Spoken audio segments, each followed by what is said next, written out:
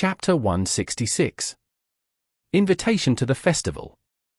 1 week till the end of summer vacation, and Chitose suddenly showed up, asking. Say, you should have asked that a day ago at least. Her words were too sudden. What would she have done if Maid had plans? Furthermore, they would need to prepare to go out for a festival. She should have informed them beforehand. Luckily, Maid and Mahiru had no plans, and had not decided on what to eat for dinner, so they could easily amend plans. Sorry. I heard from Ikan that you two are rather busy, so I didn't want to bother you two, until the day itself.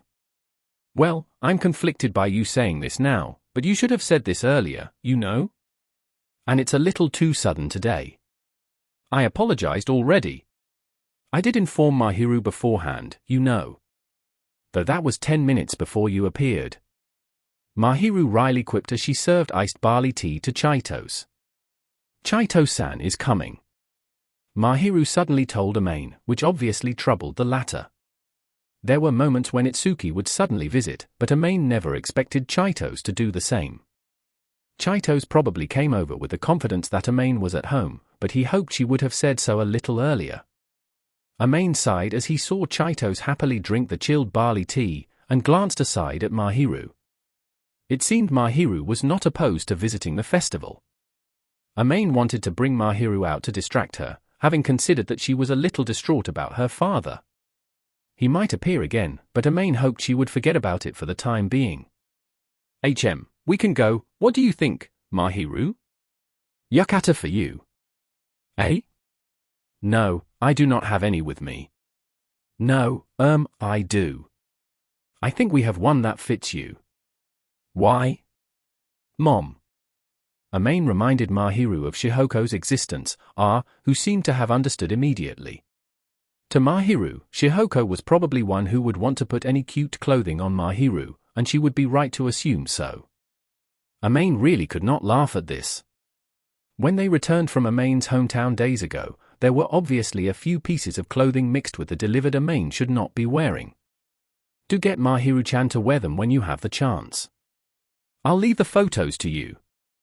This little slip of paper was stuffed together with the yukata and stuff, and Maid recalled himself being stunned speechless back then. Hey, you're wearing a yukata, Mahiru? I wanna see Tilda. Are you not wearing one? Don't wanna. It's cute, but it's not easy to move in it, and I might not be full with the sash tied around me. That's just you being a glutton. Hey, you're rude. Chitose really did not like clothing that bogged her down, and she was the gluttonous type. Thus, she did not wish to wear clothes that required much grace, like a yukata. Anyway, where's Itsuki? Ikan's coming over. He's planning to meet us there. You're making it sound like we're definitely going. Foo, I think Mahiru won't refuse me. Man, think about how it'll inconvenience us, though we really got nothing. Sorry. Maid narrowed his eyes to a clearly unapologetic Chitose, but that was to be expected.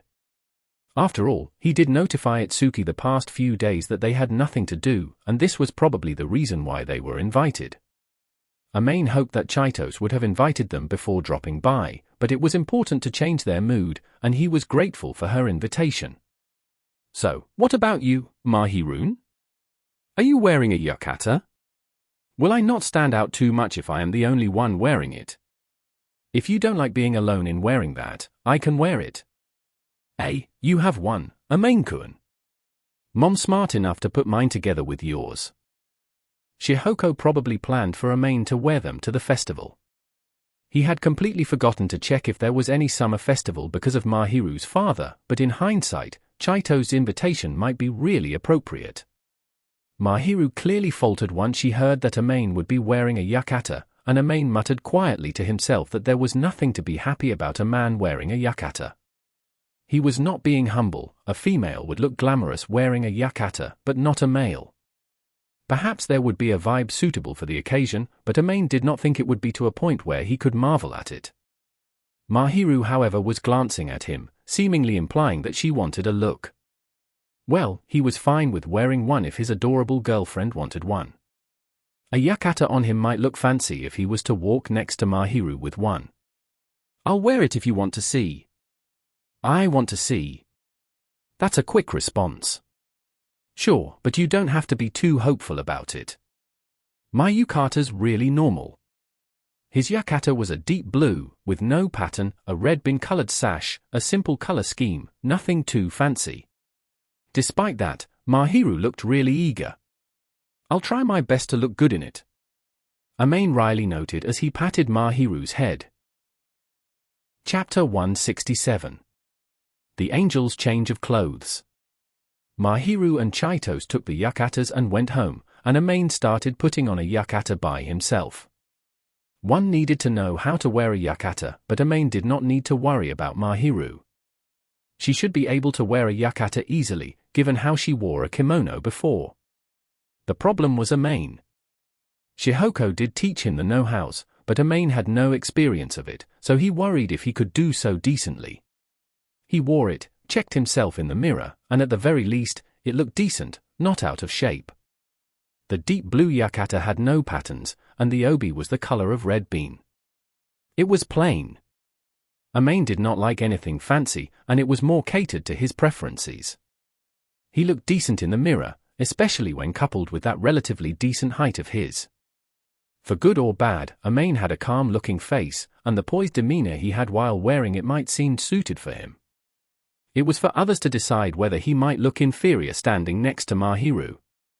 He was curious as to how others would view and appraise him, but what really mattered at the very end was what he thought, and what Mahiru thought. Once he was done wearing it, Amain lazed around on the sofa. He knew girls needed much time dressing up, and he did allocate ample time, so he was fine with that. Surely she would require more time to wear a yukata. She would also have to tie her hair, which would take 30% of her time. And after that, she would have to put on makeup. Amain truly felt that girls were amazing, and respected them. Well, Mahiru's cute even if she doesn't do anything, but I guess girls look more dazzling with makeup. It's amazing. Amain felt much affection, elation, and an unspeakable sense of happiness as he leisurely waited for her. She probably was done, for there was the sound of the door being unlocked. Amain really looked forward to seeing his girlfriend's attire, but did not turn around to wait for her. Amain-kun, a little murmur rang, and Amain was tapped on the shoulder. It was then that he finally turned around, and broke into a smile. It's cute. It really suits you. Why you are able to determine so quickly? Of course, it's obvious. Mahiru was a little suspicious, wondering if Amain had prepared his words beforehand, but that was truly all Amain could feel. Once again, Amain was impressed by the keen foresight Shihoko showed. Mahiru's yukata was a white-based color, probably because she was going to be with Amain, and there were hydrangea patterns all over it, giving a cheery impression amidst the calm. The hydrangea were dark blue and mauve, of various shades that looked matured and refreshing. The floral season had passed, but the combination looked harmonious. The obi was a clear purple, emphasizing the simplistic design of the yukata. There was a glass bead at its end, giving a refreshing vibe. Well, you are usually cute, but this makes you look more innocent, more matured, poised and alluring. Well, I can say you're cute, but you're prettier. Yep, it suits you. Is that so? Mahiru appeared a little gaudy once Amain seriously stated his thoughts, looking uneasy as she fiddled the bangs. Amain had to chuckle at that sight. Her hair was tied together with a pin, and whenever she moved, the silver chain on it would sway. This hairpin was decorated with dark blue natural stones, and had a design similar to the obi and the glass bead. It had a striking similarity to Amain's yukata. Mahirun, he's always like this. I know that. For a while. Are you criticizing me? Both praising and criticizing you, sorta tilde. What's that about?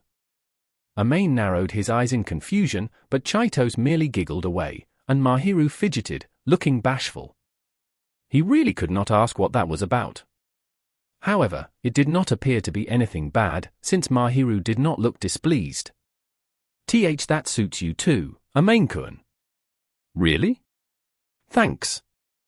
Glad to hear that. Maid felt that the clothes did suit him, but he managed to get Mahiru's guarantee. He had a feeling it was his own girlfriend being biased towards him, but he was really glad to be praised. He assumed he was being praised, but for some reason, Mahiru appeared to be a little miffed. Did I do something? I guess it's that it's unfair that I'm the only one embarrassed. Chitose-san. Mahiru was flustered once she heard the explanation, and her expression clearly showed that Chitose was right on the mark. It seemed Mahiru hoped that Maid too would be embarrassed, but he would not be embarrassed from this little thing. He was a little happy, and bashful, but not outright embarrassed like Mahiru. Mahiru clearly faltered, "You're so adorable," and Chitose gleefully noted as she clung onto Mahiru, rubbing all over the latter. Maid was conflicted as to whether he should be impressed that Chitose was deft enough to not ruffle Mahiru's hair, clothes, and makeup, or selfishly insist that only he could dote on Mahiru. Mahiru's face got increasingly embarrassed, and Maid felt that she was really adorable. He let Chitose off as he felt it was fine for the two girls to be on such good terms, and watched them have fun with a warm gaze. Chapter 168. Meetup. Itsuki was already waiting for them when they arrived at the station closest to the festival. It appeared Itsuki never expected the couple to be in yukatas, for his eyes widened in amazement once he saw them. "It's been days since we last met. Mom sent both yukatas." "Heh, Shihoko sounds really well prepared. It's like she reads your minds." "I feel the same." "Well, since she prepared them, I wore them." It seemed as though Shihoko had anticipated an invitation to the summer festival given how the items were packed in there, and in a certain sense, Maid was impressed. Maid decided to thank her later by sending over a photo of Mahiru in yukata, and looked towards Itsuki again. Itsuki was dressed in casual plainclothes, a simple shirt and jeans, but he looked fine in them. It really was a cardinal sin to be a handsome, and one would assume a yukata would suit him too. Yep, a beauty in yukata in quite the eye candy. "Hey Ikon, what about me?" "You're always cute though, Chi. You have a habit of laughing out loud whenever I use facial masks though. But that's cute too. You're obviously about to laugh here, right?" Chitose hammered at Itsuki with some strength, and Itsuki's shoulders were huffing in laughter, resulting in Mahiru giving a wry smile. Speaking of which, Maid did see Mahiru use facial masks when they returned to his hometown. He remembered feeling very impressed by how difficult it was to maintain one's beauty, rather than finding it bemusing. Of course, he too was nearly dragged into using them too, but he ultimately refused. He reminded himself that her face was so pretty from the effort put in, and stroked her cheek with his finger, making sure not to damage her makeup. Mahiru then giggled from the tickle. The mere sight had many around them gasping. Once again, Maid realized how beautiful his girlfriend was. Cute girlfriends really stand out, huh? No, it's just that you two really stand out. Not many people wearing yukatas at this summer festival though. It's no wonder you stand out. That's the case, but that's not what I'm talking about, whatever. Say, you. Itsuki shrugged, and Maid ignored him as he gently dragged Mahiru to the site. This little gesture was meant to fend off the onlookers, to indicate that she belonged to him. She blinked a few times, and seemed to realize what he meant, for her blushing face looked delighted as she took the initiative to stand next to him. Chitose and Itsuki cackled away once they saw that, and Mahiru did not care as she leaned on Maid. "We can't lose now. Come here, Ha ha ha, coming in." Both of them clung to each other excitedly, seemingly in protest. Maid gave a wry smile, and looked down at Mahiru, who was clinging onto him. Her eyes looking up at him were filled with trust, and Maid seemingly responded to that trust as he held that little hand of hers. "Let's not stand around already. Shall we go? The festival's starting." "Righto, let's eat." Chitose expressed her priority for her appetite as she clung onto Itsuki's arm, and happily raised her other hand. Itsuki too smiled, and turned towards the venue. Maid glanced aside at Mahiru, and smiled as he firmly held her hand, following behind the other couple. Chapter 169. Skill and Natural. The area, usually devoid of crowds, was packed with them, giving a completely different impression from before. The situation was probably a result of a lack of other festivals over the prior 2 weeks or so. One glance showed that not many were in yukatas, so those who were wearing them were often the center of attraction. The main reason, however, was because Mahiru was so beautiful. There's quite a lot of them. Yeah. Don't get lost now. Don't let go of Amain's hand now, Mahiru. I shall not. Mahiru clung onto Amain and held his hand firmly. Amain clasped his fingers back, swearing never to let go. If he did, many despicable men would try to woo her. Surely they would all come running toward such an adorable girl. Itsuki deliberately whistled. You'll be holding hands anyway. And Amain shot back a dirty glare before looking around at the path lined with stalls. Anything you want to look at, Mahiru? Like, food. It is my first time at such a place. I am not too familiar. I see. Let's order something then. Amain was a little gloomy upon recalling that Mahiru never went out with her parents, but he encouraged Mahiru with a smile, and she too chuckled. I want cotton candy, Tilda. Cotton candy's very filling though, and it gets humid if you leave it for long.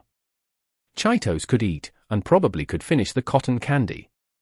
However, Amain felt it was better to fill their stomachs before having sweets. He wanted to play it safe, and start from yakisoba and takoyaki, but he decided to prioritize what Mahiru wanted to eat. What does a festival have? For food, we have yakisoba, takoyaki, ikayaki, frankfurters, and stuff. I guess we'll probably be eating here, so those stuff I mentioned are more filling. It is bad to walk and eat though. I don't mind.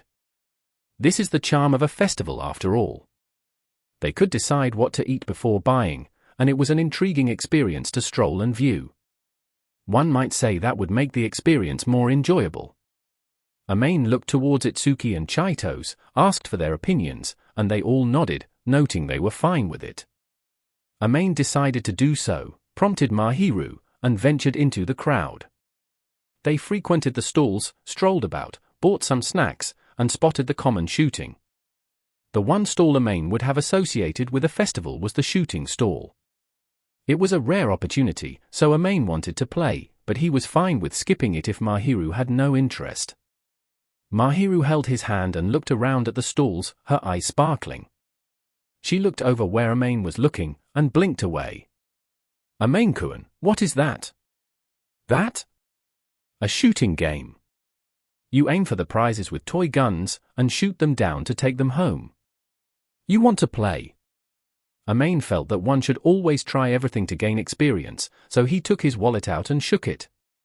Mahiru looked a little perturbed, but her curiosity probably got the better of her. She nodded.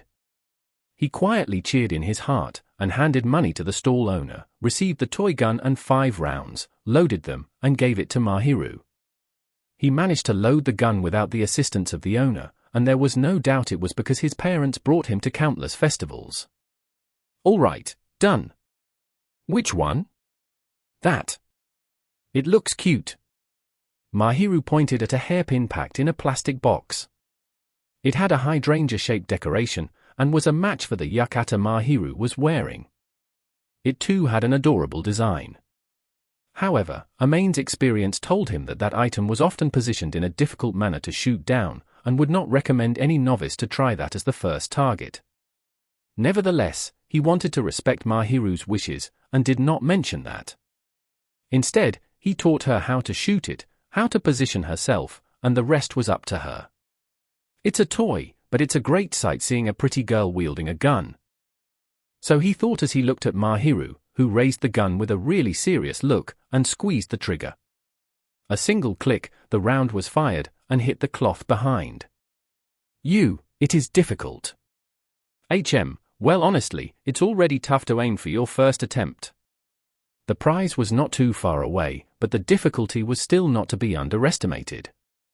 She had to adjust her angle based on the power of the gun, and the firing speed, and ensure that she did not shake when firing. The gun too had its own temperament, and one might not be able to graze the target without taking these factors into account.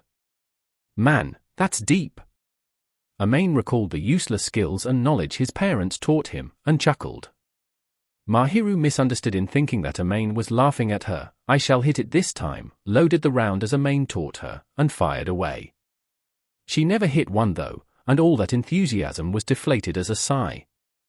Mahiru looked very dejected as she received the somewhat many participation prize stick snacks. I did not hit. Well, it's your first time. Yeah, it's the same first experience for everyone, and Maid will take revenge for you anyway. Heh, I want to see Maid acting cool here, Tilda. Don't make it sound easy when it doesn't concern you. Maid intended to challenge next if Mahiru did not get what she wanted, but it would be troublesome if he could not, especially when Chitose made it sound so easy. Mahiru, however, continued to look at the hairpin longingly, and lifted her head towards Maid. I want that. I guess I have to work hard. Mahiru looked so adorable as she stared up towards Maid, and surely this fawning technique was taught by Chitose. Guess I can't miss now. Maid noted wryly, paid the owner, and received the rounds. It had been a while since he last played, and he did not know if he could do well. He felt the gun, relaxed, positioned himself, and squeezed the trigger. He fired in a fluid manner, and soft cork bullet hit the box with the hairpin, grazing it. The box tumbled a little, but did not fall. Ah, too bad. No, that's fine. It's just to see how the bullet fights, the power, and how the gun acts. He did not think that he had to hit it down on first try. It was a test, and he did merely graze the item. Given the touch, the feeling of the shot, and the hit on the prize, however, Maid assumed the gun provided by this shop was decent. Due to certain reasons pertaining to the gun, there were moments when he could not shoot the target down, but Maid felt this was fine. He should be able to shoot down most of the items as long as he aimed and hit them well. He was relieved that his reflexes were not dulled, loaded again, and took aim. He intended to shoot every item in the stall for Mahiru's sake, whether it was the large toy that was the grand prize, or anything else. Since Mahiru wanted the hairpin, however, that was all he aimed for. It's nostalgic. Back during elementary school and middle school, he was often brought out to such festivals. He recalled these moments and silently squeezed the trigger. This time, he hit somewhat above the center of the box. The box might not fall even if he did shoot it right down the middle. Maid was more concerned with stumbling it, breaking its balance, and fired another shot, which shook and knocked down the box, as expected. There was a slight commotion, for the onlookers probably witnessed it. He felt it would be awkward if he missed it, and used the remaining rounds to shoot down a few snacks that appeared easier to snatch, winning them. The owner smiled, but was cringing a little. I guess I'll ruin his business if I take down too many of them. Maid shrugged as he recalled how Shihoko was barred from playing as she won too many prizes, sorry about that, and collected his winnings. This good enough? Maid turned around, raised the hairpin box he received, and Mahiru nodded bashfully. Thank you. I never thought you would be able to shoot it down. Why are you able to get it? Well, I'm good at this. War handsome, you annoy me. Why? Chitose was the one who prompted, but she ended up grumbling, and once again, Maid felt how unreasonable it was. You're good at such things, aren't you, Maid? You always get high scores at the arcade shooting games. My family spent a lot of effort teaching me these useless things, saying that it'll enrich my life experiences. But you managed to get what Shiina-san wanted because of this. Isn't this good? You're right. Maid was really grateful to his parents, since it was a fact that he got what Mahiru wanted. I don't know if I'm good enough to call this a skill though. Maid chuckled as he took the hairpin out of the box, gently lifted her bangs, and fastened it. The hairpin really suited the yukata, and there was a sense of uniformity, along with the mood. Yep, it's cute. It really suits you. The hairpin had a simple, cute design, and was convenient, really suitable for Mahiru. Maid leaned over, smiled at Mahiru, and her face turned red as she went thank you. He realized this was Mahiru being embarrassed, and Itsuki said something of ambiguous meaning, "Man, you're just dedicated to Shiina-san." Maid patted Mahiru's head once he saw how embarrassed and happy she was, ignoring Itsuki. Chapter 170. Self-Confidence. Mahiru appeared to be really happy once she put on the hairpin Maid one. She was so elated that Chitose had to comment on it. Her sweet smile was blooming like flowers, charming everyone around them, and it was so potent, it might shoot into the hearts of many males. The angel could imprison the hearts of many men in this state, but that smile had a devilish charm to it. It appeared Itsuki had witnessed Mahiru in such a good mood for the first time, for he looked disturbed and gaudy. Even Maid, who should have built up some form of resistance, could not stop his heart from beating wildly. Ori Maid, stop her, man. I feel the same. She's adorable, but us victims are suffering. It would be bad if Mahiru was to do anything careless. Maid gently held the hand of the blissful-looking Mahiru, and brought his face to her ears. Look, Mahiru, it's great that you're happy, but don't show this look to anyone else. You may get abducted by a bad guy, and show me that cute expression when we're alone. I want that to myself. That's why I don't want to show it to anyone. He muttered with a voice only she could hear, and her face immediately turned red like a boiler. The earnest cuteness of her frantically shaking her head truly was amazing, but the hairpin she just put on was dislodged. Maid tried to stop her as he adjusted the hairpin and patted her cheeks. This time, she froze, and gently rested her head on Maid's elbow, covering her face. Guess she's embarrassed. So he thought as he held her hand with his finger pads. She reacted, so it seemed it did not exceed her emotional capacity completely. You two there, our eyes will go blind if you two can't stop flirting away there.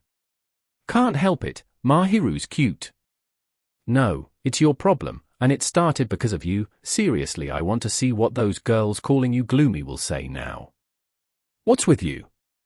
Mahiru's weak to you after you've awakened, huh? You're getting more destructive now. What do you mean, awakened? Maid looked dumbfounded towards Mahiru, who was next to him, and found her glaring towards him for some reason. Maid-kun, I shall return those words back at you. Oh, okay? Definitely. Maid nodded once she said so, and she seemed a little relieved as she pressed her forehead onto his elbow. He let her be, thinking she preferred to make contact like this, and saw Chitose leering. Your natural tendency to dote on Mahiru is the same as usual. Dote, say. Well, Mahiru seems to be in a good mood, so I'm not going to stop you Tilda anyway, I'm hungry. Shall we have fried squid there? It's so sugary that I want some salty stuff. You haven't had salty stuff, right? That's not what I'm talking about Tilda anyway, let's go. Just take it as you being considerate for everyone around us. Maid looked around once he heard those words, and met the blushing onlookers in the eyes. Both males and females were probably fatally shot by Mahiru's bashfulness and cuteness, definitely so since there were also some looks of jealousy from a few males. He regretted causing Mahiru to be embarrassed at a crowded place, and did as Chitose advised, holding Mahiru's hand as they went towards the fried squid stall. Tilda eating this at a festival really tastes different, though it's because of the mood. Chitose had eaten yakisoba and fried chicken, and at this point, she was joyously chowing down on the fried squid.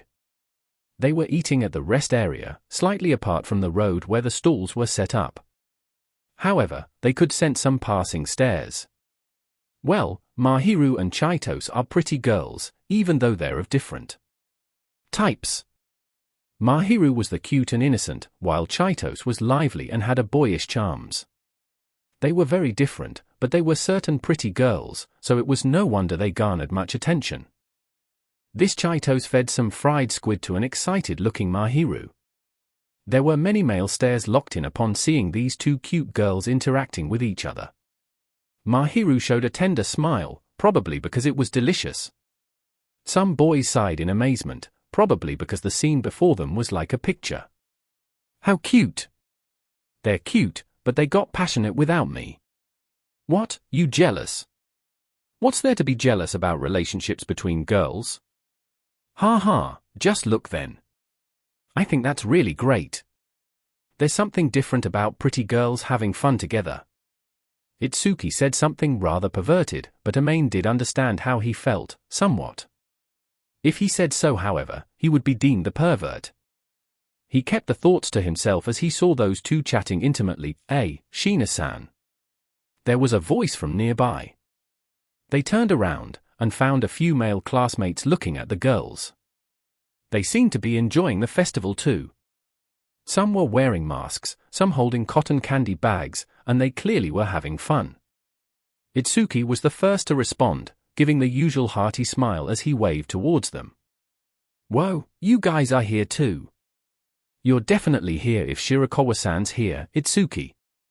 Oh, Fujimaya should be here too. Over here. Maid merely raised his hand, and did not wave at them. The boys broke into a commotion. A yukata. Can't I? No, you look good in that. Just wearing it like normal clothes. Maid did not do anything other than wear yukatas, and was looking really normal. However, it seemed they felt the yukata gave a little mood compared to usual. Maid felt indescribably awkward and ticklish as the boys stared at him, and he started to grimace. He was relieved, however, when Mahiru leisurely strolled towards him. Ah, it has been a while, or not. I believe we met at the closing ceremony. Everyone looks energetic. Whoa, Shiina-san in yukata? All the classmates were mesmerized, without exception. It was to be expected, so Maid did not mind as he too looked at Mahiru, who noticed his stare, and blushed. Their classmates froze at this mere sight, and one could clearly see how adorable Mahiru was. Shiina-san, the yukata suits you. Thank you very much. I am glad to hear this. It seemed Mahiru would only be embarrassed whenever Maid praised her, for she accepted those praises with a beautiful outdoor smile. You wore it yourself? Yes. But Maid-kun's mother prepared this for more. Mom sent it over because she wants to see you in that, don't mind her. She dotes on you so much that she'll do anything. Shihoko probably would prepare another kimono in the coming year. She had a few at home, and her parents, Maid's maternal grandparents, had more in stow. Thus, Shihoko would surely pick them to her heart's content. Good going, please continue. So Maid quietly thought to himself once he realized that he would be able to see her in more kimonos. But I really do feel apologetic about this. It's fine. Our old place is basically yours. His parents really welcomed Mahiru, saying that she could take their place as her hometown. They probably would be sad to hear her being so courteous. Once she understood this, she bashfully nodded away, and put her head on his chest. He stared at her with happiness, and then looked over at the one who approached them. In hindsight, he was the one who questioned Maid during the sports festival, but it did not matter to Maid at this point. After all, they were mere outsiders to Mahiru, and there was no room for them to interject. Man, have I gone rotten for feeling superior about this? So he wondered, but he had no intention to budge. We'll be leaving soon then. Sorry for disturbing your fun. And Chito's done with the fried squid. So he added as he looked towards the latter, and found her staring at him excitedly. He nonchalantly pulled Mahiru over by the waist, and gave them a smile reserved for strangers. Mahiru appeared shocked, but was obviously bashful and delighted as she instinctively clung onto Maid. See you at school then. Yes, bye. Mahiru said with a smile, and the boys could not follow, giving conflicted expressions as they saw the group leave. The group then went onto the road filled with stalls. Itsuki then stood on the other side, away from Mahiru, bringing his face close. You did that on purpose, didn't you, Maid? The voice was soft enough for Mahiru to not hear amidst the buzz and the music. What do you mean? Like, your current posture, and the hometown thing. Itsuki was smart, and had good instincts. He clearly pinpointed Maid's resolve and plans. Maybe. You've gone stronger. Itsuki muttered, looking either dumbfounded or impressed, so Maid took it to be the latter, giving a smile that spoke volumes. Chapter 171. Angel and the Shaved Ice. The four of them began strolling again, and they stopped upon hearing Chitose's words. They did pass the shaved ice stall, and there should be one before them, but since they did not know where that would be, it would be a little quicker for them to retract their footsteps. What kind of stomach is capable of storing that much? This kind, Tilda? Chitose slapped at her tummy, but one could only see the slender waist that was somehow comparable to Mahiru's. It was amazing to think a stomach of this size could store yakisoba, fried chicken, and fried squid. Where did the food go? So Maid wondered as he stared at the belly with a serious look. It appeared Mahiru too had the same thoughts, for she showed a wry smile. You do not get fat, Chitose-san. I am really envious of how slender you are. It's skinny thin. And the skin's tight. Ahihi Tilda praise me more, you too. She's really skinny, and it really feels like it when I hug her. Itsuki was often touchy-feely with Chitose, so he would know how thin she was. He was of middle build, and was not that fat, but Chitose was glaringly thin whenever they were together, and she really stood out. Also, she had some muscles on her, but they were thin, and were not too taut. Clearly those were proof of her hard work. You're not fat even though you eat so much. I have good metabolism. Well, she isn't the type to get fat easily, though this means other parts can't grow. Ikan, come here. Itsuki heard Chitose's monotonous voice despite her beaming smile, and instantly realized he spoke too much. After all, she was fuming as he mentioned the part she was sensitive about, more so especially since it was her boyfriend who mentioned it. Sorry I misspoke, so please don't kick my calf. But you always say that even after I tell you so, right Tilda? Shall we have a chat there? A smiling Chitose dragged Itsuki by the elbow, and Maid merely gave Itsuki his respects. You had to open your mouth. You said anything? No, nothing. Maid did not want to incur her ire, flatly denied so, and turned to awkward Mahiru next to him, and deliberately smiled at her, hinting to her to ignore Itsuki's plea for help. What flavor of shaved ice, Mahiru? Strawberry. Okay, sure, let's go buy some. Chitose, we'll be off for some shaved ice. Just have fun there. Okay, Tilda? Chitose intimidated Itsuki with a smile, and turned back, answering with a smile. Maid smiled back, tugged Mahiru by the end, and went down the road they came from.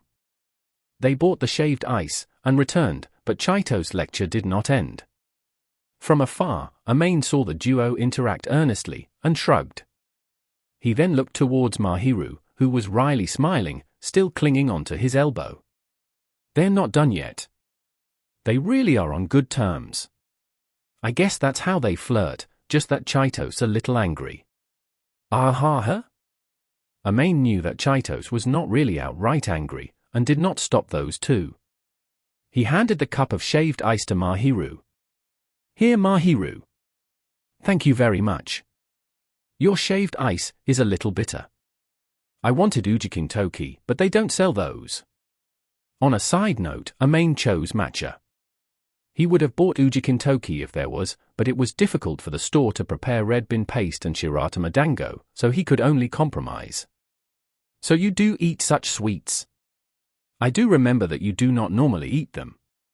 Well, I don't dislike them, just that I don't really go out of the way just to eat them. I like the bean fillings though, especially those with full red beans. Maid simply would not do that, but if there were sweets, he would eat them. The only desserts he would crave were custard types, but he hardly ate them, and thus he did not really have any impression of liking them. He liked those with bean fillings however, for red beans really went well with matcha and green tea. The bitterness and sweetness would mesh with each other very well, and he was rather fond of it. I see, but it is troublesome to cook beans, and tiring to make anything, no. It's amazing how you started thinking about cooking beans, Mahiru. We can just buy some. One typically would not think of starting from the red beans. Red bean bags were sold out there, and most would choose to buy them, considering the labor and time required. It appeared Mahiru's first thought was to make some. I want people to eat delicious food. I cannot control the sweetness of what is sold out there, and most do not necessarily preserve the texture of the beans. Mahiru smiled, saying that she wanted Amain to have delicious food. Amain felt sorry and overwhelmed with love once he heard those moving words, and did not know whether he should relax or tense up. I'll have some matcha pudding with red bean paste then. And dorayaki. Fufu, sure Tilda, leave it to me. I can do anything as long as it is for you, Amain-kun. She said these words that might not seem an exaggeration from her, and had a mouthful of shaved ice. Amain was indescribably embarrassed, and too put the shaved ice to his mouth to hide his shame. Chapter 172. Angel and Chitose Troubles. Amain was eating his shaved ice, and it appeared Chitose had eavesdropped while having her heart-to-heart talk with Itsuki, and approached them enviously. Done punishing Itsuki? Of course, Ikun's too rude here, right Tilda? Chitose gave a thumbs up, while Amain and Mahiru grimaced away, looking over to where Itsuki was, and found no one there. Where's Itsuki anyway? Went off to buy shaved ice and chocolate banana. There's more. That's compensation Tilda. Chitose then turned her head aside. Amain thought to himself that Itsuki was going to spend all his money, but he did not sympathize, since the latter was at fault. Itsuki had stepped on the landmines a few times, but never learned his lesson. This might be an interaction, skinship to them, but him angering someone was nothing praiseworthy. It appeared Chitose kicked up quite a long fuss this time, for she continued to pout away. I don't want them this small Tilda mean prefer Mahiru's size after all Tilda. What are you saying? Mahiru quickly covered her chest. She clearly had a larger rack than Chitose, and Amain felt hers was bigger than average, but he never really paid attention to them, for she would be ashamed if he was too bothered. I'm not jealous, just a little envious of Mahiru. Mahiru has many things I don't have. She's pretty, nice body, athletic, good at studies, can do housework, elegant, she's a man's ideal. This is not. Yes. Daiki-san will definitely tell Ikun to pick girls like Mahiru if he meets her. Chitose gave a somewhat devastated smile, and Amain realized why she went to visit him and Mahiru alone. Did Daiki-san say anything to you? Tilda didn't really, but his expression wasn't really welcoming. Daiki was Itsuki's father. He did not approve of Itsuki and Chitose's relationship. Amain had a chance to chat with Daiki when he visited Itsuki's house, but Daiki did not really seem fond of Chitose, partially because he could not deal with a personality like Chitose, and also because he wanted Itsuki to get a good woman. One would say that he felt there were better women out there, rather than say that he disliked Chitose outright. Daiki-san doesn't hate you actually. But if you bring Mahiru to him, he'll definitely choose Mahiru. That's. Of course, Chitose had her own charms, some of which Mahiru did not have. Daiki probably wanted a Yamato Nadeshiko like Mahiru however, which Chitose was not. It was not anything Chitose lacked, nor was it her fault, just that they did not get along in interests and personalities. It appeared Chitose was bothered by how Daiki was not fond of her, and she sighed hard. But I don't feel comfortable about being like Mahiru. Ikun told me not to mind, but I do have to be the daughter-in-law though. I want to ensure this relationship goes well. That's tough. It's not something that can be sold immediately. I think it will take years. I'll try Tilda, but some things are just difficult. We'll have to see if we can get along. Chitose gave an awkward smile as she noted. It will be great if we're accepted like you two. She clung onto Mahiru, who shared some of her shaved ice. Amain really did not know what to say. Mahiru probably did not know what to say either, for she merely caressed Chitose gently. Chitose too fawned and rubbed herself onto Mahiru, asking for more shaved ice. Then, they spotted Itsuki through the crowd, holding the items Chitose wanted in both hands. I'm not depressed, so don't tell Ikun. Chitose reminded them, and showed her usual smile as she went towards Itsuki. Amain and Mahiru watched her leave with conflicted looks.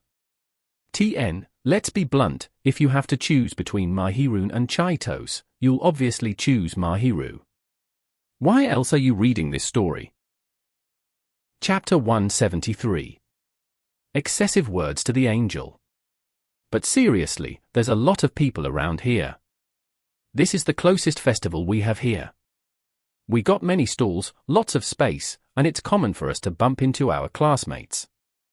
But they just retreated in dismay though. Itsuki quipped happily, and Maid merely shrugged.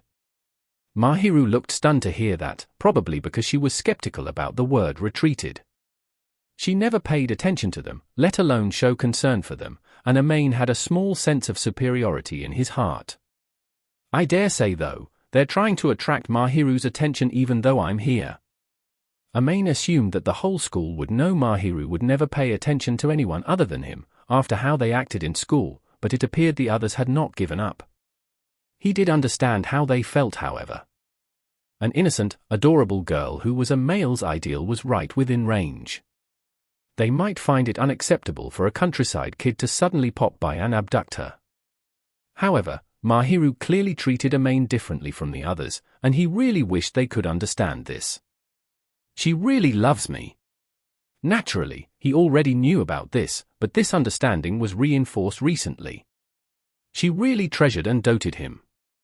Of course, he had the same amount of passion towards her as she did to him, but he felt ticklish in this awkward yet proud emotion he felt.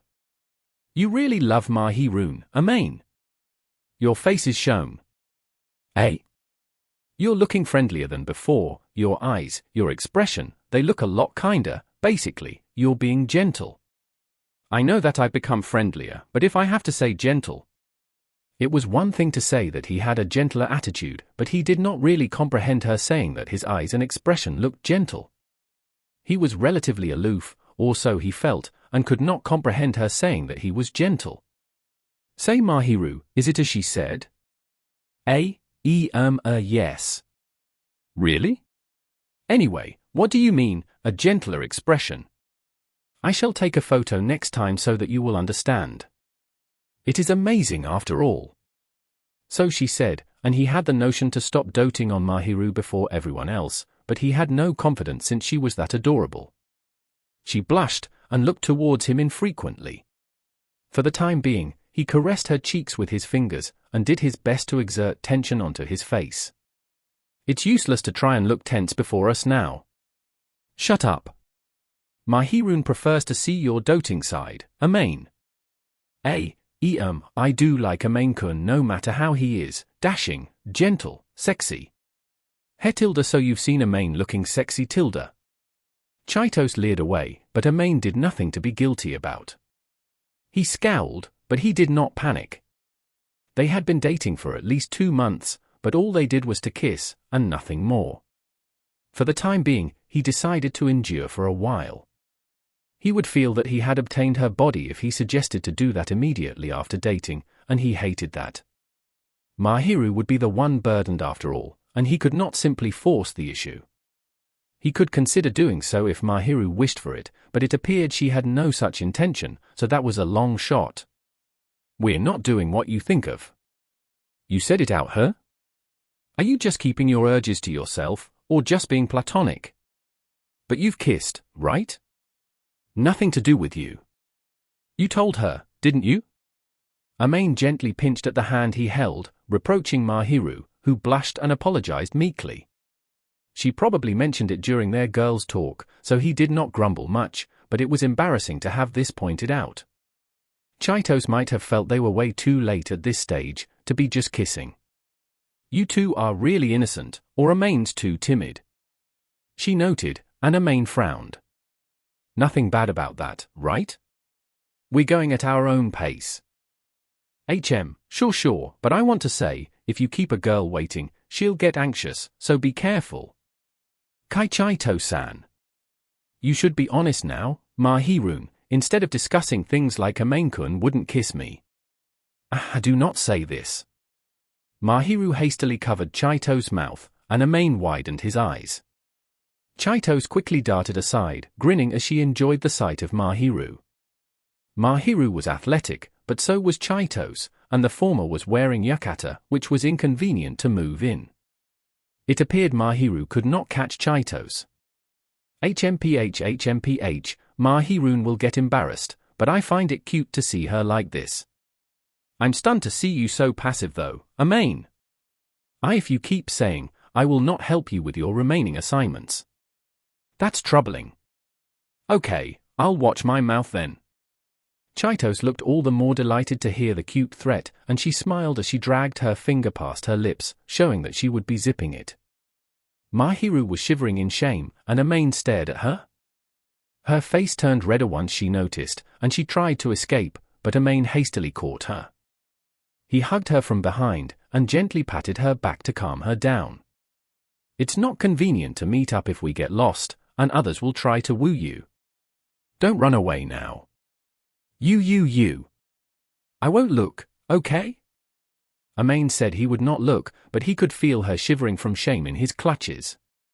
So he thought, but if he said it out loud, Mahiru might really run away, so he did not. Mahiru then earnestly remained in his clutches, and obediently shook herself. Once again, he realized how adorable her earnest self was. Itsuki and Chitose stared at them dumbfoundedly. This is what we mean by that gentle expression of yours. We hate that you don't have any self-awareness at all. They appeared to be whispering, but they said it loud enough for Amain to hear, and his face winced. Mahiru remained in his clutches however, so he could not reproach them, and merely conveyed his unhappiness on his face. Chapter 174. Angel and the Glutton. Where in the world did all that stuff go? After a stroll around the stalls, Chitose patted her revealed belly, and looked relaxed and satisfied. That belly was a little puffier compared to before, but Chitose remained thin. One either had to amazed or dumbfounded at how much food she could store. Few tilde sure feels different eating at a festival. Good that you're happy, but don't overeat it. I don't usually eat this much tilde, I'm controlling this tilde. Chitose did have a slender body, and what she said was plausible. Amain was still worried that she might have overeaten. Since she was fine with that, he had nothing to lecture her own. Anyway, you sure you full, Amain? I don't think I've seen you eat much. I intend to eat a little once I get home. Mahiru cooled some stock, so I probably will pour some onto instant rice and make some cold chizuke. Sounds delicious. You still can eat. The stalls looked good, but Mahiru's cooking was a better choice to end the day with. Amain intended to make some rice with the stock she made, and did not eat too much, but he did not think Chitose would still have some appetite. Please eat it next time. Mahiru noted wryly once she saw Chitose's appetite. They saw her eat yakisoba, fried chicken, frankfurters, a fried squid she bought with Mahiru, chocolate banana, and shaved ice. Any boy would be full by now, and Mahiru was probably worried for Chitose's stomach. Amain stared at Chitose's slender waist, wondering where the food went. You perv. Chitose noticed that stare, and squealed as she turned aside, so Amain gave her a blank stare. We'll observe more of Chitose's appetite next time. Let's leave that aside. Whoa, you're cold. What are your plans? It's about time to head back now, right? They did go through the entire place once, and nights arrived late during the summer, but the sky was darkening. It was going to be 8:30 p.m., Amain and Mahiru's places were far away, and it should be time for them to leave considering the travel time. Even though Itsuki was around, it was a bad idea to have Chitose out late at night. We can go back now, but I'm staying over at Mahiru's place tonight, no. Hey. I did put my stuff at her place and she already agreed, you know. Right Tilda? Chitose grinned at Mahiru, who nodded with a wry smile. On a side note, Amain did not have to worry as Mahiru did not look displeased, but he hoped Chitose would have informed beforehand.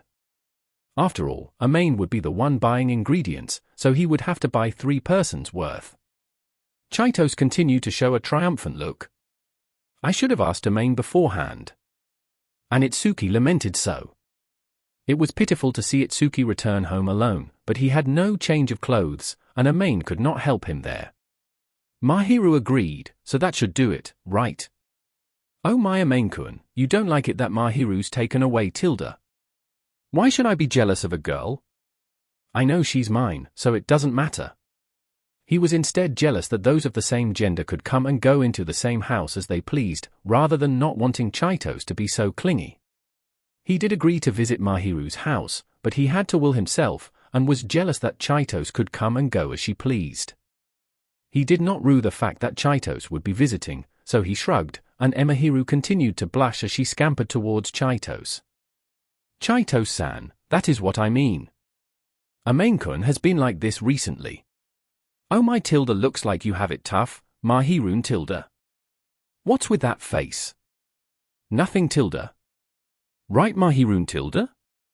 Chitose leered in a different manner from when she sought Mahiru's opinion. The latter nodded silently as she clung onto Chitose, looking towards Amain bashfully. Chapter 175. Chitose's discussion. What are you doing before bedtime? Chitose was spending the night at Mahiru's place, so Amain spent his time alone after the festival ended. She gave a video call before bedtime, and Amain naturally frowned. He did not dislike the fact that she called him, but that he found it a hassle to get up when he was already lying down, and a little fatigued. Shown on the screen was Chitose's beaming face. Her face is noisy enough. He had such a rude thought about her, and moved the phone next to his pillow. Say, I want to sleep now. Yeah, I know. You're looking like you're going to school. Can I hang up now since you know that? No please tilde hang up only when Mahiru returns tilde. Where's Mahiru anyway? Bathing tilde she's not bathing with me today. Chitose made it sound like a pity, but Mahiru's choice to bathe alone was the correct one. Otherwise, Mahiru would probably be worn down during this time she should be relaxing. Mahiru's disappointed that she can't say good night to you, so I'm calling over tilde don't hang up on me. You expect me to hang up now? You would have hung up if I didn't say so, right? You're too much tilde. She giggled, and suddenly sheathed away that cheerful look as she looked at Amain through the screen. She did not appear to be joking like she was before, and looked poised as though enlightened. The sudden change left Amain confused. Say Amain, can I ask you something? Ask what? Amain knew that Chitose would ask serious questions whenever she made such a face, so he did not ignore her. Once he answered, Chitose stared at him intently. How much do you like Mahiru? Like, as in? Since you treasure her so much, I want to ask how much you like her. It was not an easy question to answer. Amain lowered his eyebrows, and Chitose's expression did not change. I think it's just me being biased, but, well, high school students in relationships are usually in the spur of the moment, right? They don't seem serious, they're just fooling around. Did Daiki-san tell you that? Oh my tilde you're a smart one. Chitose laughed. She did not have any of her usual sharpness, and looked devastated. She took the phone, laid on the bed, and sighed gently. I'm not intending to fool around, but I've never taken things seriously, and he didn't think I am.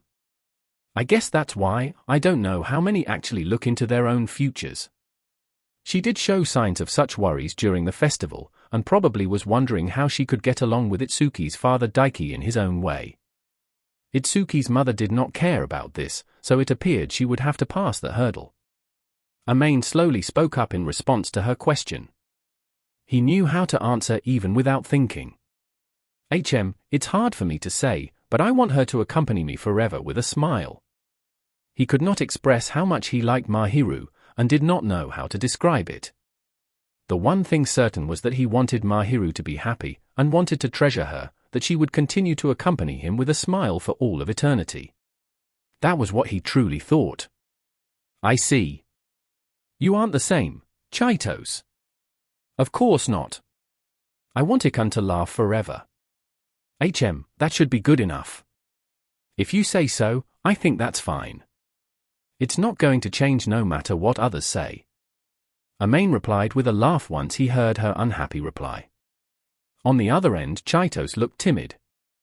It's annoying how good a person you are. I have to when I have such a great girlfriend. Whoa, that's smooth, you annoy me tilde.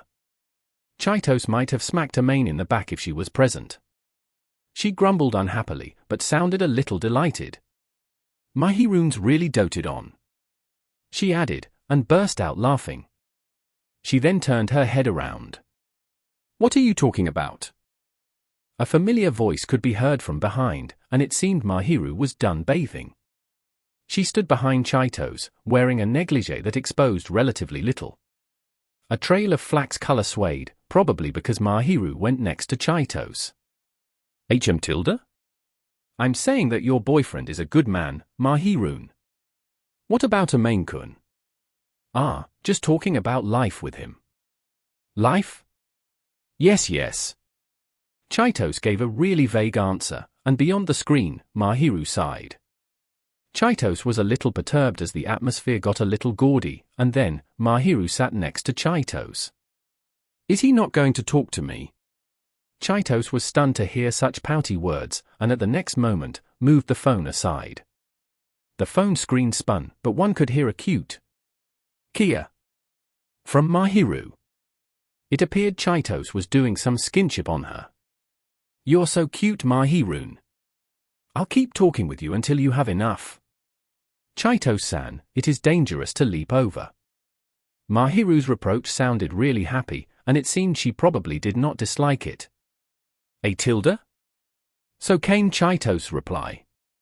The front camera turned black, probably because it was buried under the bedsheet, but one could imagine Chitose getting on top of Mahiru. I like you, Mahiru tilde? I like you too. Tilde, I stole Mahiru's like from Maid tilde? Maid-kun is special. Mahiru picked up the phone and explained with a frantic voice. Maid chuckled. Well, I know that. You second gen Bacorpal. Shut up first general. Chitose and Itsuki were no better, and Maid did not want to lecture them. All right, go to sleep now, girls. Staying up late's not going to be good for your skins. Maid said as he had a look at the time, since the topic was ending. It was past 11 p.m., and Mahiru usually did not stay up late, so she probably was tired enough to sleep, especially since she went around in the yukata, which she was unused to wearing. In fact, even though Mahiru was blushing as she snatched Chitose's phone, she clearly was looking tired, and it was not good to chat for long. I never thought I would hear these words from Maid tilde, but I guess so. Hanging up now, you okay, Mahiru? Mahiru probably understood why Chitose contacted Maid when prompted, and she widened her eyes in shock, before giving Maid a gentle smile. Good night, Maid-kun. See you tomorrow. Oh, night. See you tomorrow. I would have patted her head if she's next to me. So he thought, but he wanted the two girls to have fun, so he did not express his thoughts, and instead smiled back at Mahiru, who wanted to enjoy this stayover. Chapter 176. Unfinished assignments. Nope. Chitose held the mechanical pencil, and grumbled as she faced the table. Maid refused her, and blatantly rolled his eyes at her. It seemed she stayed over at Mahiru's place because she had to finish her assignments, and naturally came over to Maid's place to do her assignments, probably to pull him along for the ride. However, Maid was done with his assignments a month ago, was left with revision, and had no need to panic. He had no need to anxiously study on the table, so he sat on the sofa, looked at the magazine, and stared down at Chitose. Your fault for not finishing your assignments until the last moment. Mind planning a little? How about you suffer a little at the start and finish your assignments, rather than end your summer vacations in a poor mental state and mood? You'll enjoy the rest of your time if you do that. You tilde. You did your assignments with Itsuki the last time, right? Now he's done. He did it little by little every day, and you wouldn't be like this if you learned from him.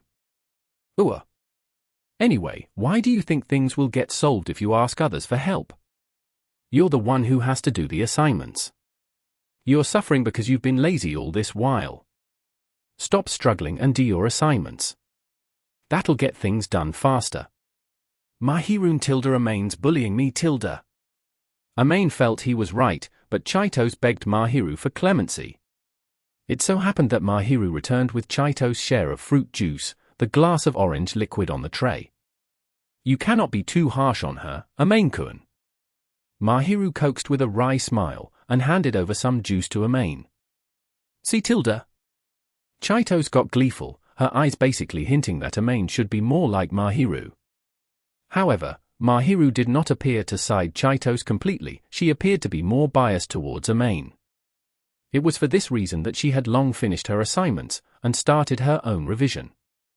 Mahiru was one to prioritize doing things little by little, but she had already finished her assignments. She once said that it was bad to hurry and finish them at the last moment, so she did all she had, and revised regularly to ensure she would not forget what she studied. Amain was a little relieved that she had the same thought process. With a gentle smile, Mahiru placed Chitose's orange juice on the table, and gently placed her hand on Chitose's shoulder. Chitose-san, do your best. You too, Mahiru. After all, I did ask you at the start of summer vacation if you want to do assignments together, but you wanted to play first. You tilde. You reap what you sow. Mahiru invited Chitose, but the latter chose to play. There was no need to pity the latter. Chitose-san, with me around, you should be fine even with many assignments. Mahiru. Anyway, you should be able to finish half of it before dinner if you keep at it, no? Nu tilde? Mahiru naturally severed off Chitose's lifeline, driving the latter to despair. She's pitiful.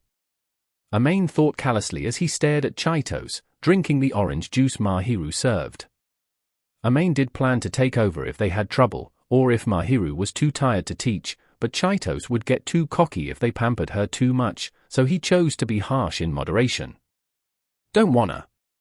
Chitose moaned away as she started on her assignments unwillingly, and Amain stared at her sidelong face, thinking that he should buy some sweets later.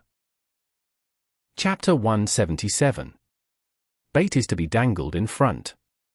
Chitose kept writing her assignments, took a little break midway through, and at this point, she was rolling on the carpet, fawning around. It seemed she was really tired. Chitose was wearing shorts, so it was fine, but he would have seen her panties if she was wearing a skirt. Amain clearly looked bewildered. What happens if you roll about and spill your juice? I'll just get down and beg for mercy. Better not spill it instead of sacrificing this much of your dignity. It'll be troublesome to clean up the carpet and your clothes if you spill it. Mahiru cautiously removed the 2 glasses that were on the table, so that was not an issue. Nevertheless, a mishap could have happened if it continued. Amain would not be angry even if the juice was spilled onto the carpet, but he really hoped this would not happen, considering the effort required to clean it. Be honest, you. Mahiru too reproached. The wry smile showed that Mahiru had no intention to actually stop Chitose, for she knew that the latter would be worn out if she had no breaks. You tilde, I'll just go to Mahiru's lap since there's nowhere to go to. Hold it. That's my place. Wah, you miser. Can I, Mahiru tilde? If Amain-kun says no, then no. Mahiru lowered her eyes and shook her head, acting somewhat stiff. Chitose did not look displeased by Mahiru's gesture, and instead showed a happy smile. I don't get a lap pillow, but as long as you're happy, Mahiru. Mahiru appeared to be more bashful than delighted, but her face started to blush and relax, so Chitose was probably right. Perhaps Mahiru was delighted to hear the word my place. Go enjoy it in my place then tilde, I'll be motivated to write seeing you enjoy yourself. Like hell, I know you just want to joke around. She's not going to run away because she's mine, and I'll do it when you're not around. So you'll do it? I have the privilege or whatever, I'll buy sweets for you, so hurry up with your assignments. Really? Chitose suddenly jolted with sparkling eyes, and once again, Amain was painfully aware of how realistic she was. I've been waiting for these words. She chuckled, causing Amain and Mahiru to smile wryly. So, a reward's a reward. I'll go buy some if you get serious. Goody goody tilde. You really are magnanimous, Amain tilde. The usual shop I go to then. Cheesecake. Souffle. That's a tall order, though it's not that far. The shop was a little further from the nearby patisserie, and more expensive, but they were about the same. Mahiru too seemed fond of that shop, so Amain was not opposed. What about you, Mahiru? Me. How about Mahiru go with you? Nope, you'll definitely slack. I don't want her walking out there in the heat. How little do you trust me, but since you're a gentleman, Amain, I'll endure for now. I don't feel like buying yours then. Then what is the point of the reward? So shut up and do your assignments. Amain ignored Chitose's doubtful look and asked Mahiru what she wanted. Chocolate cake. So the response, and he stood up. Cakes would not sell well in the summer, but there was always a chance that they would be sold out, so it was better to hurry out. Now then, let's go. Amain took his wallet, left the living room, and Mahiru discreetly followed. It appeared she intended to send him off, and as he sat at the entrance and put on his sneakers, Mahiru knelt down on one knee next to him. What? I apologize for making you go out in this hot weather. It's fine, I'm the one who said it anyway. More importantly, keep an eye on Chitose. Fufu, she may usually act like that, but she is very serious if she has to, you know. I know that, just keep an eye on her. Make sure she rests adequately, and get her to work hard. Yes. Mahiru nodded with a smile, and Amain too smiled as he stood up. I'll be leaving then. Amain-kun, please wait a moment. Amain turned around as Mahiru called for him, and she suddenly latched onto his chest. The sudden situation had him stunned, and she gently reached her arms around his back, hugging him. The faint fragrance and softness left him stifled. He resisted the urge to cry out, patted Mahiru's head for the time being, and she narrowed her eyes in a ticklish manner, lifting her head. I am a little tired from studying. Please give me some extra. She muttered softly, and Amain could not help but hug her. Her eyes looked bashful, but there was a smile on her face. I'm not letting go if you say so. That will not do. Chitose-san will be sad. Until she returns home then, okay? Of course. Mahiru nodded, and buried her face into his chest. Amain made up his mind to settle this quickly and return home. Chapter 178. The delivered letter. An anonymous letter was mixed amidst the usual adverts. To Amain Fujimaya saw the fine handwriting on the letter. Amain had no idea who delivered it, casually flipped it, and doubted his eyes. The sender's name was on the back. Asahi Shiina. Mahiru's dad, who? Amain knew that Mahiru's mother was named Seo, and not the name listed on the letter. Also, that man was probably the only one who knew of Amain.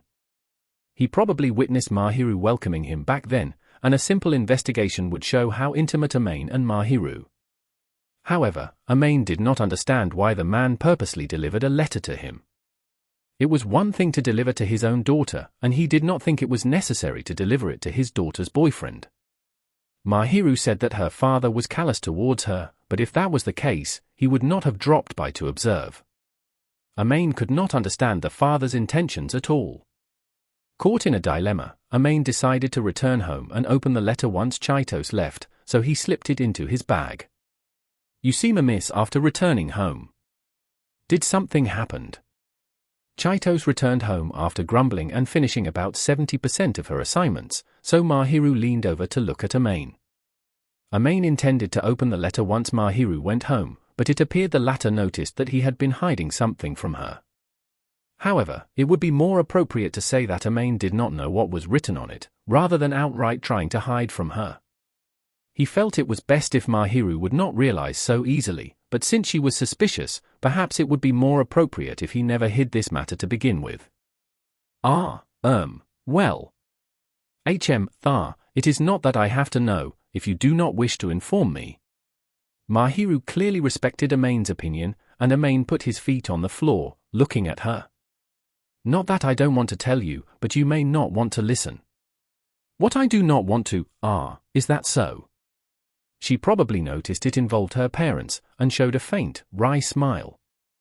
Is that man still nearby? Not at all, I received a letter. A letter? From who? The name's Asahi Shiina. That is my father. Mahiru nodded tersely, not looking as rattled as Maid would have imagined. She seemed blasé rather than shaken by it, and a little taken aback. Her eyes looked a little colder, however, probably because of how her parents had treated her. Anyway, I am curious as to why he sent a letter to you, Maid-kun, and how did he know of our relationship, but that has nothing to do with me, I believe. You're not concerned about what's written on it. I do not have an interest in peeking at others' letters. The sender may be my father, but the recipient is you.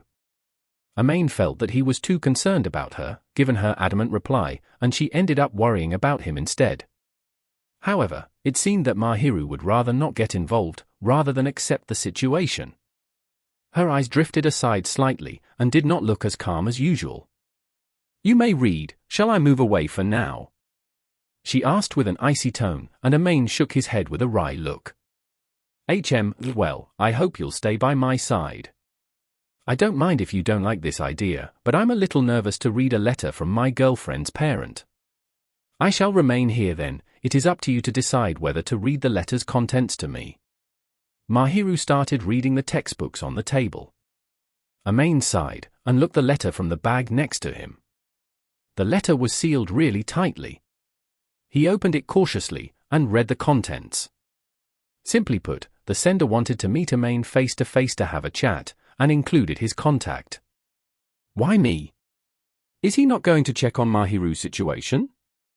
Maid had no idea why he, someone who was completely unrelated, was invited out. Looks like he wants to meet me.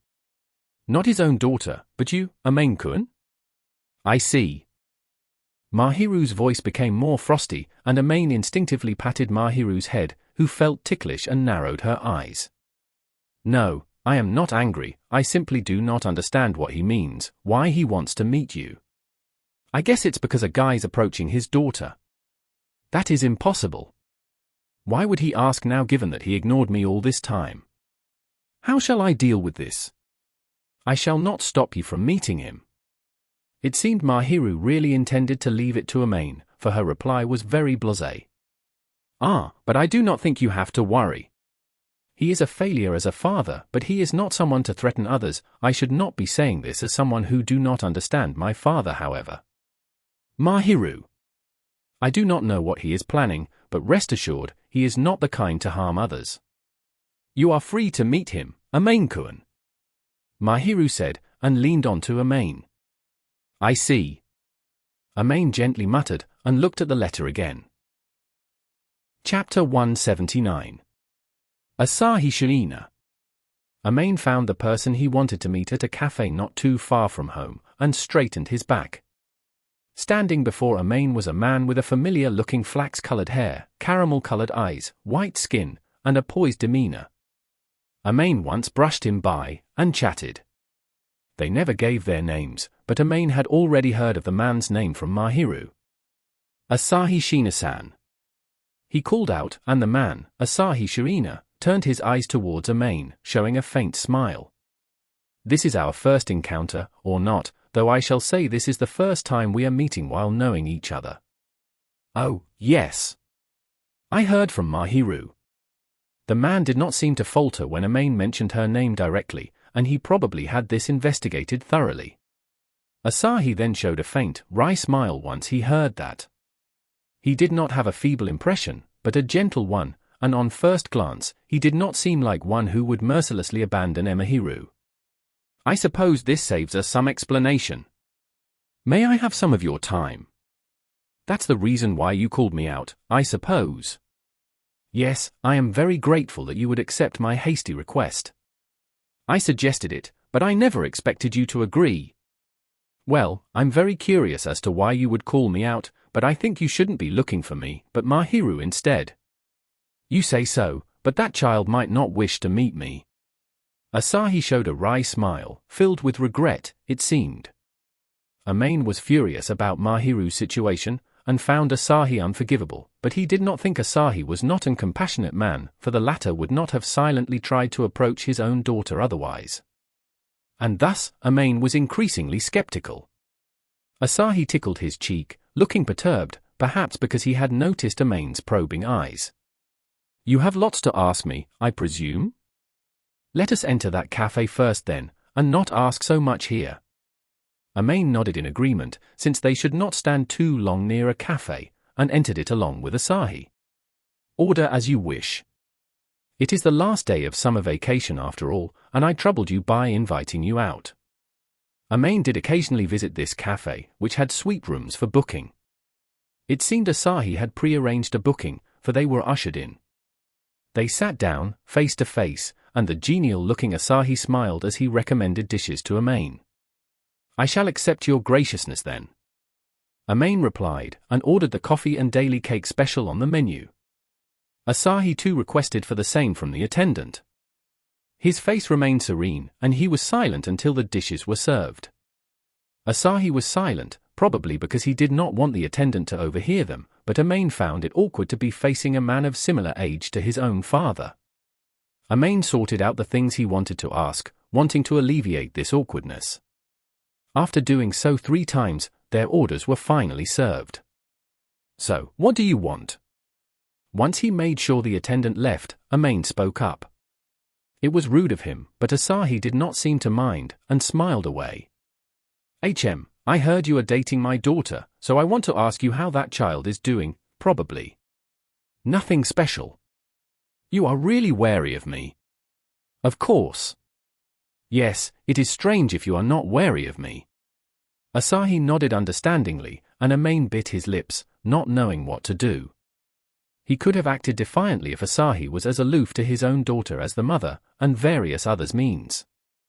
However, the impression he gave was one who was worried about his daughter, and really unlike someone who abandoned her.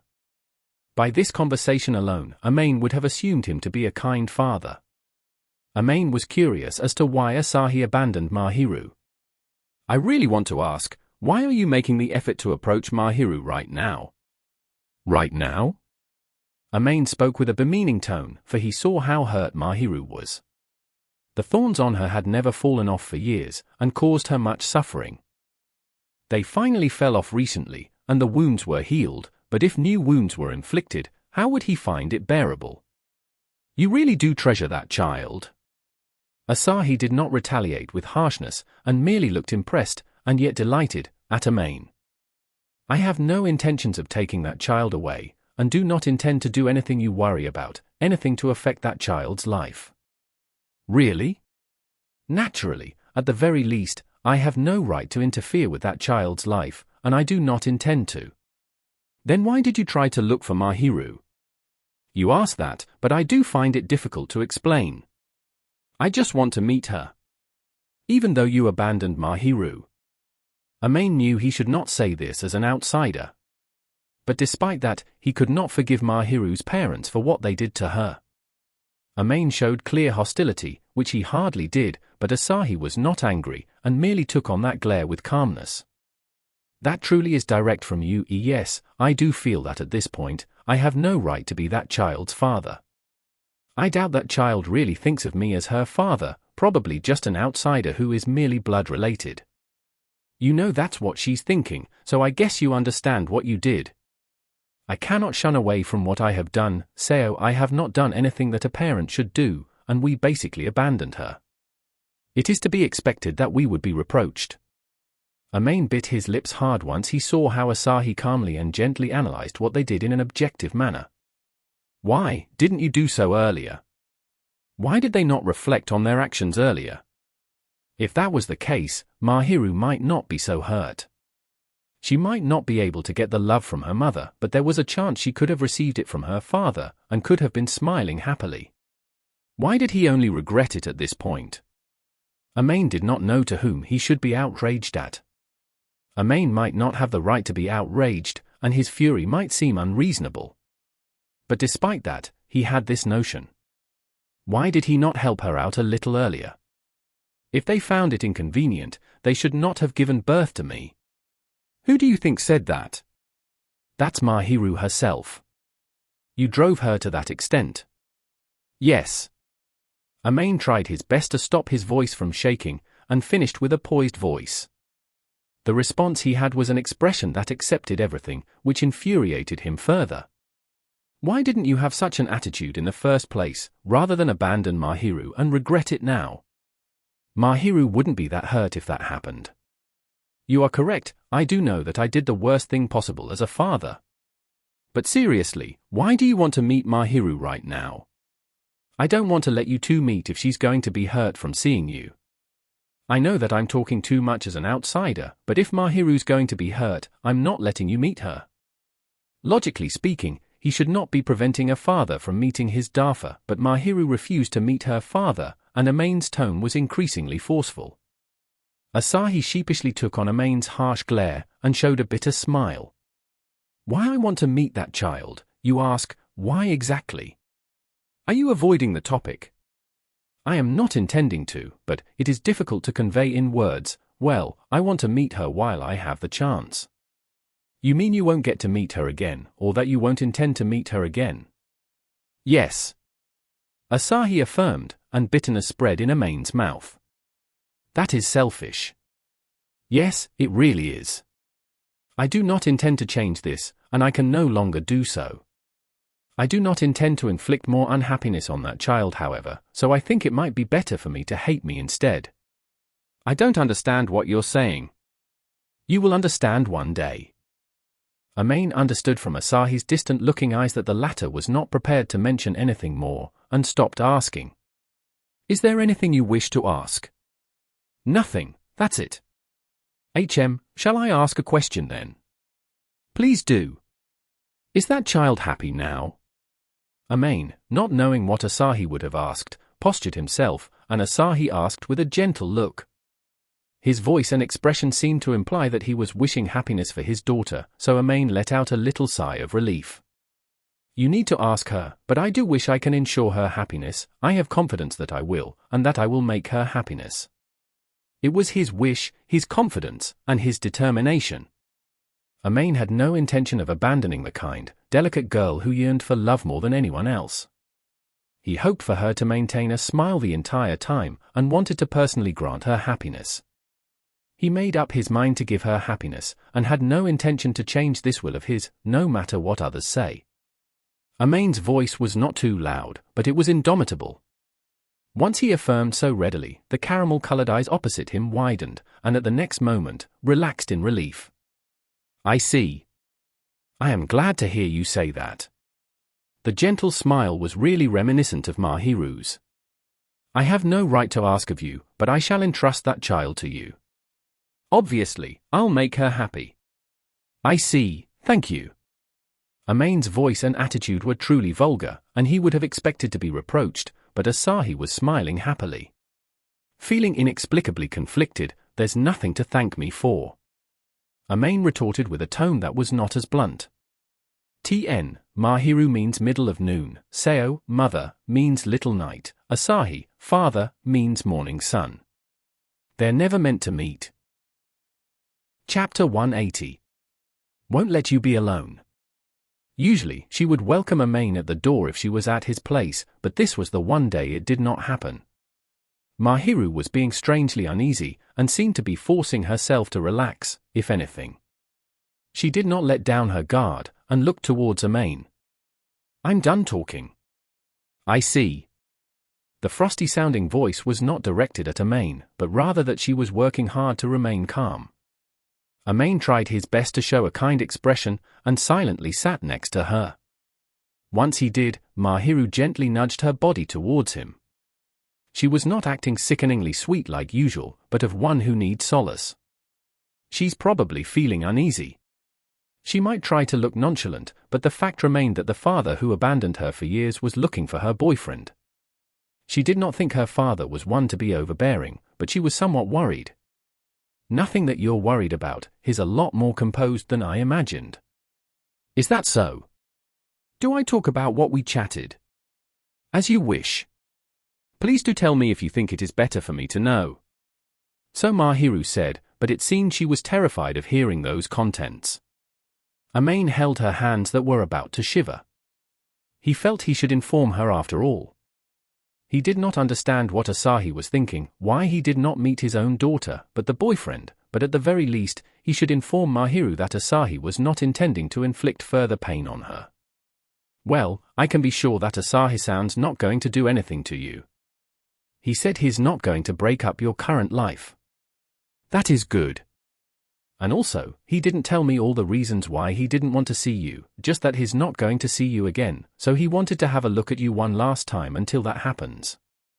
Upon hearing that, Mahiru muttered, why did he have to appear when he never did? However, her voice was filled with bitterness, rather than condescension. I don't think Asahi-san feels that you're unimportant, and it looks like he really wishes for your happiness. And it was for this reason that Amain was perplexed. Why did Asahi only wish for his daughter's happiness at this point? Why did he not abandon her to begin with, rather than regret it? Mahiru would not have to be so lonely. Amain finished his words with much difficulty, and Mahiru gently sighed. To be honest, I do not understand how my parents are like. Her voice was soft as she tried to form words, yet it was clear. My impression of my parents is that they could just pay someone to raise me, that they are outsiders who are just blood-related. Mahiru flatly noted her true thoughts, looking stiffer than usual, and a little devoid of life. They never cared for me no matter what happened, no matter how obedient I acted, and never held my hands no matter how I tried to reach out. It is to be expected that I will never reach out to them, that I no longer have hope. Amain had a feeling that Mahiru never had hope for her parents, for she never received care and concern. He did not think this was a wrong judgment. She understood inside her childish heart that her parents never loved her, that she could not hope for anything, and it was to be expected that she stop desiring for them, out of self-defense. I know my father's capable at work, and is a decent person, but the fact remains that he never cared about me. I do not know how to deal with him, and truth be told, I am very conflicted about him suddenly showing care for me again. Yes. Really, why did he show up again? Yes. If he had appeared a little sooner, Mahiru did not continue. Amain could only hear her quivering breath. Soon, she closed her mouth. She pursed her lips nervously, and blinked frequently, looking on the verge of tears. She did not cry, however, and it seemed she was quietly waiting for the turmoil inside her heart to pass. She looked so weak and fleeting, and Amain embraced her, burying her face into his chest. Back then, Amain covered her with a blanket when she met her mother. This time, he had nothing to cover her, so he embraced her, accepting her. The slender body in his clutches shivered, but there was no sobbing.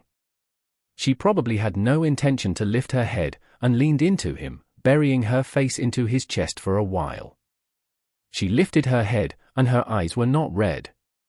She probably did cool down a little while in his clutches, and while her eyes appeared to falter a little, she did not seem to be in much pain. What do you want to do? Once Amain saw that she had calmed down, he asked, and she lowered her eyes. I do not know, but I think this is for the best. Given that he only showed up now, I cannot ascertain him correctly to be my father. I see.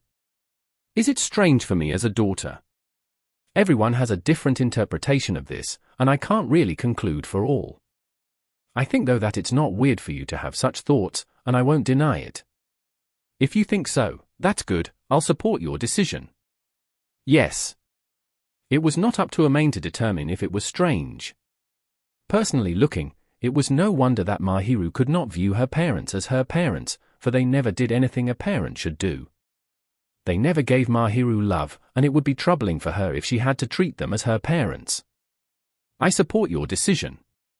I'm just an outsider, and I can't really interfere with your family issues, but I'll respect your opinion, and support you no matter what happens. Yes. I'll always stay by your side, so if there's anything you're unsure of, you can always rely on me. Amain had made up his mind that he had no intention of abandoning Mahiru, and love her with all his mind. He once heard from his parents' friends that the Fujimayas had overflowing love, and he found that he too was no exception, so he chuckled.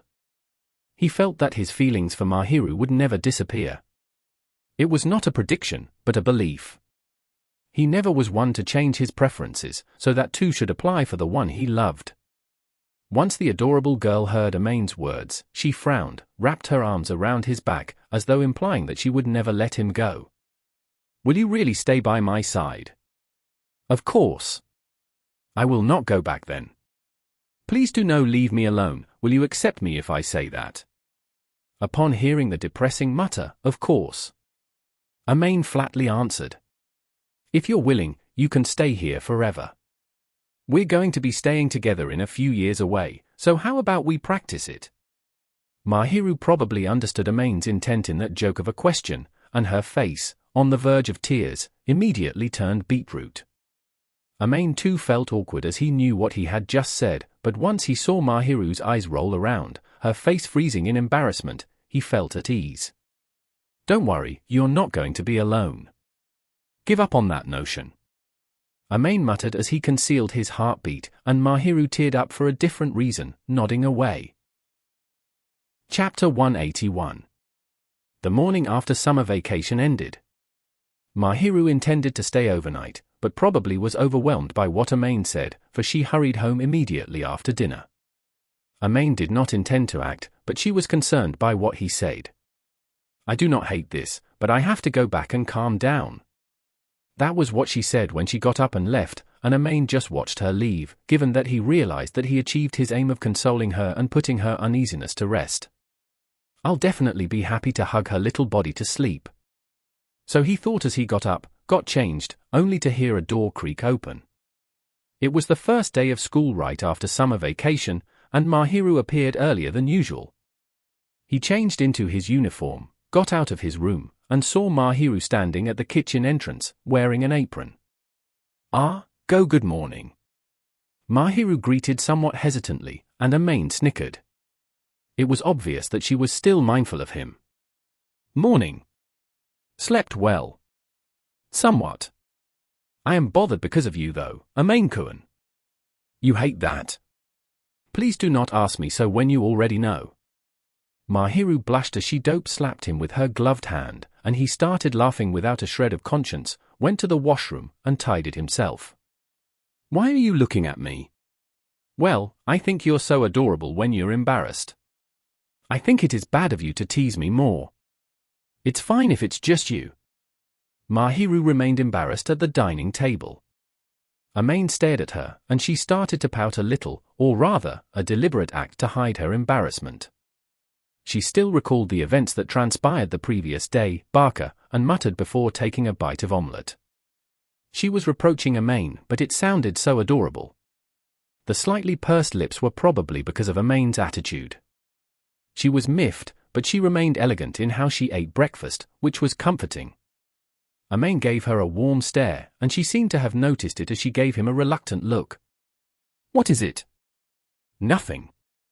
I just feel blessed to be able to have a good breakfast together with you." "I do feel blessed too, but you are deliberately saying so now, are you not?" "That's for you to figure out," Amain said, and Mahiru gently kicked at his feet under the table. Amain stopped teasing her as she continued to eat with a bashful look, and slightly continued with his breakfast. Chapter 182. Going to school. Amain sorted his clothes again after breakfast, and was about to head out when Mahiru called out to me. He probably did not forget anything, since he did prepare beforehand. They would be in school for half the day, no need for textbooks, and probably only indoor slippers, stationery, assignments, and some forms to be submitted. He did put them all in a bag, checked through them, and it should be fine. "I don't think so." "Really?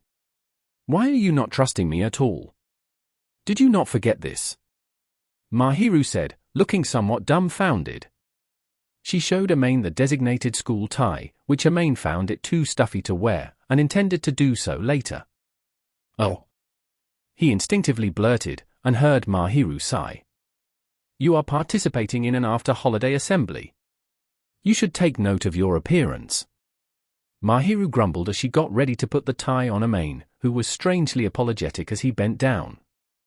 Amain would put on his tie every day before summer vacation, and could do it on his own, but he had no intention to refuse her help when she wanted to do it. Mahiru put on the tie with a grim look, and Maid smiled. She's going to be embarrassed again once she realizes what she's doing. Mahiru took the initiative to act like a newlywed, and he was glad. Maid was really grateful that she was willing to do so, showing concern for him, and actually doing it naturally. What he would be most delighted with was that he could see her looking embarrassed once she realized what she did. He saw her passionately put on his tie, and she probably noticed something amiss in his expression, for she gave him a doubtful look. "What is it?" "No, it's nothing. Just thinking that you're cute, Mahiru. It does seem you have assumed that you can bluff your way through by calling me cute." "Nope, but it's a fact that you're cute. Even if you keep saying so, well, it is fine if it is only directed to me," Mahiru said somewhat enthusiastically, and quickly latched his tie. Maid controlled his smile, and did not intend to keep teasing her again. Instead, he patted her head, and held her hand. "Let's go then. It feels like I have been misdirected once again." "You're overthinking it."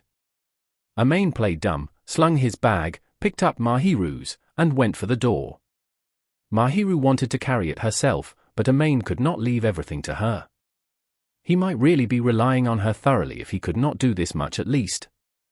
Maid showed no intention of budging, and Mahiru's cheeks relaxed as she looked somewhat happy, before she gently ribbed her head onto his elbow. "What?" "It is nothing. Doesn't feel like it. Since you said it was nothing, it is the same for me.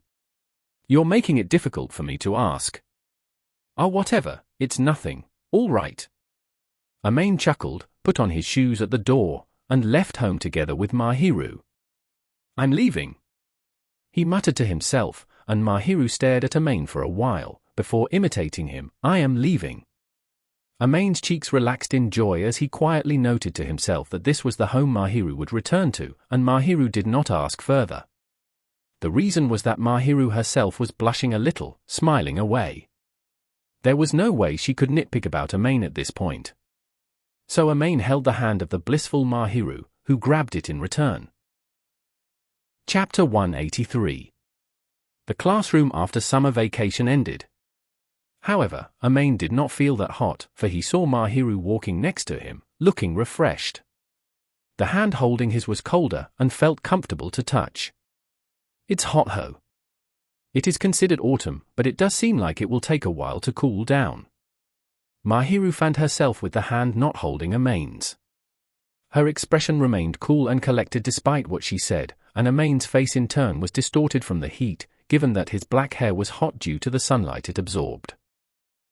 I don't like hot days though." "Is that so?" "I'm better with the cold. Besides, you don't like the smell of sweat, right?" "I do not mind if it is yours." "All right, so I hate it." "Got to take note of it."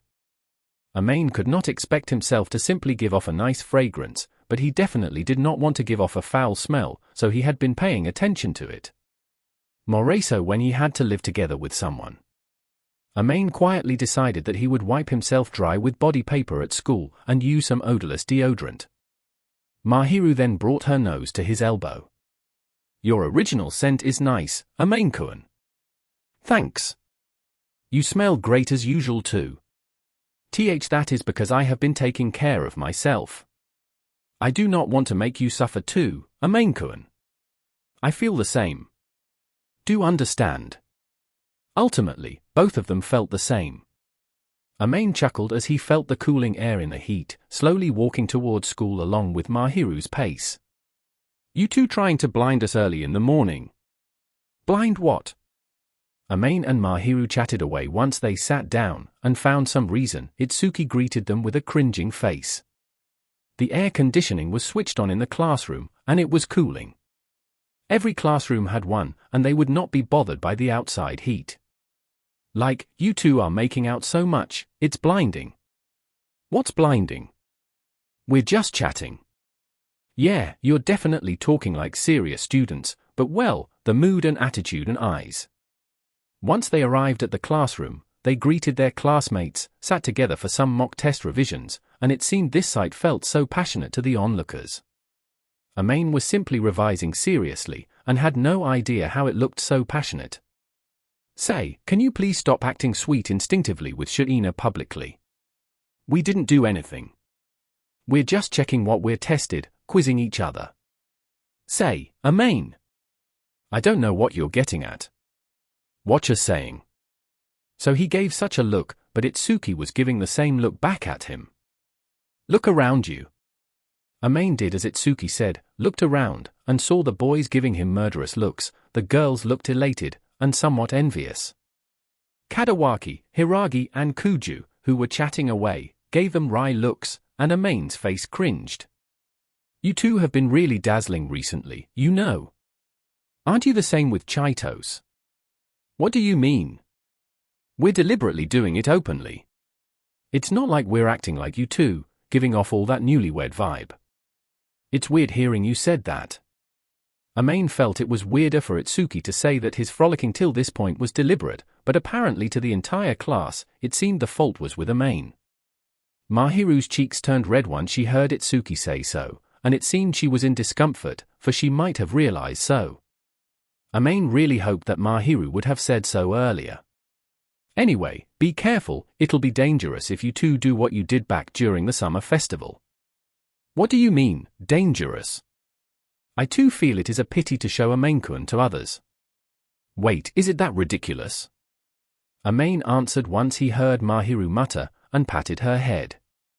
She pursed her lips slightly, seemingly pouting as she said, this is where you are hopeless, Maid-kun. Chapter 184. After homeroom.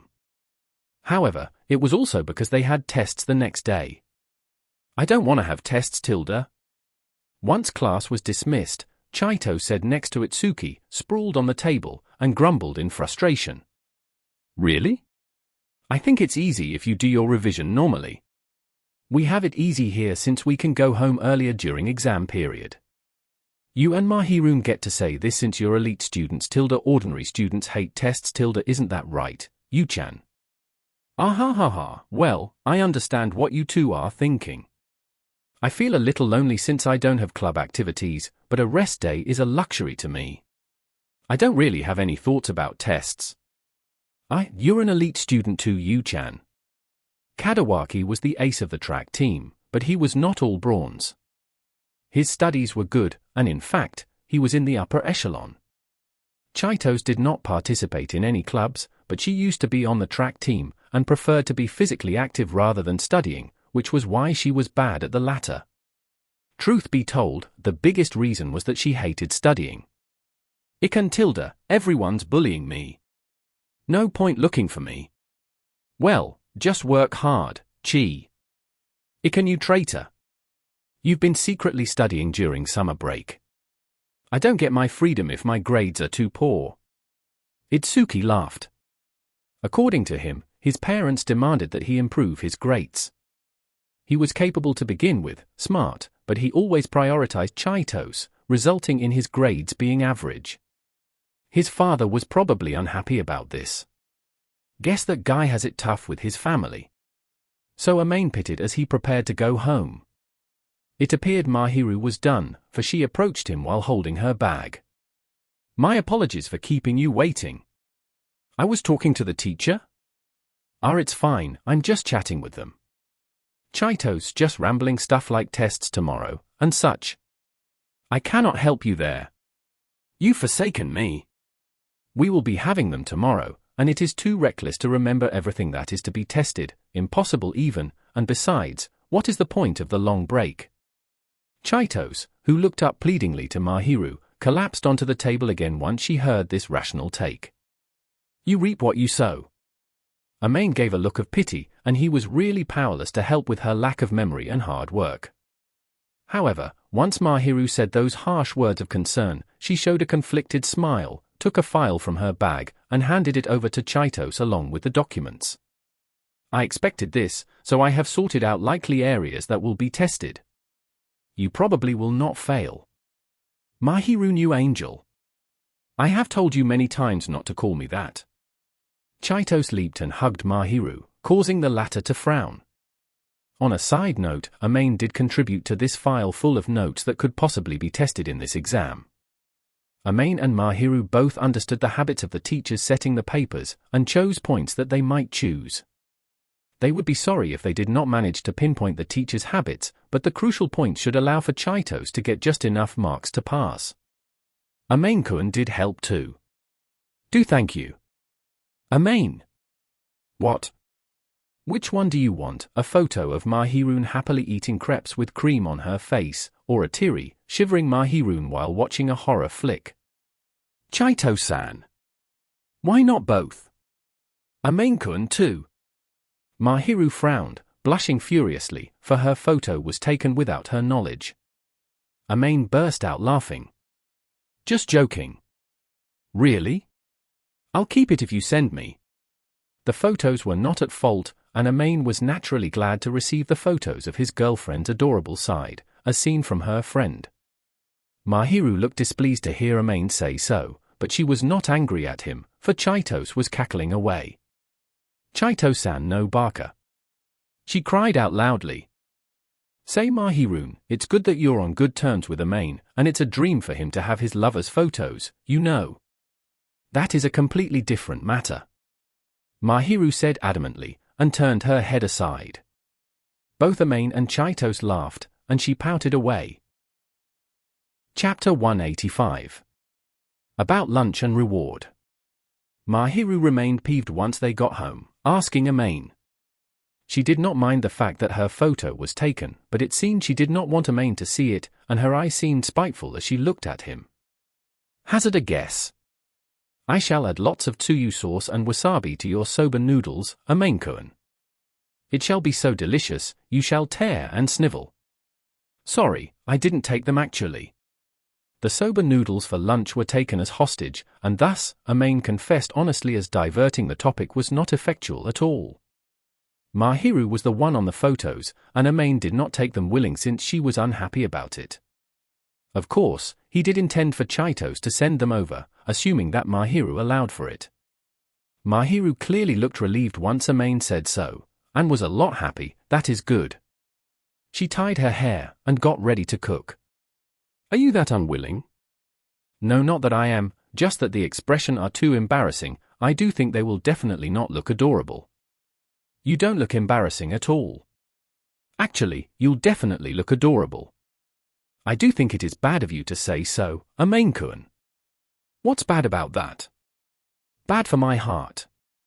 Mahiru turned her face aside, tied her hair into a bun, put on the apron, and started washing.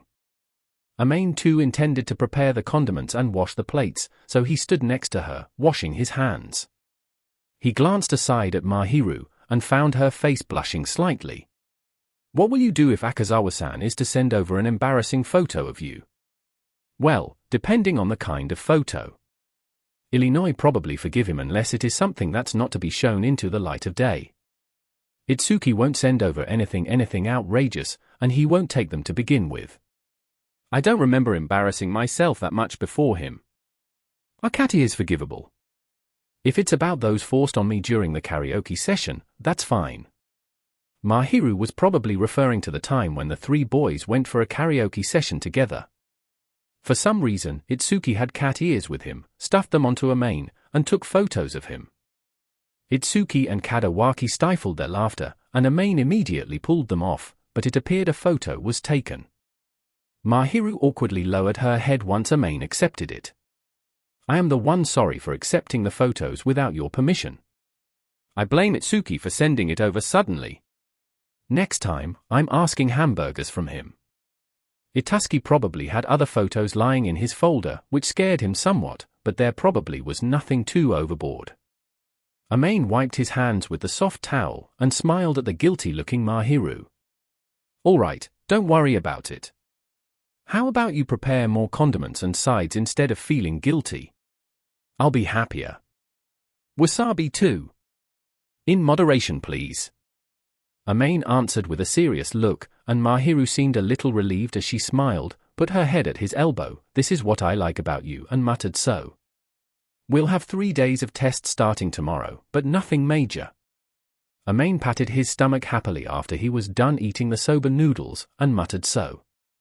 He liked to study, and would usually put in some effort, so he did not have to worry about exams. In fact, he was more concerned about his friend's grades. Yes, we simply need to perform normally as usual. Chito's going to pout and say that elite students can say this if she hears this. Fufu, Chito-san is saying so because she does have something she is bad at. I shall teach her properly next time. Amain had a thought that Chito's might end up screaming, but he kept it to himself, and looked over at Mahiru, who remained nonchalant on this day before the tests. So, what about the reward this time? A reward. You're definitely going to be first, but you should have a reward. I'll do anything as long as I can do it. Your last reward was a lap pillow, I believe. Assuming so, I should reward you again this time. Your happiness is my reward, Mahiru. I feel the same though. It is sleazy of you to say so. Mahiru pursed her lips, clearly looking displeased. She slapped at Amain's thighs gently, and he held her hand with a wry smile. I want to do something for you. Let me do it this time. There is something I want. Something you want. Mahiru actually had little to none materialistic desire, and hardly had anything she wanted, but she was asking Amain for one. He looked towards her caramel-colored eyes, wondering what it was, and she awkwardly averted her eyes. I believe there is a cushion in your room, Amain-kun. Ah, yes. I want that. Amain blinked a few times, for what Mahiru wanted was really unexpected. She might be really embarrassed, for she did not hide the redness on her face, fidgeting way. I've used that for a long time. You sure? It is fine since you have used it a lot. Your scent comforts me, Amain-kun. Wait, you have a scent fetish, Mahiru? No at all. I like your scent because I like you, Amain-kun, so I am glad if I have you next to me. Oh, okay. Amain had a feeling that she just said something embarrassing. It embarrassed him more than if Mahiru had simply said that she loved him. He scratched his cheek, recalling the cushion in the room. In hindsight, Mahiru would always hug the one cushion whenever she visited Amain's room. He thought it was because she would feel at ease hugging something, but perhaps it was because the cushion belonged to him. But speaking of which, a cushion. No can do. Ah, I don't mind that. You're saying that you don't need the actual person. I think it's better than the cushion scent. He muttered, and heard a murmur. But I cannot bring you back, Amain-kun. You're right, but I can bring you over. Mahiru was clearly flushed red. Amain too felt his face turning red, and smiled. If you're going to stay overnight here, I'll just... well, I think I may any need to prepare. I'm not forcing you. You can drop by whenever you want, and it's fine if you don't want to come. They were lovers, but surely Mahiru would be worried about the prospect of staying overnight, timid even. They did share the same bed several times, but Mahiru never stayed over at Amain's place as a lover, without anyone disturbing. Amain did not plan to do anything, but it was no wonder that Mahiru was really rattled at the prospect of staying over, excited, and terrified. Thus, Amain hoped that Mahiru would visit only when she wanted to. So you sure you're fine with just the cushion? Why yes. How about this? We can buy some cakes. Since you always work hard, some reward is important. After all, it was not good to discuss about something Mahiru had no desire for, so he retracted his words heartily. He frisked his phone and started searching for cakes Mahiru might like. Next to him, Mahiru clearly looked a little flustered. Amain patted her head, and for some reason, she headbutted him, Amain-kun no baka, and insulted in an adorable manner. Chapter 186. Freedom after tests. Amain and Mahiru easily dealt with them as they never slacked on it, and the tests were finally over. Chitose, who became a corpse after the hellish period, I'm free burst out with joy, hands raised, on the last day of the tests. I'm so tired I survived thanks to you too. Wait for the results before you say that you survived. Don't be a Debbie Downer tilde, I feel completely released tilde. Mahiroon, let's go enjoy ourselves with a tea party at the cafe tilde. I do not mind. Amain-kun. I'm planning to go out with Itsuki, so you two can enjoy yourself. Give me a holler if you're returning home late. I'll pick you up. Chitose, who was all weary from the last-minute cramming of topics, regained her joy, and Amain was not going to stop them. Though he and Mahiru were lovers, they should respect each other's time. He was not so petty to nitpick about her interacting with her friend, and should probably let her enjoy her time. Mahiru seemed relieved when Amain heartily nodded and agreed. I shall do so then. She smiled courteously, and decided to go out with Chitose. A beaming Chitose led Mahiru out of the classroom by the hand. Amain watched the latter's back, and Itsuki smiled as he slapped Amain's back. When did you say you have plans with me? Right now. They never did, but Amain said this so that Mahiru could enjoy herself. Itsuki probably noticed what Amain was planning, and did not comment. All right, nobody's at home anyway, so I don't mind. And I want you to treat me to a burger. Why? The cat is at the karaoke. You know about that? Shiina-san actually blurted it out her. Itsuki chuckled without remorse, and Amain slapped at Itsuki's back with a little more force, glaring at him and implying that while it was fine for him to show Mahiru that, Itsuki should have informed Amain. He was unwittingly surprised, rather than furious. He doted on Mahiru, and felt that this trivial thing was nothing as long as Mahiru was happy. I'll tell you next time. What kind of photo shall I use next time? You're not reflecting on your actions, Ori. It seemed Itsuki had more photos of Amain in his phone. Amain frowned at the former's leer but did not reproach further, and instead let him off with a little glare. Mahiru and Chitose were probably having tea at the cafe. Amain and Itsuki arrived at the burger shop. It was a fast food restaurant often frequented by chit-chatting high school students, and besides Amain and Itsuki, there were others of the same school uniform, along with students from other schools.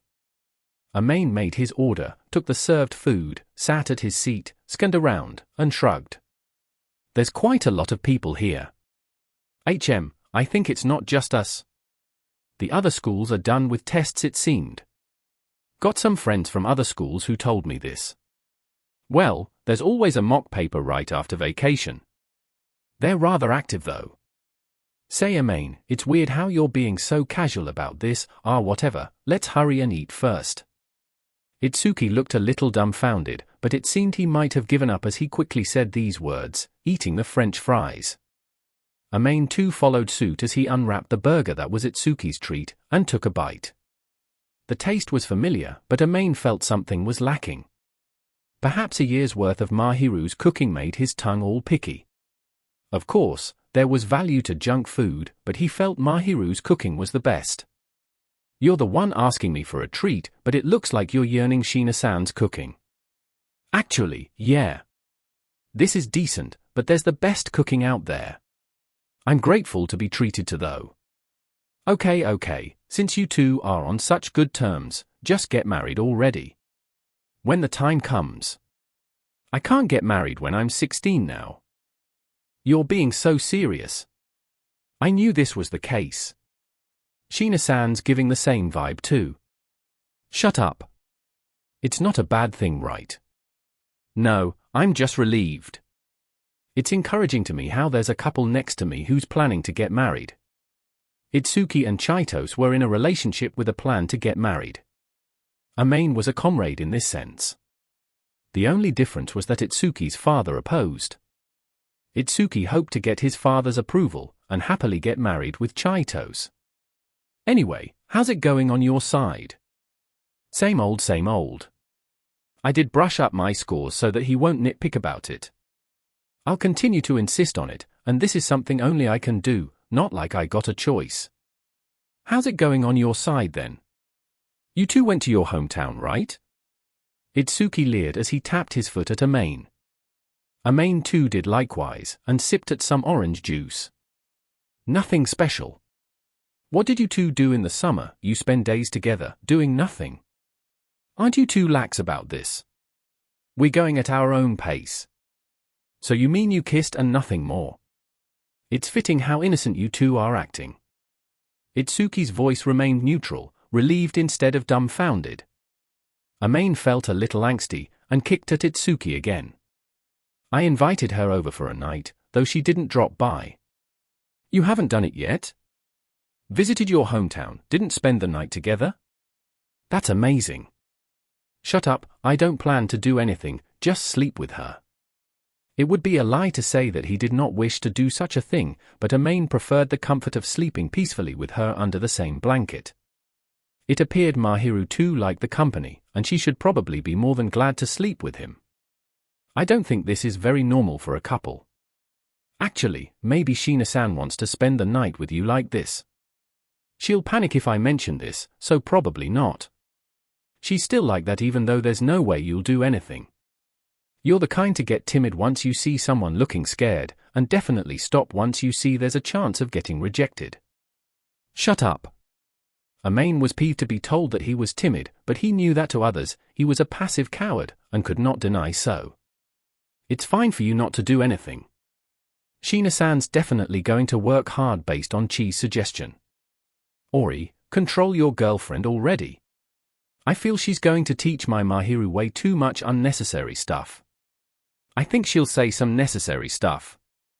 It's no wonder since you two are so passive with no progress. Maybe she's suggesting, teaching, some stuff now. Itsuki grinned, and Maid frowned as he looked aside at the unavailable Chitose.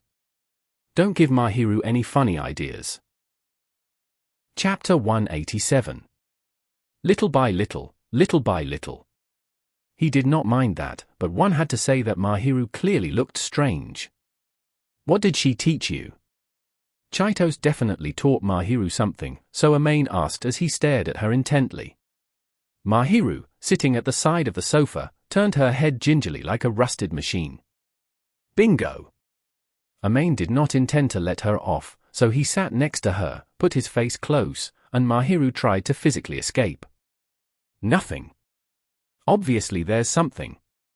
You would have told me if there is. You would have done that at least. He whispered, but Mahiru did not look at him. He wrapped his arms before her, with her back turned to him, and brought his lips to her ears. Mahiru. He gently called her name, as though breathing into it, and she clearly shivered. He deliberately did so, knowing she was sensitive to voices at her ears, and it was super effective. He continued to embrace Mahiru, seemingly wrapping her, and called for her again, and her body became loose and limber, melting away. He looked down at her as she leaned on his chest, and her face became increasingly red, her damp caramel-colored eyes staring at him unhappily. It is sleazy of you. How so? You know my ears are my weakness. It is despicable of you to do so. I don't think it's just your ears, right?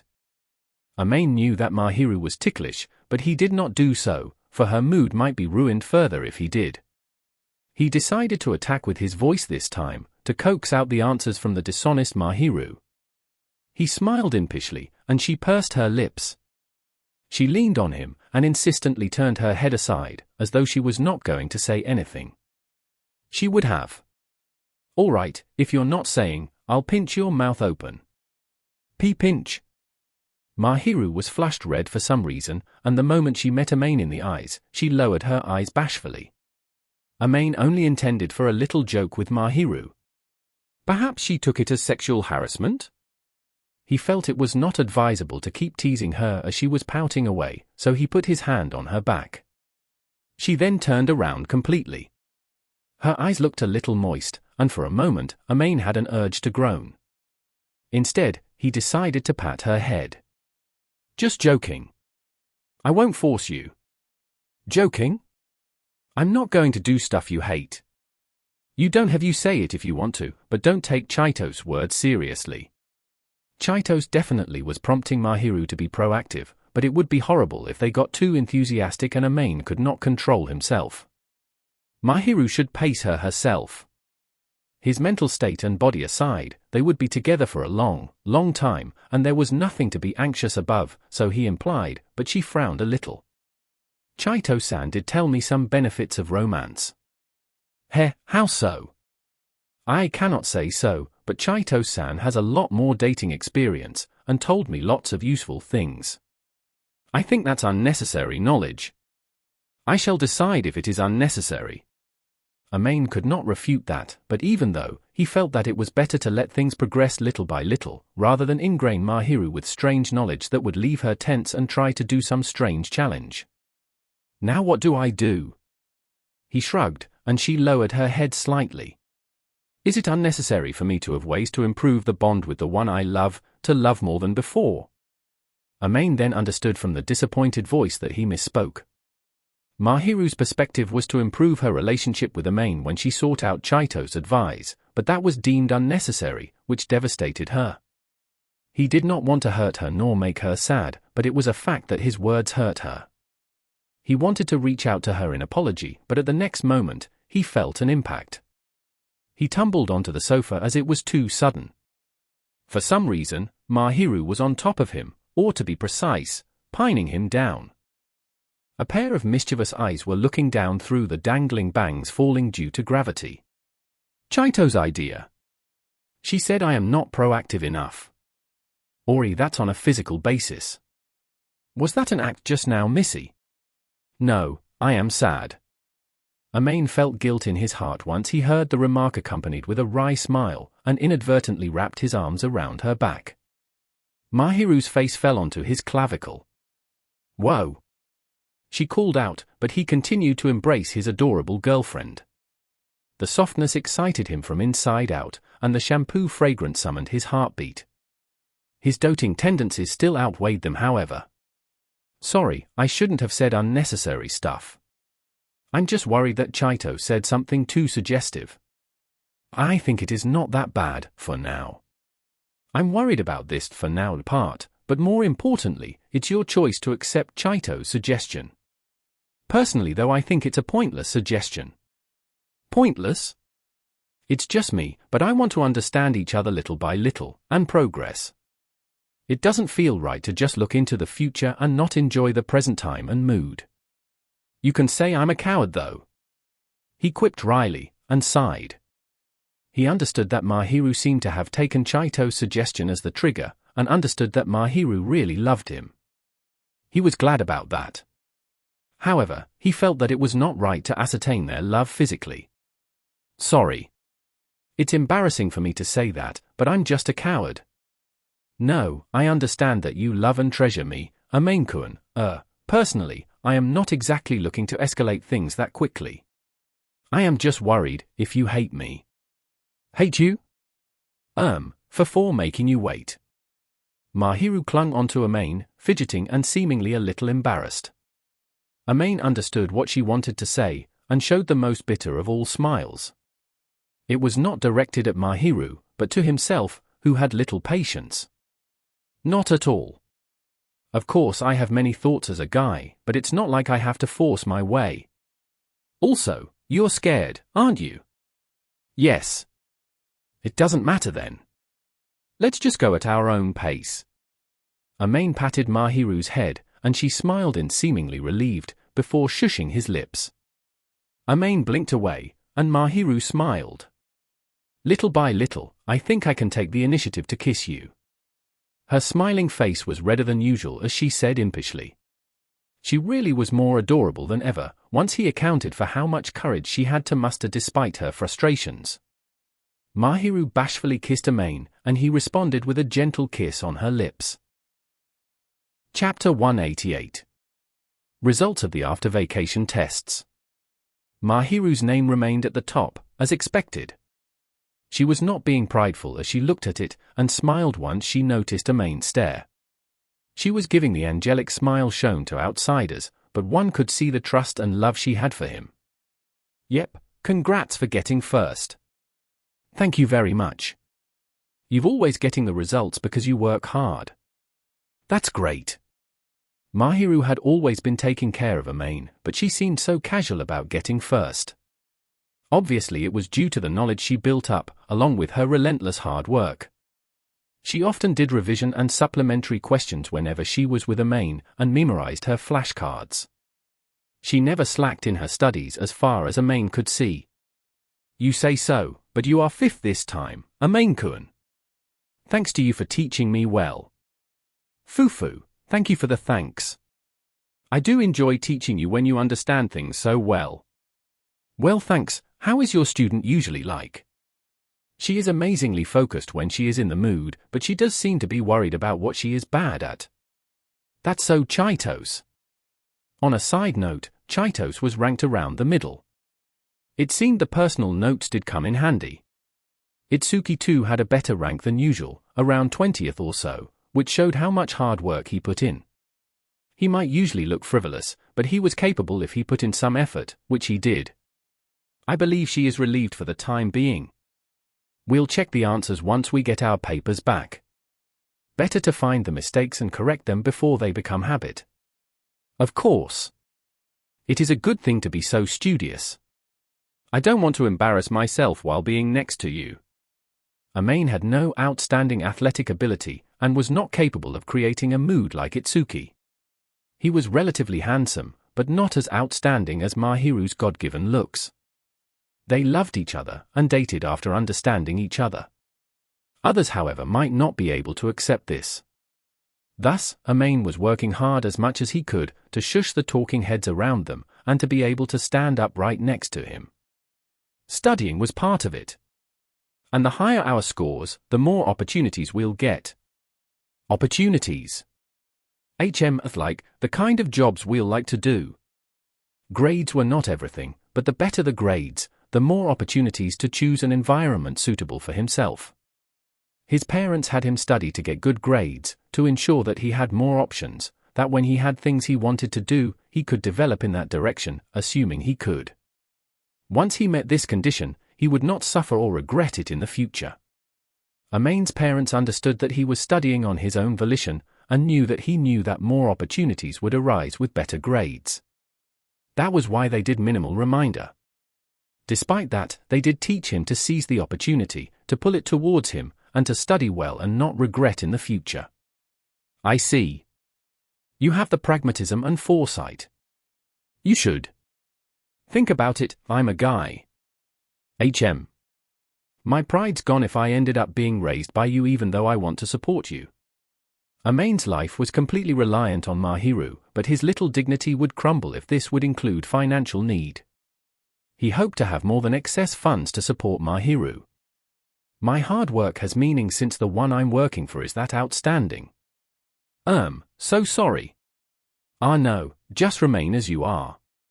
I'm telling myself to work hard. I shall tell myself to cheer you on. We will be going through the answers, no? Mahiru chuckled as she gently pinched at Maid's hem, and he nodded, returning to the classroom with her. Chapter 189.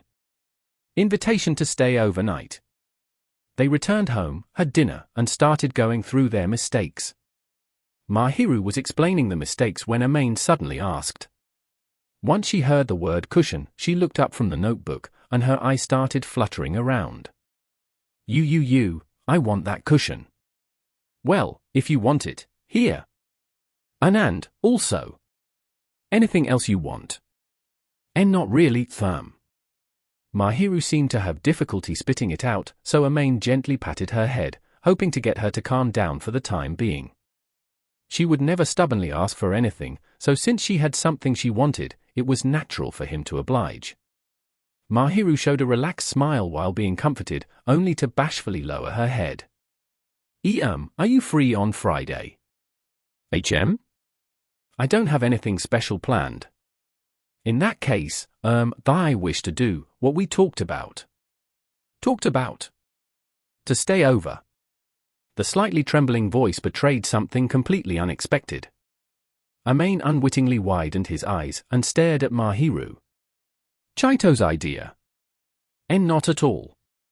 I was the one who suggested to stay over, and Chitose-san merely gave me a nudge. I am saying this because I want to be with you, Maid-kun, not because someone has told me to. I see, stay over. Yes. Mahiru shriveled and embraced the cushion tightly, for what she might say next seemed to be too embarrassing, and Maid scratched his cheek in joy and embarrassment. taken aback he was, Maid did not dislike it, and instead yearned for him. He was more than glad to imagine the bliss of embracing Mahiru to sleep. The problem, however, was to what extent he could endure this. Well, I'm glad, but you never thought about what I will do. I will accept it if you wish to, Maid-kun, why you will bear responsibility. Of course. I'll take you in even if it's not. Thank you, so, this is a trial run, for us to sleep together, in the future. They were already cohabiting, somewhat, but sleeping on the same bed was a little different. Mahiru was to spend a night at her boyfriend's place for the first time as the girlfriend, so she was really embarrassed to mention this. We cannot. That's not it. Why do you think I'll refuse? I'm more than happy. Maid was shocked as it was too sudden of Mahiru to mention it, but Maid intended to agree. He was glad that Mahiru needed him, and that she could accept him. Of course, he did not intend to do anything. He was more than content that Mahiru was willing to entrust her all to him. Mahiru was clearly delighted and bashful about being accepted. Same as usual, she cupped the cushion and lowered her eyes. I am looking forward. Why, yeah. They nodded stiffly. Friday, who? They were just going to spend a night together, and they did sleep together, but his heart was still pounding wildly, and he felt so nervous. Perhaps it was because they were determined to do this as lovers, to sleep on the same bed. He was embarrassed even though he did not intend to do anything, and the passive Mahiru might be Moreso. Mahiru blushed, but did not retract her words. Maid quietly swore to himself that he would train his sanity a little before Friday. Chapter 190. Overnight and Suggestion. It was Friday, the day Mahiru would be staying over. Everything went normally, other than the fact that Mahiru was a little over-concerned. As usual, they went to school, the supermarket on the way home, and then home. Everything remained the same until dinner. But once they were done with dinner, it was different. Mahiru, go take a bath. I'll handle the rest. Mahiru was going to stay over. Usually, she would return home after they chatted away. On this day, however, he intended to have her bath first. The reason was simple, Mahiru needed a lot of time to clean up, and it would benefit her to get an early bath. She clearly stumbled once she heard the word bath. She probably was concerned about that. You'll take a long time to wash your long hair, right? I think you should go first. That is the case, eh? Anything inconvenient? Mahiru stammered, and Maid made sure to sound as gentle as possible as he asked. She bashfully lowered her eyes. Shihoko-san and Shuto-san both bathe together, yes. Well, yeah. I do not mean for anything else. Nothing else, but I want to bath together. For a moment, Maid could not react to the trembling teeny-weeny voice of his lover, and stared at her. Together, as in? Of course, they would not be wearing anything in the bath. Naturally, she meant that they would expose everything to each other. Maid would really lose control of himself if they did this. He believed he would enjoy her tender skin. Mahiru was being more aggressive than usual, and Maid could not hide how perturbed he was. He scratched his nearly searing cheeks, his eyes wavering around. No, won't anything happen if we're naked? I brought a swimsuit. It is fine. You already planned that. Please do not make me say so. In other words, one part of the plan to stay over was to bath together. There was a 80 to 90% chance of it being Chito's idea.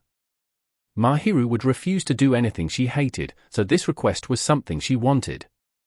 She admired how Maid's parents really got along with each other, and probably hoped to experience the manner they naturally bathed together. Maid was obviously glad to hear her intentions, and that she trusted him. Despite that, it burdened his heart and sanity too greatly.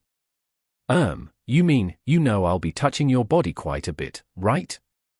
We will have to do so when we scrub each other's backs. Oh, okay. And, I always wanted to touch yours, Maid-kun, I always wanted to care for your hair seriously. I see.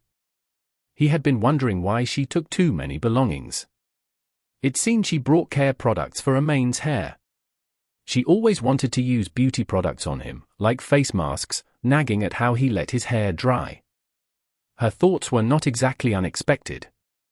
He never expected her to actually think of bathing with him. I'll wear a swimsuit too. Make sure it's all peaceful. Is that okay? Why, yes. You sure? A lady does not need to be told twice. A guy should be saying that, so Amain thought, but he did not want to ignore her intentions, since she suggested so after having made up her mind. Simply put, Amain just had to endure. He had discovered this side to her, and he too admired how his parents got along so well. He thought that bathing together was a good start, and they should be about to bond better as long as he could control his impulses. He had stuffed the swimsuit deep into his closet, thinking that he would not be wearing it again after summer vacation ended. He recalled where it was, suppressed his pounding heart. Got it. And answered so. Chapter 191. Bath and Hair Care. Mahiru said she would need time to put on her swimsuit, so she had Amain go in. The more Amain waited, the more his heart pounded. He did see Mahiru in a swimsuit before, but it was the first time they would be alone in a cramped space, making contact. He was more nervous than delighted in this sense. In any case, would not a couple bath together only after they did the deed? So Amain wondered, and felt ticklish and embarrassed inside. His body was already hot before he could soak in the hot water. He yearned for Mahiru to arrive earlier, and yet hoped for her not to arrive. He felt so conflicted, not understanding why, and pursed his lips. Then, he heard the door creak open behind him. He turned his head around gingerly, and his lover with a dazzling skin was staring at him timidly. He froze the moment he caught sight of her, but that was to be expected. Is this what Chitose talked about? He remembered Chitose mentioning that Mahiru bought 2 swimsuits. The one worn this time was not the type seen when they went to the pool. She was wearing a black bikini which formed a stark contrast to her glistening white skin. There was no excessive decoration on it, just a simple cloth covering her skin. It was not particularly risk. Despite that, she just looked so sexy, probably because of her fine body. After all, the only word to describe her was exquisite. No excessive fats, fine slopes on the lumps, smooth curves on the waist, and taut, tender thighs.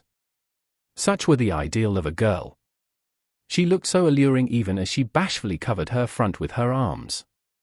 They were gathered at the cleavage, forming a wondrous sight to a male, but it looked so awkward to him in this situation. Is it strange? No, not at all. It suits you, but? Well, it's too stimulating. Amain eked out this voice, and Mahiru clearly blushed. This is why I did not wear it at the pool. It is embarrassing showing this to others. So why did you buy it? Because, Chitose-san said, that Amain-kun will not fall if I do not go this far. What do you want to fall? If his sanity fell, Mahiru would be the one in trouble. It seemed Mahiru did not understand these words from Chitose, put a hand on his forehead, and looked towards Mahiru again. Anyone will fall in the face of that thing. Mahiru was so destructive in such a state, and Amain was about to get down on his knees, going all see no evil. However, he could not do so, of course. He took a deep breath, trying to regain his calm, and looked towards Mahiru's face, not down below, which could allow him to calm down further. So, now what? You're going to take care of my hair. Why, yes. I brought all the equipment. I see, just do as you please, but it's still embarrassing. Same for me, and I was the one who suggested this. Mahiru did not manage to hide the blush on her face completely, and her eyes too wavered due to the sight of Amain in his swimsuit. She seemed to have made up her mind, for she took out something appearing to be a hair care product from the waterproof bag. Anyway, shall we start? Why, yes. Please do. Amain too would feel awkward if he kept staring at Mahiru, and it would be great if she could move out of his sight. He obediently sat on a chair, his back turned towards Mahiru, and heard a little groan. Perhaps this too was awkward. However, she did not stop her preparations, and there was some rustling heard from behind. First, we comb the hair. Oh, okay. Mahiru sounded a little hesitant. Once she said so, she waited for Amain's response, and then slowly inserted the comb into the hair. She was very delicate, as far as he could feel. It is very important to start off with combing to remove the excess dust and grime, and wash off with hot water. I see. I don't like the hassle though, so I never comb the hair before then. Your hair is short, and does not tangle together easily. That is why you will not think of combing first. For us girls, we have to do this first. Guess you definitely put in lots of effort to have such pretty long hair. Mahiru's hair grew past her waist, had no split ends, and was glossy. The silky smooth surface was so beautiful, many a girl would have admired so. It's definitely tough to maintain hair like this. Amain felt impressed, and heard a wry chuckle from behind. I already have good hair to begin with, so I do not need to spend that much effort, but I do pay some attention. A pretty person remains so no matter what she wears after all. Well, you're a girl after all. I want to be proud of myself. Mahiru said, finished combing, and picked up the shower head. Amain glanced aside, understood that she was going to wash his hair with hot water, and gently closed his eyes.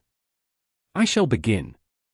She muttered, started the hot water, and rinsed Amain's hair. I shall soak it once through. It is best to do so before styling your hair.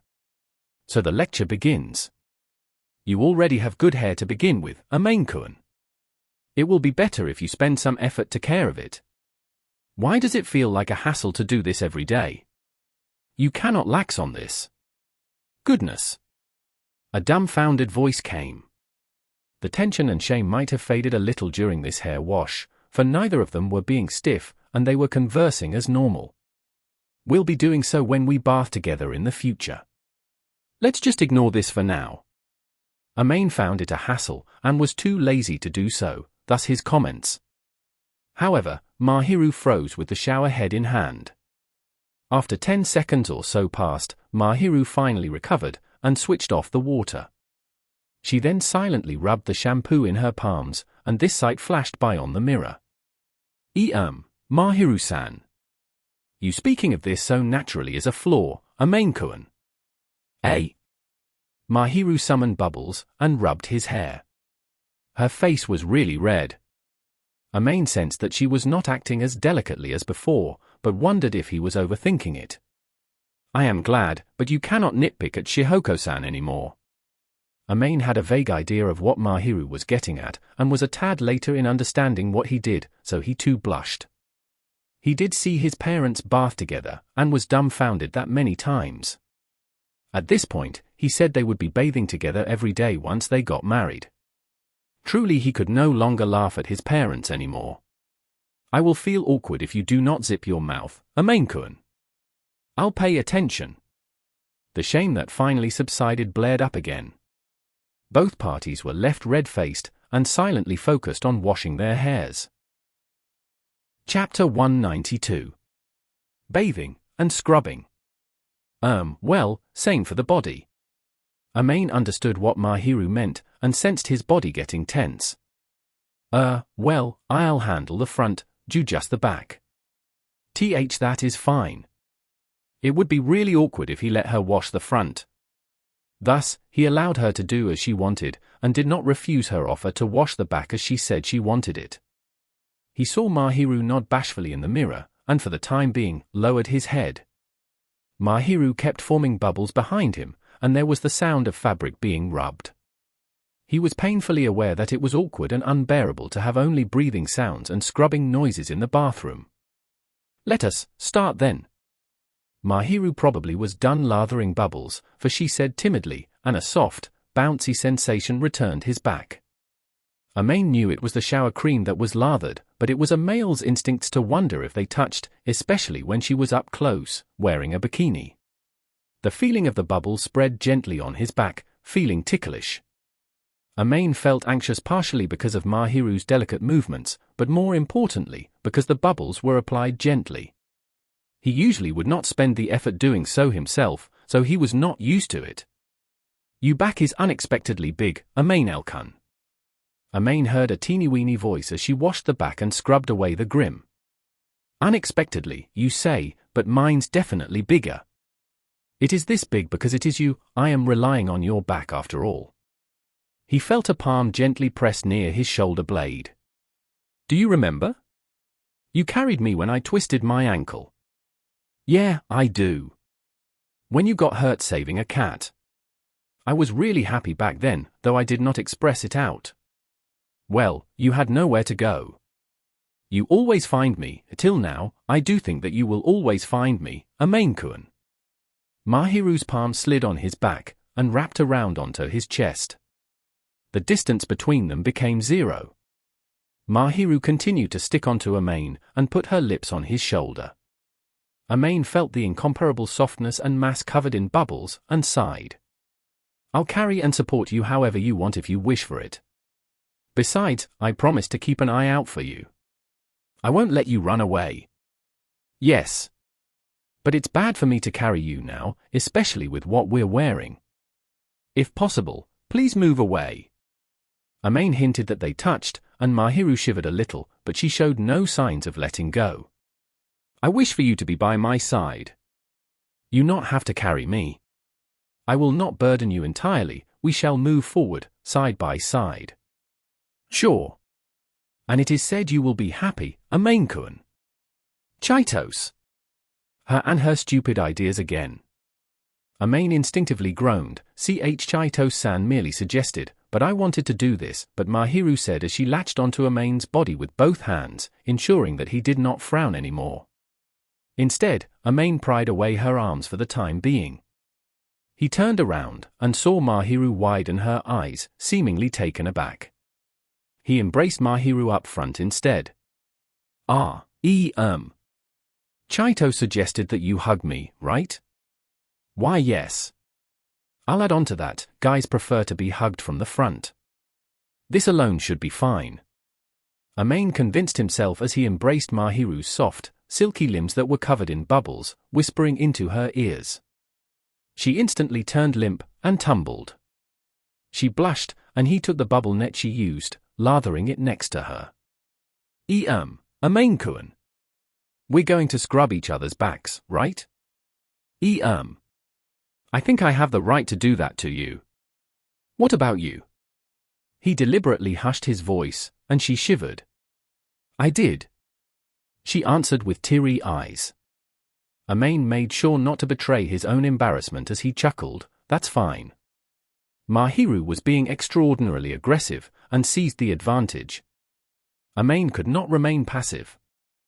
He knew she would run away if she hated it, so he gently put the bubbles onto her back.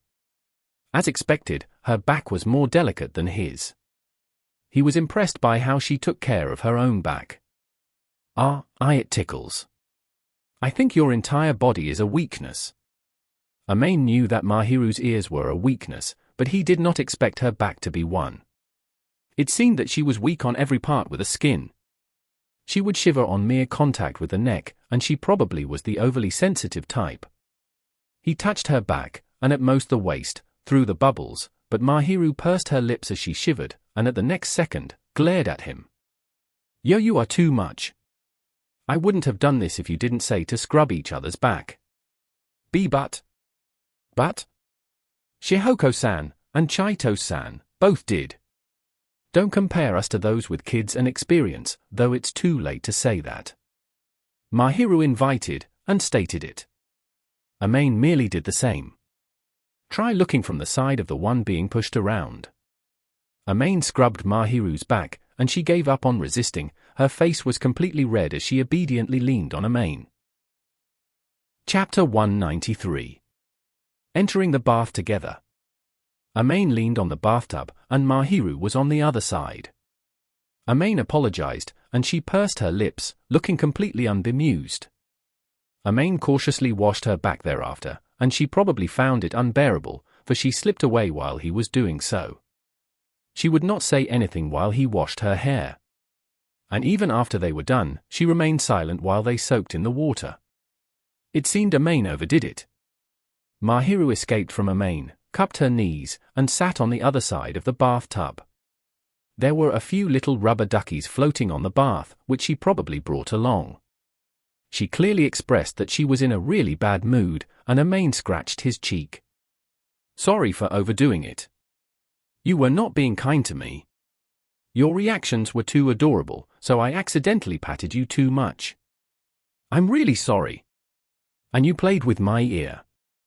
That's because you're cute. No, saying that I played with your ears sounds so wrong. You bit on my ear. Please reflect on your actions."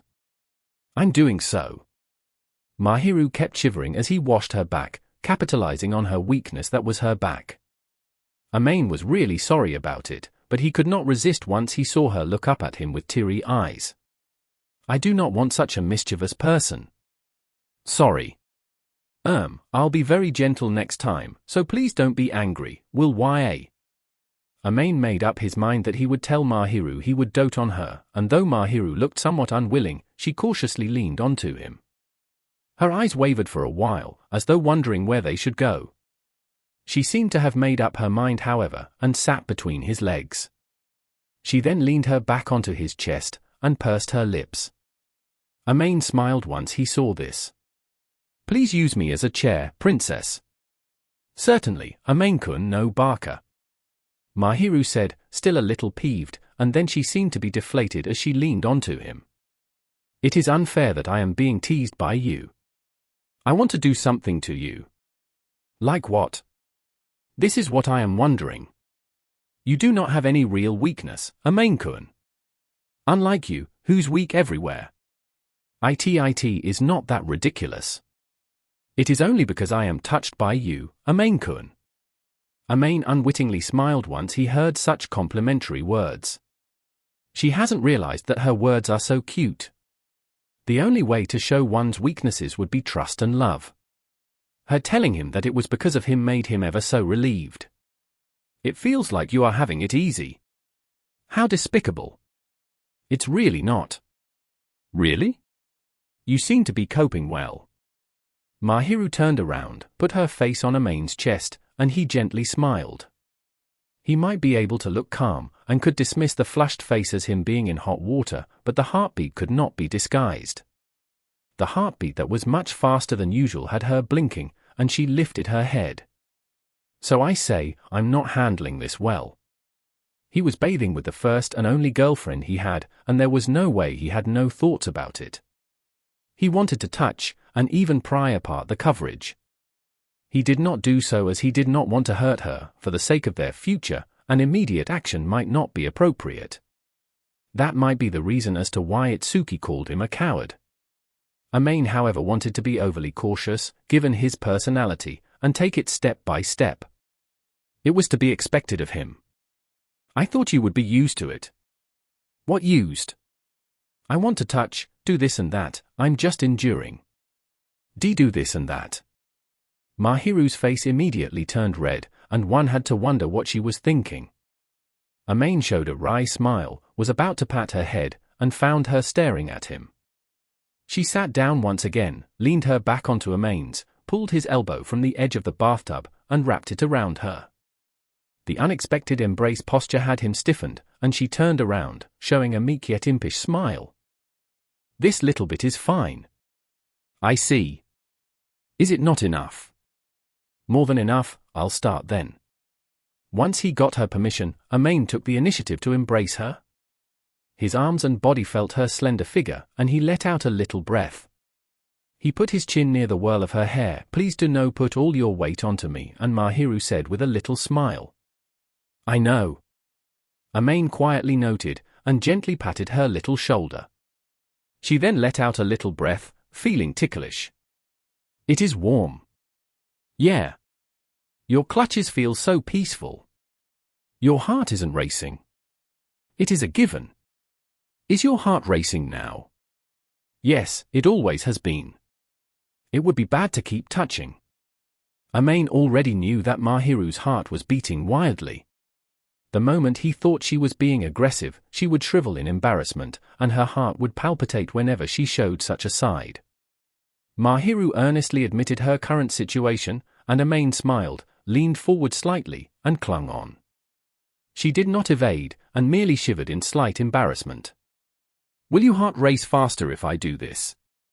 "It will, but... At this point, I wish for you to hug me more." Mahiru's face was flushed red as she said these words. Her head was lowered, and she seemed really flustered. The request was too adorable that for a moment, Amain felt his blood boiling.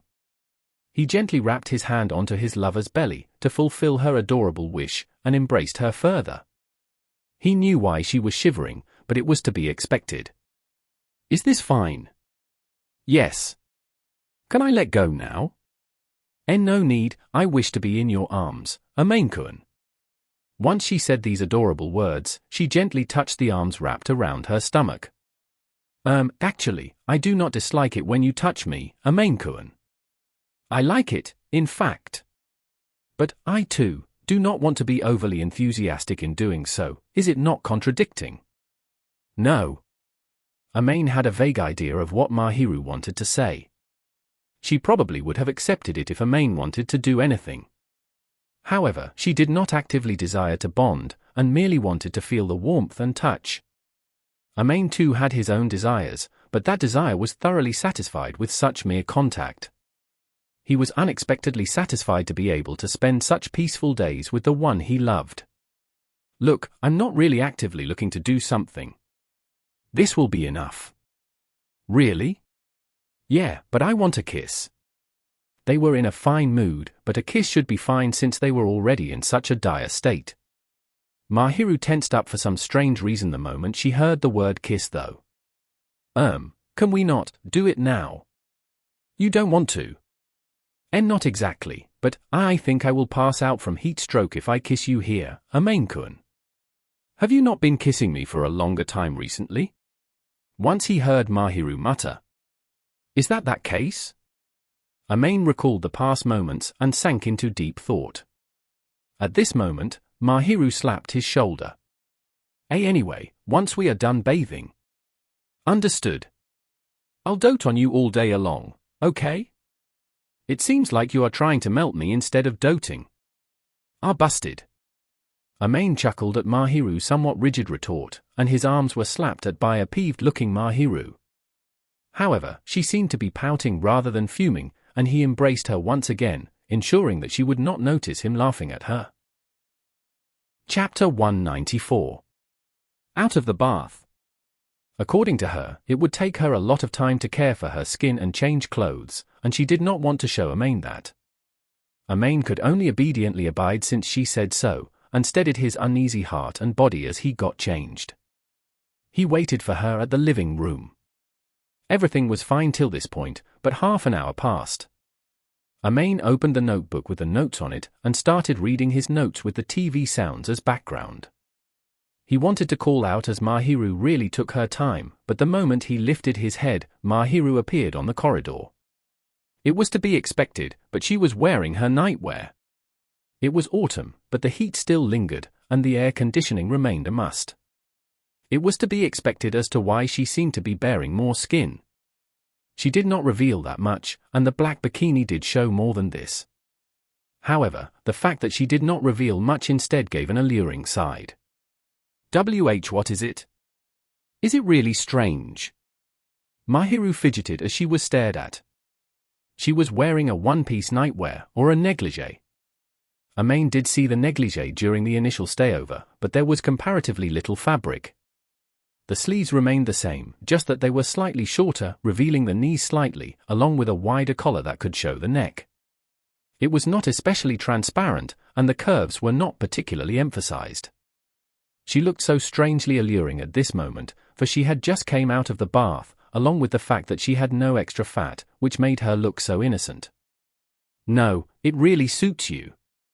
Very adorable. Oh really? I guess I did not pick the wrong one.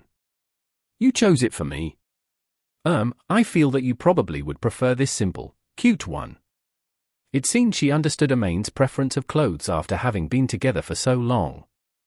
Amain knew that anything would look good on Mahiru, and would not instruct her to wear anything in particular, but he preferred the innocent type.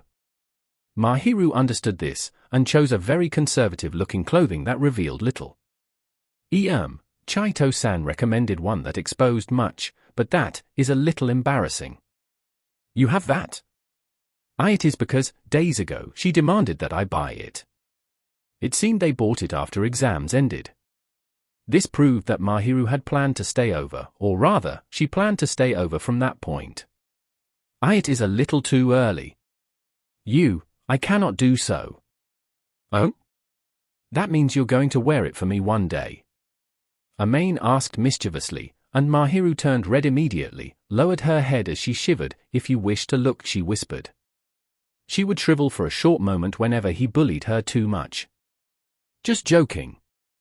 Amain shrugged and chuckled, and Mahiru kept her head low as she scampered towards Amain, sitting next to him. He looked aside, and found the red-faced Mahiru looking at him with moist eyes. And not that I am unwilling. It is just awkward. I get that. You don't have to be so desperate. You're making it sound like I'm the one causing you to cry. I am not crying. It is just awkward. I get that, you don't have to push yourself. So Amain thought, but if that happened, Mahiru would surely shrivel and shiver, but that was fine. He personally felt that she could wear it for him when she wanted to. Mahiru let Amain pat her head and console her for a while. But really, you spent quite some time in there. He asked once the redness on her face faded. Mahiru lifted her head, and her eyebrows dropped a little. I need to take care of my skin and dry my hair. I see. Your hair's very long after all. Her hair was beyond waist length, and needed a much longer time to dry compared to Amain's. Furthermore, she had to care of it, which would require more time. You say that, but you have not dried your hair. Got mesmerized with studies. I have told you many times that you will damage your hair if you leave it be. I did bring my hair dryer over so that we can use it separately, goodness. Mahiru sighed with dismay, covered Amain's hair with the towel dangling on his shoulder, and rubbed off the moisture. The hair was mostly dry, however. You have to dry your hair well. So she coaxed. She carried that bag with her each other the bath, took out some unknown fluid, and brushed it through Amain's hair. She then continued to rub the liquid in her hands, and spread it inside out of his hair. Your hair may be fine since it is so smooth, but you can be prettier if you care for it a little more. It is a pity, are you listening? I am, you're really amazing, Mahiru. Say, you are not listening. She went behind him, cutely scolded him, took a dryer, and blew it on his hair. Amain gently chuckled as he felt the warm, not too hot wind. I wonder if she'll be angry if I say that I'm waiting for her to do this. He was not complaining about the hassle, but he knew that she was very dedicated to it, and hoped for her to do so on such days. But if he were to say it out, Mahiru might really be incensed, in a cute manner. He kept those words to himself, closed his eyes, and enjoyed Mahiru's gentle artistry. Chapter 195. Out of the bath, an embrace. She leaned her body over, and Amain gently held her palm. Thank you. Muttering so.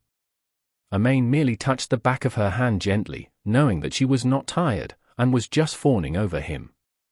He did not do anything more. You are very patient during times like this, Amain-kun. So that means I usually don't. I do not mean that, but you do dote on me whenever I fawn around, and I am especially glad. Then go ahead and do so. I'll be more than happy to spoil you. Spoiling the always hard-working Mahiru was truly enjoyable. After all, this overnight stay was a requested reward, and Amain could not help but pet her. Do you want me to pat you a little more? He gently whispered, and she shyly lowered her eyes, putting her forward on Amain's elbow, rolling about. I did experience that sufficiently during the bath. Any more and I will melt. It's fine for you to melt. No worries. Lest I be unable to stand up. Because you do not know how to hold back. So Mahiru said somewhat emotionally, and Amain instead felt nonplussed, numb to it. I think I'm holding back somewhat. Amain assumed he had been controlling himself from going overboard, or Mahiru from crossing the line. There were times when he got too carried away, resulting in Mahiru pouting away. He however did not go all out. He gave a wry smile as she butted with her forehead, and lowered his head to kiss her. I want to pet you more, and turn you into water. Amain felt extremely agitated as he imagined Mahiru melting away, still unused to fawning around, showing a sweet face. He had nothing else in mind, and all he wanted was to see Mahiru looking happy, which would make him happy. However, a red-faced Mahiru shook her head vehemently. I will die. Especially when you say such words, Amain-kun. Especially? Nothing, please do not mind. But I mind. I am fine either way, I am glad to be doted on, but please do not overdo it. It is stressful to my body. Mahiru inched her body away, and turned her head aside. She probably wanted to look away from Amain, for she stared. Chapter 196. Good night. He just wanted to go to sleep, as it was soon to be bedtime, but Mahiru appeared tense in his clutches, and her body was a little stiff. Don't worry, I won't do anything. Amain whispered, put Mahiru on the bed, and she looked up at him with a blushing face. Why you do not need to carry me over? You look sleepy. It's almost bedtime. You say so, but I always do wonder, am I not heavy to you? How weak do you think I am? Amain did at least do some muscle training and jogging, and trained so that he would not embarrass himself. He could at least lift Mahiru. He might have difficulty lifting her back when they first met, not because she was heavy, but because he was weak. I still need to carry you. I'm not that weak. Yes. I can't carry you over my shoulders though. Amain joked. Mahiru widened her eyes and smiled. Once he saw Mahiru's lack of tension, he gently sat next to her on the bed. Her cheeks were slightly red, but she did not panic, and instead leaned over towards him.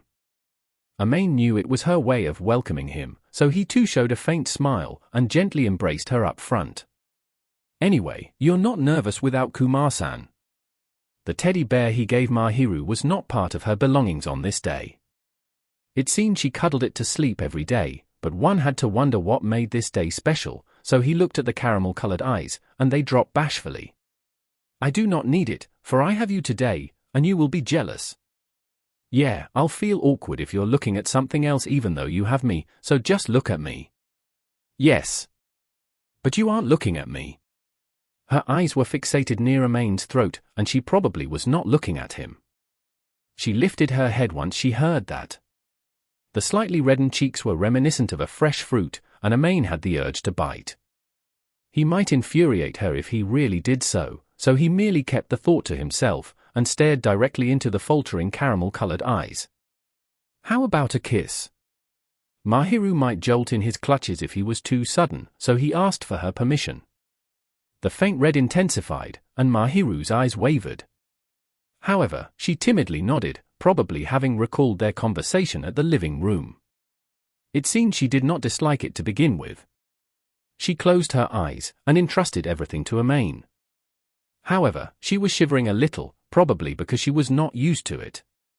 The manner in which she shivered was as adorable as a little animal, and once he realized this, he smiled, exhaled, and with a slow movement that would not agitate her, he brought his lips onto her sealed lips. Mahiru was so soft and tender all over. So too were her lips, and they were damp, soft, bouncy, more vibrant than his. More importantly, there was a slightly sweet fragrance, probably coming from Mahiru herself. He gently pecked at the pink lips, and enjoyed that softness slowly, really slowly. Whenever his lips grazed by and held hers, her body would shiver, but she never tried to escape nor show disgust, which showed that she probably accepted him. So cute! He looked at her face as he kissed her, and saw a fine reaction. One moment she was ticklish, and the next she was comfortable. She might feel embarrassed, but it seemed she liked kissing. Amain did not show any worry, and kissed her successfully. He licked her lips, and she quivered. However, he did not reach his tongue in, and merely savored the sweetness, which caused her to relax and lose all tension. Her body and expression softened, and she was so adorable. Maid pecked at her lips once again. Once he savored her lips sufficiently, Mahiru slapped at his chest, seemingly indicating that she was at her limit. Upon being told to stop, Maid obediently moved his lips away. Mahiru was blushing, slightly panting as she glared at him. However, she remained somewhat dazed, and was not looking intimidating in the slightest. That was a long time. Can't I? Not that you cannot. Maid got carried away as Mahiru had accepted this so comfortably. He would not have done so if she appeared unwilling. Truth be told, she would have escaped if she hated it. In other words, there was no way she did not enjoy it, since she accepted so. May I say something? Say what? You are so sleazy. What sleazy? Why are you so skilled at this? Your reaction tells me it's good. It seemed Mahiru assumed Maid had it easy, and she raised her eyebrows slightly, but Maid himself did not. He could count the kissing experiences he had, and gauged his actions based on her reactions. Even if he did not ask, it was clear that she would turn limp whenever he did so. He did pay attention whenever he kissed her.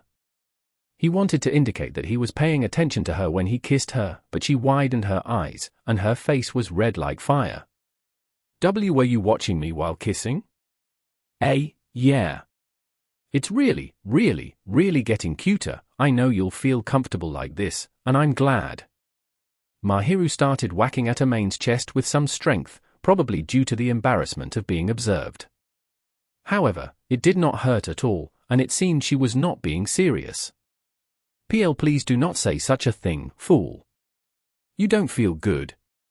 I feel blessed, but please do not make me say it. There are some things you need to say.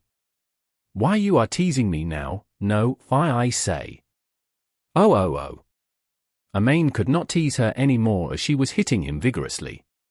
He did not intend to tease her actually, but Mahiru might have assumed so. Please do not bully me. Sorry, don't be angry. Maid patted her head, and she looked up at him, somewhat seething. Are you assuming that my mood will improve as long as you pat my head? It's not. It is, but I am not letting this slide. Too bad. Maid shrugged, and Mahiru looked miffed as she leaned onto his chest. Hug me, or I shall pout. Affirmative. It seemed that Mahiru wanted Maid to pamper her gently, rather than being miffed. She head-butted him, and leaned on him while acting angry. Maid was more than glad to oblige, and hugged her. This time, he did it gently and earnestly. He cautiously patted her back, and hugged her. She buried her face into his chest for a while, and slowly lifted her head. After a few minutes, he checked to see if the face appeared pouty, and was a little relieved. You are sometimes mischievous. Sorry, I just want to dote. Just do it normally. Goodness gracious. Mahiru responded in such a manner, straightened her back, and wrapped her hands on Maid's neck. She then kissed Maid. It is unfair if I do not have a go for once. And whispered so to a dumbfounded Maid. Faced with the impish smile and voice, Maid buried his face into Mahiru's neck with a wry smile. You got to understand how destructive you are right now. It is unfair for you to do so alone, it is ticklish. Mahiru took the initiative to fight back, and Maid immediately panicked. He then kissed her neck to hide how rattled he was. A little whiff, and he scented upon an indescribable milky scent. They used the same shower cream, so this meant that this scent belonged to Mahiru in the first place. So fragrant. I do use some body lotion to keep myself moist. Maybe that is. It seemed the fragrance came from that body lotion, but Maid felt it contained some of her own scent. Even without doing anything, Mahiru would give off a sweet scent. She never laxed on taking care of herself, and her skin moisture remained. You're going to keep your skin smooth. I do pay attention to many other things, which is why I can maintain such a nice skin. Girls really have it tough, spending so much effort. I am doing it for myself. You're right, girls like to dress up and make themselves look better after all. Mahiru was trendy and liked to dress herself. Even if she did not date Amain, her insistence towards beauty might never disappear. Amain had no illusion of wanting a girl who would dress up for a boy. He understood that Mahiru did so for herself, and could agree with what she said. This is one reason. But it seemed that was not the only reason, as Mahiru whispered. You mean there's something else? Well, it feels better to touch, right? Well, it's your own body. She would be the one touching herself most, so it would be great if her skin felt nice to touch. No, not that, when you touch me, Amain-kun. And it was because of his prior conception that he blurted out when he heard Mahiru's reply. I do not want my skin to be so parched when you touch it, that you will be disappointed. It feels comfortable to touch smooth tender skin, no. Why yes. Amain clearly faltered, not expecting her to have thought of letting him touch. Her face remained red, but Mahiru did not intend to retract her words. She latched onto Amain with more force, and shivered. Please do not be mistaken. I am doing it for you, Amain-kun, and also for myself. It is my wish to let you touch me more. Touch me more. The moment she uttered those words, Amain instinctively rolled onto the bed with Mahiru. Kia. A cute voice came from the lips, and Amain shushed the lips, a faint groan coming through the gap. He pried through the lips, as though sucking, and the sound was hoarse, delicate, and sweet. Mahiru might be at a loss as to what to do, and was hapless as she flailed her hands, seeking something to grab. Amain held her flailing palms with his, which seemed to calm her down, relieving the tension from her body. Or perhaps it was more accurate to say that she was limp, at a loss due to Amain's sudden actions. After savoring Mahiru, who had become so sweet for some reason, Amain moved his lips away. Mahiru was dumbfounded, gasping away, and looked up with a sweet expression. Amain looked down at her, and narrowed his eyes. You understand the consequences of saying this on the bed, right? I'm really nervous too. Amain uttered these words that could be read as sexual harassment or a reminder, and Mahiru's face turned completely red as she covered it with her hands. You know I want to treat you well, to treasure you well, right? You know I want to spend some time to get used to it slowly, right? Amain loved Mahiru, wanted to treasure her, and hoped to make her happy. And it was because of such thoughts that he endured, even though he knew he would not be hated if he acted. His sanity did not break even though they were clinging together in swimsuit. He did not push her down onto the bed even though the atmosphere seemed ripe. But Mahiru's words alone caused him to nearly bury himself headfirst into her. Rather than her being bad, it was Amain's fault for not being capable of enduring. He however hoped that Mahiru would not do anything that would flip his switch. Much kindness and uncontrollable passion were invoked in his eyes and voice. After coaxing her, Mahiru nodded away while still covering her face. That's good, sorry for doing that so suddenly. You're shocked, right? I suppose so, yes. My heart was beating really fast. The sudden French kiss took Mahiru by surprise. She was still blushing, and would not show her face. Amain-kun. Yes? Next time, please, be a little less intense. Mahiru did not refuse, and instead intended to do so a second time. Amain quietly pried aside her hands.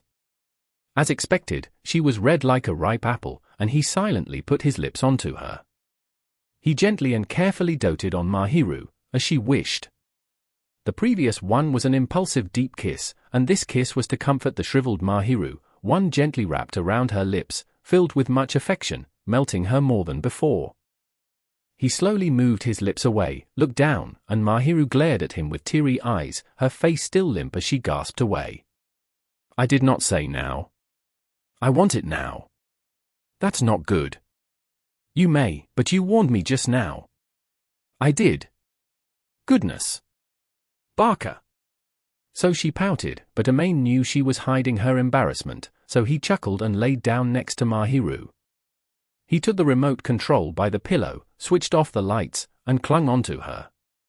Her fine body quivered, but only out of shame, and she instead took the initiative to lean her face into Amain's chest. "Thank you for treasuring me that much." "Yeah." Clear bliss seeped through her soft whisper, and Amain too gave a gentle smile as he embraced Mahiru once again. Perhaps they could take another step one day, but this would be enough for the day. Within his clutches was something he yearned to treasure, rather than act on impulse. "Good night." "Good night." After this little murmur, Amain embraced Mahiru, and closed his eyes. Chapter 197. Good morning. He turned his head towards the clock at the edge of the bed, ensuring that he did not shake, and saw it was 7 a.m. It was a rest day, and he did not need to wake up early. He intended to sleep an entire morning, and most definitely woke up a little early on this day. He did not think it was a bad thing, however, once he thought of how he had the time to see Mahiru, who had been sleeping blissfully. Mahiru was sleeping soundly, looking so innocent. She looked completely relaxed, probably because she was in Amain's clutches. Anyone seeing that adorable sight would be healed. So happy. Amain recanted the blissful moments only he could savor as he embraced and enjoyed her warm, soft body. He wanted to sleep just like that. He naturally felt his face relax as he looked at the face of his dear lover, and maintained this expression. Then, Mahiru twitched. It seemed she was not awake, however, and merely inched a little, changing positions, and returned to his chest. She looked so adorable, and he quietly gulped. If only it's like this every day. Surely it was a blessed thing to be able to spend time together with the one person who mattered to him. However, the damage to his sanity would be abnormal if they were to remain together in this situation. Perhaps an occasional stay overnight would be fine. If she were to visit every day, Amain had no confidence that he would not love her all over. If possible, he wished to make contact only after they got used to it, when they got more intimate, and when Mahiru hoped for it, and not to act on impulse. He endured with all his might, stroking her smooth hair silently with his fingers. Mahiru twitched once again, probably because the touch caused her to regain consciousness, and she lifted her head. The originally sealed eyelids were half opened, and caramel-colored eyes were revealed. She showed a sleepy look, and looked towards Amain's face in her delirious state, gave a fluffy smile, and buried her face into Amain's chest once again. "She's definitely sleepy." Amain quietly laughed, patted her back, as though coaxing her. She laid comfortably for a moment, and finally regained consciousness as she looked towards Amain once again, her eyes widened compared to before. "Good morning." "Morning. You enjoyed your sleep?" "Yes." Her face turned red immediately, and it seemed she remembered herself fawning with Amain even during her groggy state. Mahiru was so adorable, and Amain was more than glad to have her fawn, so he was fine with that. It seemed that she was embarrassed to show how numb and careless she was. Amain hugged her once again to console her, kissed her on the forehead, and the redness on her face intensified. "Amain-kun, you do not seem that embarrassed recently. It's just us two, can't we?" "No, not that you cannot, but it too stimulating after I just woke up, embarrassing, and awkward." "I won't do that in the future then." You're not feeling awkward. Not that. You don't want me to do this again because you don't want to feel awkward. Not that, why you know what I mean, right? I don't want to do anything awkward that you hate. Goodness, I want it. Mahiru was red-faced, shivering as she answered hesitantly, and Amain rubbed her head with a smile. "Sorry for teasing you too much, so you mean I can do it anytime as long as it's not right after you wake up?" No, you are correct. Is it a yes or a no?" Amain retorted mischievously, knowing what Mahiru wanted to convey, and kissed her on the forehead again. He was not exactly unashamed, but his endearment of her was strong, and he would act accordingly. Mahiru was one to easily feel uneasy, and it was better to express his love. He thought it was adorable how she was shivering away, so he cuddled her, and she wanted to escape the bed in embarrassment. Of course, Amain could not possibly let her leave, and locked her in his clutches. I want to prepare breakfast. Stay here a little longer." "But." "No good. I want us to be together for a little longer. So he implied as he stared at her face, and her cheeks turned red, her eyes swimming. Not that you cannot. NN. Once he was allowed, Amain embraced Mahiru gently once again, and she murmured away, burying her face into his chest once again. How sleazy. Sleazy, how? In various ways. You can push me off. This is what I mean. You know I cannot do so. Mahiru whispered with a pout, and rolled her forehead about on his chest. It seemed she was fawning around rather than pouting though. Amain gently combed his fingers through Mahiru's hair, and she leaned over comfortably, her throat making a deep rumble. Never thought she likes it when I fiddle with her hair. So he thought as he continued to do so. Mahiru let Amain continue for a while, and then lifted her head. She looked relaxed, relieved, but her lips were curled into a mound. I will be in trouble if you turn me into a good-for-nothing, Amain-kun. Best if you can become that only to me. Mahiru was always on alert outside. At this point, she was showing a little of her usual personality, but she had yet to discard her angelic actions. It was to be expected that he wanted to dote on her and melt her into a puddle of water. Same to you, Amain-kun. I'm already one, just that it only happens when I don't have you. That is good. I too will become a good-for-nothing without you, Amain-kun. Yes. Either way, Amain did become a good-for-nothing thanks to Mahiru, and vice versa. Amain smiled at Mahiru, who was in fawning mode, and cuddled Mahiru as he closed his eyes, hoping to drag on this little moment a little longer. Chapter 198. After the breakfast on the day after the stayover. Like usual, Amain had Mahiru's breakfast, washed his clothes, tidied up, swept around, and relaxed. Cleaning up had become a habit to him thanks to Mahiru, so his room was often clean, and he did not need to spend much time doing so, which he was grateful for. What's for lunch? We had some leftover meat sauce from the pasta, and I intend to use a little container to make lasagna. Another tedious dish. I shall make some white sauce. Is there anything else you want? Just do what you want. Everything you cook is delicious. Looking forward to them. Such a sweet talker. Mahiru giggled, but truth be told, her dishes really were delicious. Amain felt an ordinary high school girl would not be able to accomplish that much, and her dishes were better than any poor restaurant out there. Of course, this was his bias as her lover, but her cooking really was delicious, so much that Amain had no desire to go out to eat, and wanted hers. Looking forward to it. He marveled, and Mahiru gave a perturbed smile. I guess I have to exhibit my skills now that you say so. Just the normal will do. I shall do my best since you are looking forward to it, Amain-kun. Please look forward to it. He was delighted to hear her say this, but Amain was sorry about having her work so hard, so he patted her while she sat next to him, getting her to relax. Mahiru, who was suddenly patted on the head, started to murmur. Have you cultivated a habit of patting heads for no rhyme or reason? But she did not look unwilling, and let him play around. After patting for a while, Mahiru naturally leaned over, and he too cuddled her naturally, putting her on his lap, and she gave him a strange reproaching look. Why are you pampering me again? Because I want to cuddle something like this. I shall lend Kumar-san to you. I prefer Mahiru. Goodness me. This is special. So she said, and comfortably leaned on Amain, who chuckled as he pulled her to his chest, beginning to pat her head again. Don't ever show this those guys at school. I do not wish to let them see. It is only for you, Amain-kun. Thanks for that. Things would really got rowdy if the boys saw Mahiru completely melted and fawning away. Amain was the only one allowed to see this.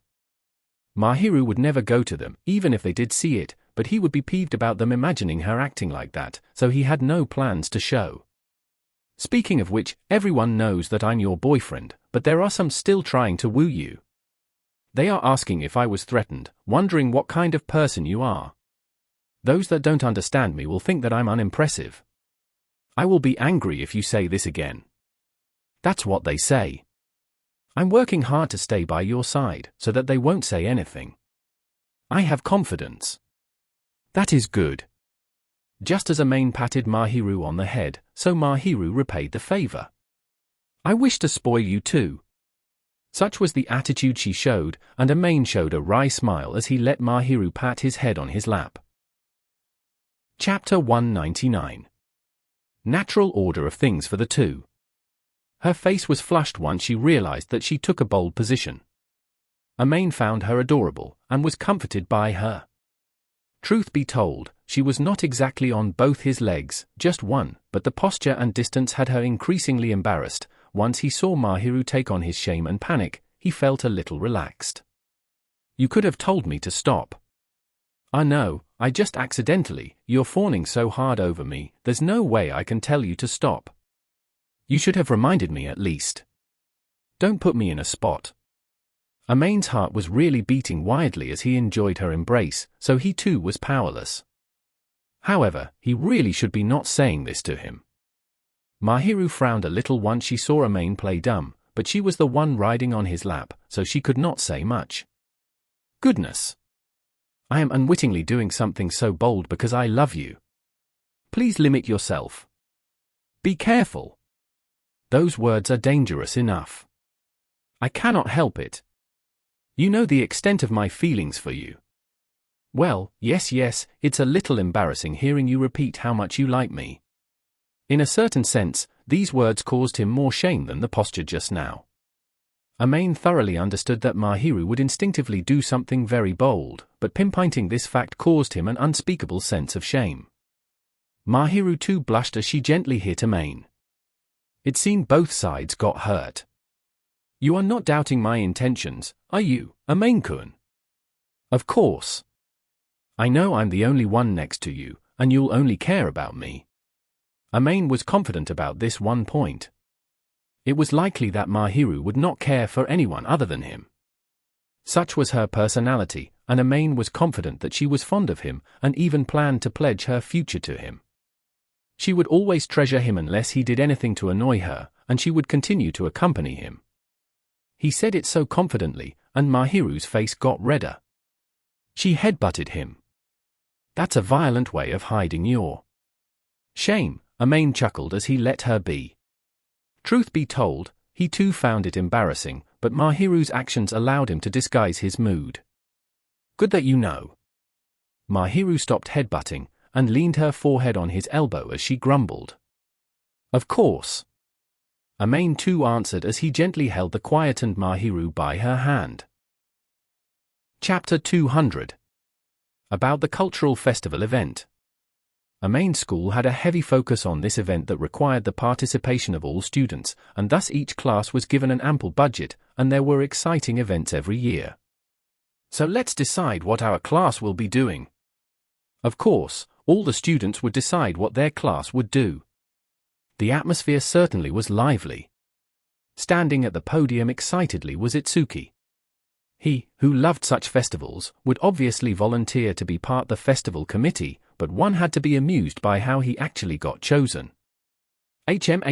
So, what we're doing for this culture festival? Before that, I'll like to point out that there's a fixed number of classes allowed to do food stalls. Basically, every class is planning to do food, so competition will be intense.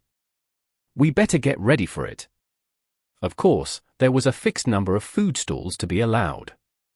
F&B stalls were very popular, for they often were good chances to run a business, and every class might want to run one. This would mean there would only be food stalls, and thus a limit was imposed. Also, there was no way to satisfy the demand fully, due to hygiene concerns and space in the cooking classrooms. So check out the documents passed down. There's quite a few things listed that we might need to spend on, but we actually have them. Check through everything, even those that aren't written that can be suggested.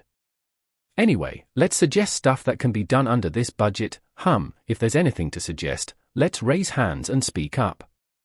Once Itsuki said so, the students started raising hands frantically. Their eyes were dazzling, and the importance of this activity was obvious. After all, the Culture Festival was a highly anticipated grand event. But I just skipped it last year. Maid was not as enthused as a student should be and went through the cultural festival just like that. Back then, his class elected to sell handmade products, so he did as asked and tended to the stall during his time. He stared at the exuberant classmates from afar. Me. I recommend a cafe, that's always a must for this festival. That's expected.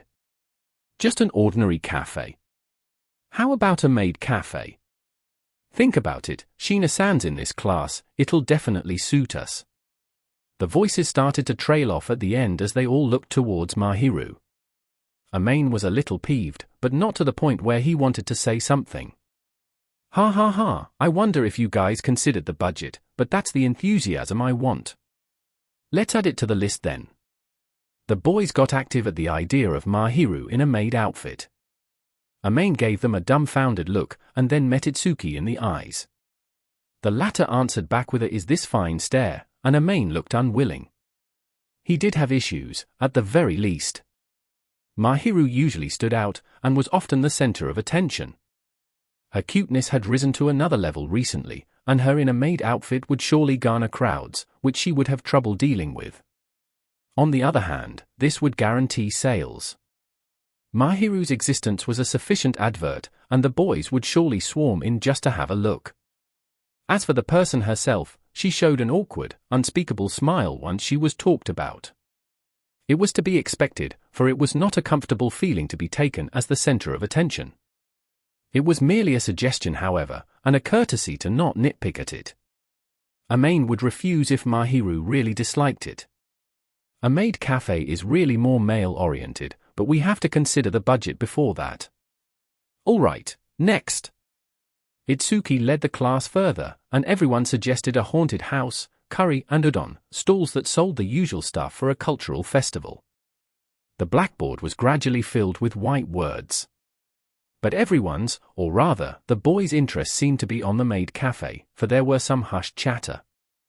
Shiina-san in maid uniform though. But that Fujimaya's around. Don't worry, Fujimaya's a guy too. He'll definitely want to see his girlfriend in maid clothes. Maid heard that, but unfortunately, he disagreed. It would be a complete lie to say that he did not want to see that at all, but he did not wish to parade her around as a trophy. He did not want to insist on her wearing it, knowing how tired she would be. Maid glared at them, and they hastily looked away once they noticed. Mahiru giggled as she probably noticed, and Maid's eyes relaxed a little. Say Maid, any suggestions? Itsuki suddenly asked, and Maid looked over in annoyance. Why me? You look like you have something to say. Maid did have something to say, but not to him. Nevertheless, the mere mention had his classmates looking at him, and he would ruin the mood if he did not. After wondering what he should do, he chose what seemed the easiest to him. If I have to put it, maybe we can investigate some local history and create an exhibit. The class quieted down once he said his idea. It was awkward, like a dampener. So why? I think it's good though. Once we investigate all we have, we'll show a little exhibit, and then we get the free time to go around and enjoy the festival. We don't have to worry about the time, and can visit any class we want. I see. Such a sentiment echoed in the class once Maid changed his explanation. Maid did not think the students would be interested in local history, and he just wanted some free time after their preparations. A food stall would be popular, but it would definitely require lots of time, manpower, and labor. Money would be involved, and they had to tend to the stall, which would make things difficult. An exhibit, for example, could be set up during the preparation phase, and only 1 or 2 persons would be needed. A cultural festival had 2 days, one for each person, would not take up an hour, and manpower and time-wise would be very efficient. The most important thing, however, was that it would not generate revenue. Visitors could stand wherever they wanted. An exhibit would be easier for those who had no confidence in their service skills, looks, and culinary expertise. Maid was completely aware of this as an example. Say, it's really just like you. Itsuki did not hold back on how dumbfounded he was, and Maid merely stated his thoughts, turned aside, and shut up. Mahiru too looked over, her eyes basically stating, It really is just like you, Amain-kun. Amain felt awkward, but he could only sigh as he could not retract the words he said. So the top vote goes to the Maid Cafe, so it's decided all right. For the time being, they decided on the Maid Cafe, which got the most votes from the boys. I'll report our decision to the student council, and we'll draw lots. If don't win, we'll choose the haunted house that came second. We'll also have to find someone who can get us the clothes, since the budget definitely won't be enough. You can ask anyone who knows about such stuff. Just remember that if we can't settle this, we'll just set up a normal cafe. The host Itsuki exhibited his natural cheerful personality and capabilities as he swiftly stated what was needed before leaving the classroom, probably for the student council.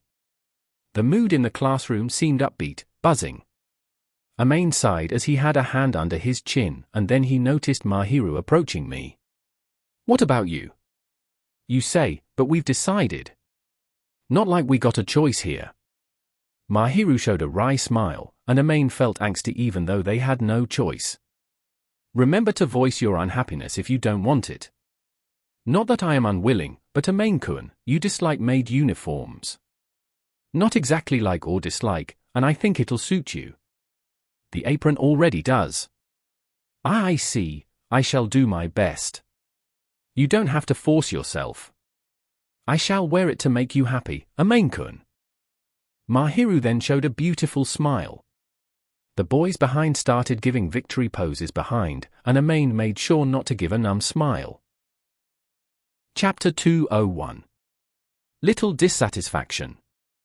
Kadawaki joined in after school as it was a rest day from club activity. Amain then realized that his feelings were clearly shown on his face. Is my face that obvious? Nope, about the same as usual. It just feels like there's a little change from your usual demeanor. They were at the bookshop at the station, about to leave after buying their textbooks when Kadawaki mentioned so. Amain instinctively reached for his cheeks, found his face to be stiffer than usual, it seemed, and his eyebrows were raised by a few centimeters. He did not wish to show his expressions excessively, but it seemed he was unable to control it completely. Feeling a little embarrassed and useless, he sighed. Well, sorta. I don't feel so good. I don't want her to be an exhibit, just to keep her to myself. Of course, there was no reason he would be happy to have his dearest girlfriend be the center of attention. There would be curious stares, along with some urge to covet. Mahiru doesn't look like she hates it, and I can't just oppose the class by asking for preferential treatment for her. That shows my immaturity, that's unfair on my part, and I can only shut up. There's something called peer pressure after all. I know how much Mahiru will contribute to our sales after all. I'm just unhappy that the risk might be way too much compared to the payoff. Sorry about that. It's not about you. It's my fault for not being able to explain what's good about my plan. Kadawaki did not need to apologize at all. Amain, however, could not bring himself to blame the boys who suggested this. There was a lingering, nauseating anxiety. Guess we got no choice since it's decided. Amain gave a long sigh, and Kadawaki showed a conflicted smile. I did vote for the exhibit. It's risk-free if we take a pragmatic look at it, and there's high return. At this point, I probably will be assigned to receive the customers. The reputed prettiest girl in school was asked to serve, and similarly, so would Kadawaki, who was very popular with the girls. Kadawaki hoped to stay at the back, but it seemed unlikely. That really rare handsome face was a detriment in this situation. Are us guys supposed to wear maid outfits too? I don't think we'll be forced to do that, but since the girls are in maid uniform, the boys will be dressed as butlers, right? If only we can deal with the clothes. Well, I heard someone in class knows of a person who manages a cafe, and maybe they can prepare clothes for the boys too. Oh dear. It was the worst intel for Amain, who wanted to avoid the maid uniform. Since they had no issues, Mahiru would surely serve food in a maid uniform. Fortunately, it seemed clothing was prepared for the boys too, and there was nothing to cause a tragedy of gender bias. Why is the class so united at such moments? But well, if the guys have to dress up and serve, you'll suffer too, Kadawaki. Kadawaki would certainly suffer given that he, the popular one, would have girls flocking to him. Don't make it sound like it doesn't concern you. You probably have to step up too. Eh? You know how to cook? No. Maid could not answer. And besides, you can't relax if you aren't keeping an eye on Shiina-san. It'll be bad if anyone suspicious is to eye her. That's right, but what's the point of me wearing that?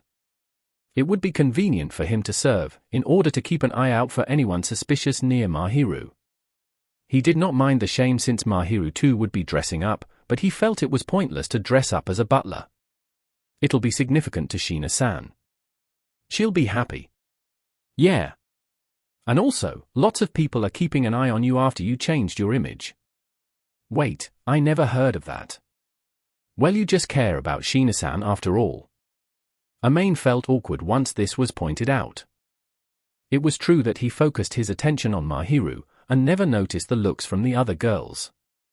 Ultimately, he never expected such stares directed at him, so he never realized so. Maid gave Kadawaki a look of disbelief.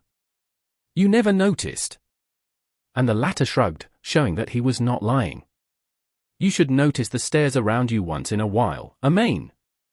Well, it's more like they're looking at you like some warm thing, so it's nothing dangerous, probably.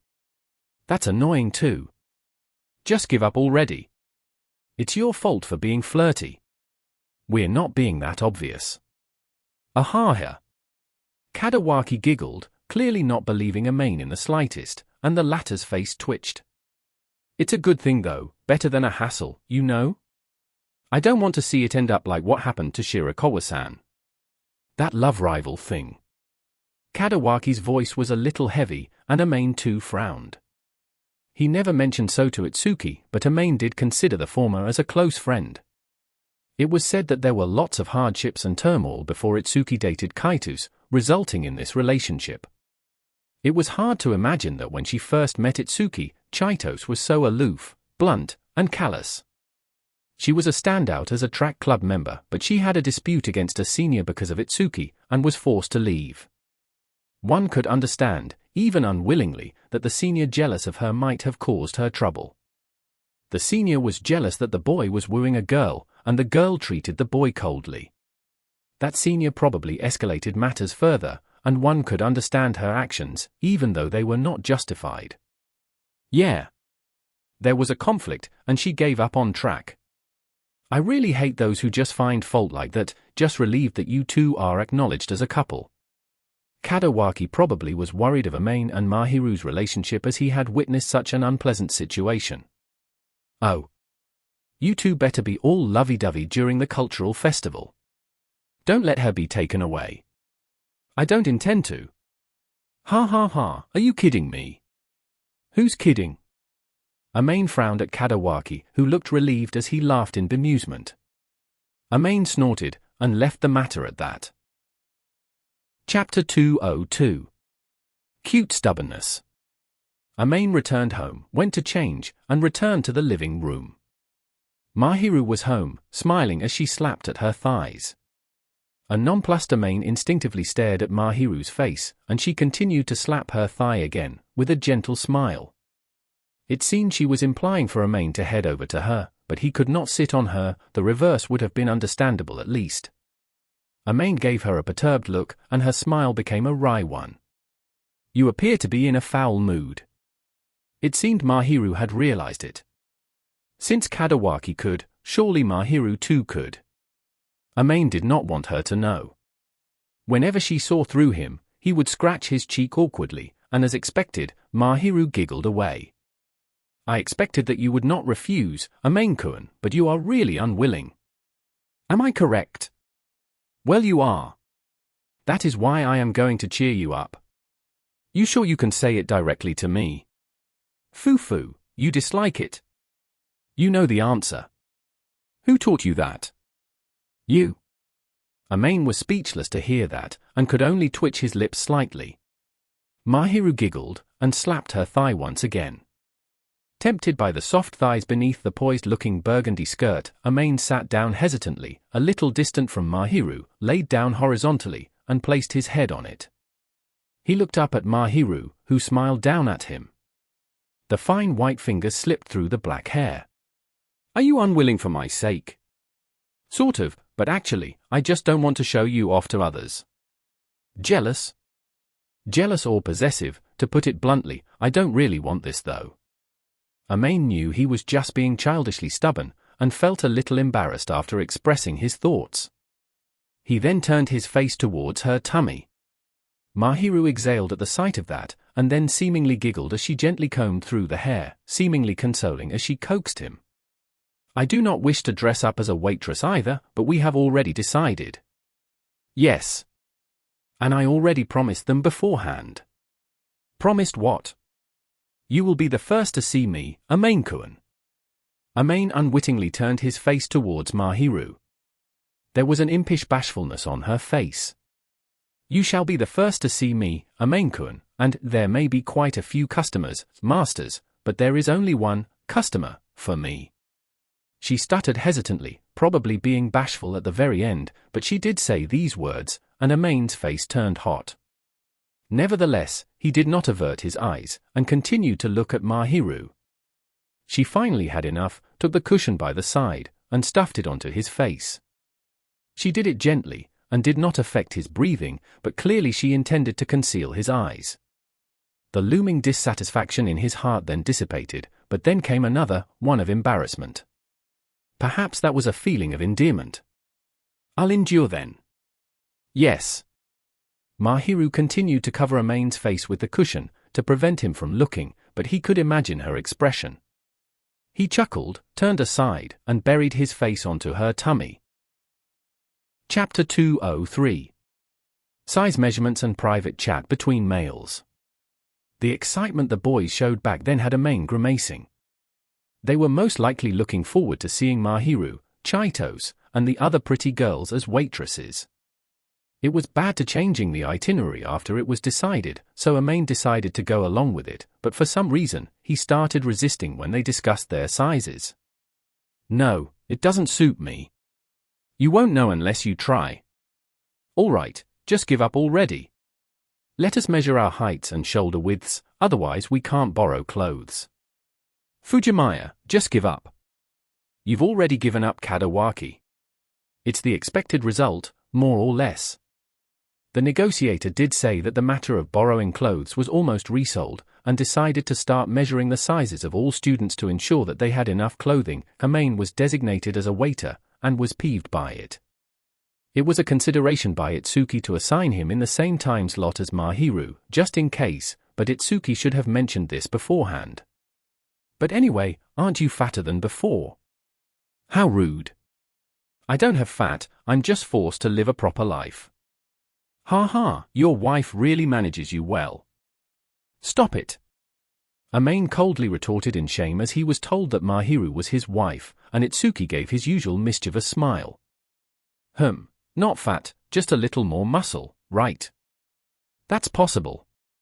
I've been training using Kadawaki's methods." "I want to know what that is."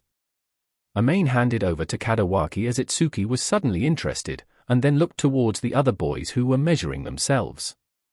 They were whispering away, and he was curious as to what they were talking about. He pricked his ears, and heard some excited voices. It seemed they were talking about Mahiru. "Shiina-san in a maid uniform, that's great. She's measuring in another classroom, right? I imagine they're amazing.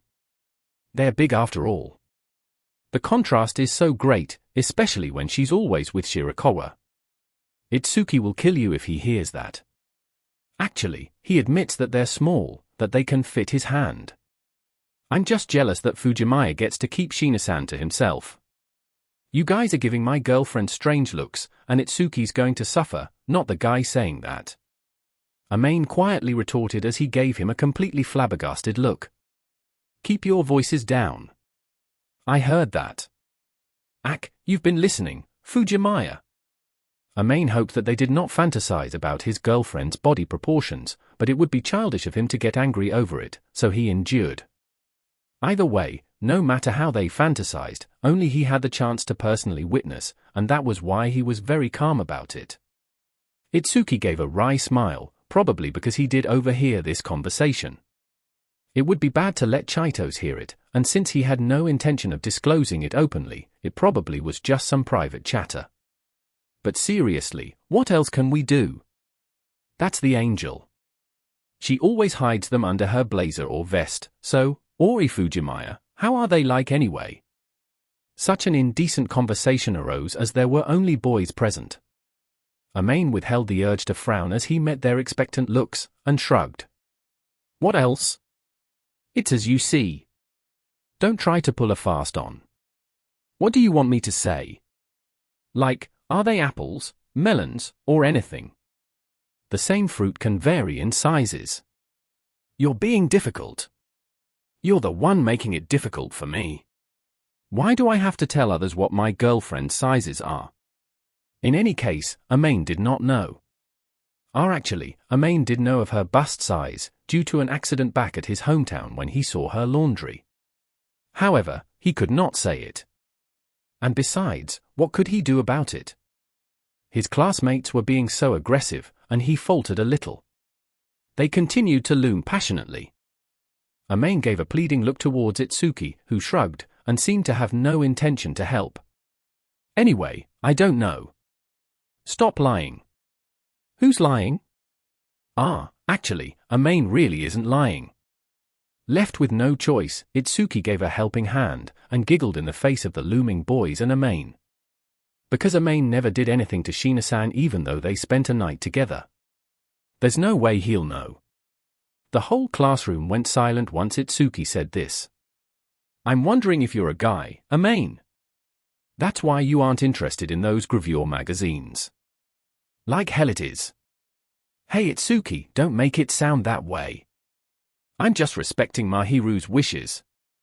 That's what people call cowards. Say. No, but actually, she's willing to spend the night with you, right? Girls aren't stupid. They'd would thought about that.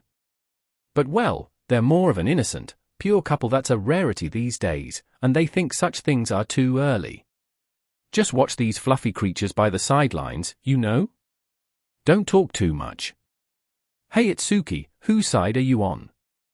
I'm always on your side. I don't believe you. Once Itsuki said this, all the boys gave looks of pity, and some even gave warm, gratified smiles, which had Maid's face twitching. I'm not innocent, and I would have done so if I could, but I'm just thinking of the future. Oh. Ori, why are you guys smiling? What are you looking at? Maid felt so awkward, and gritted his teeth, and the gratified looks of pity increased in numbers.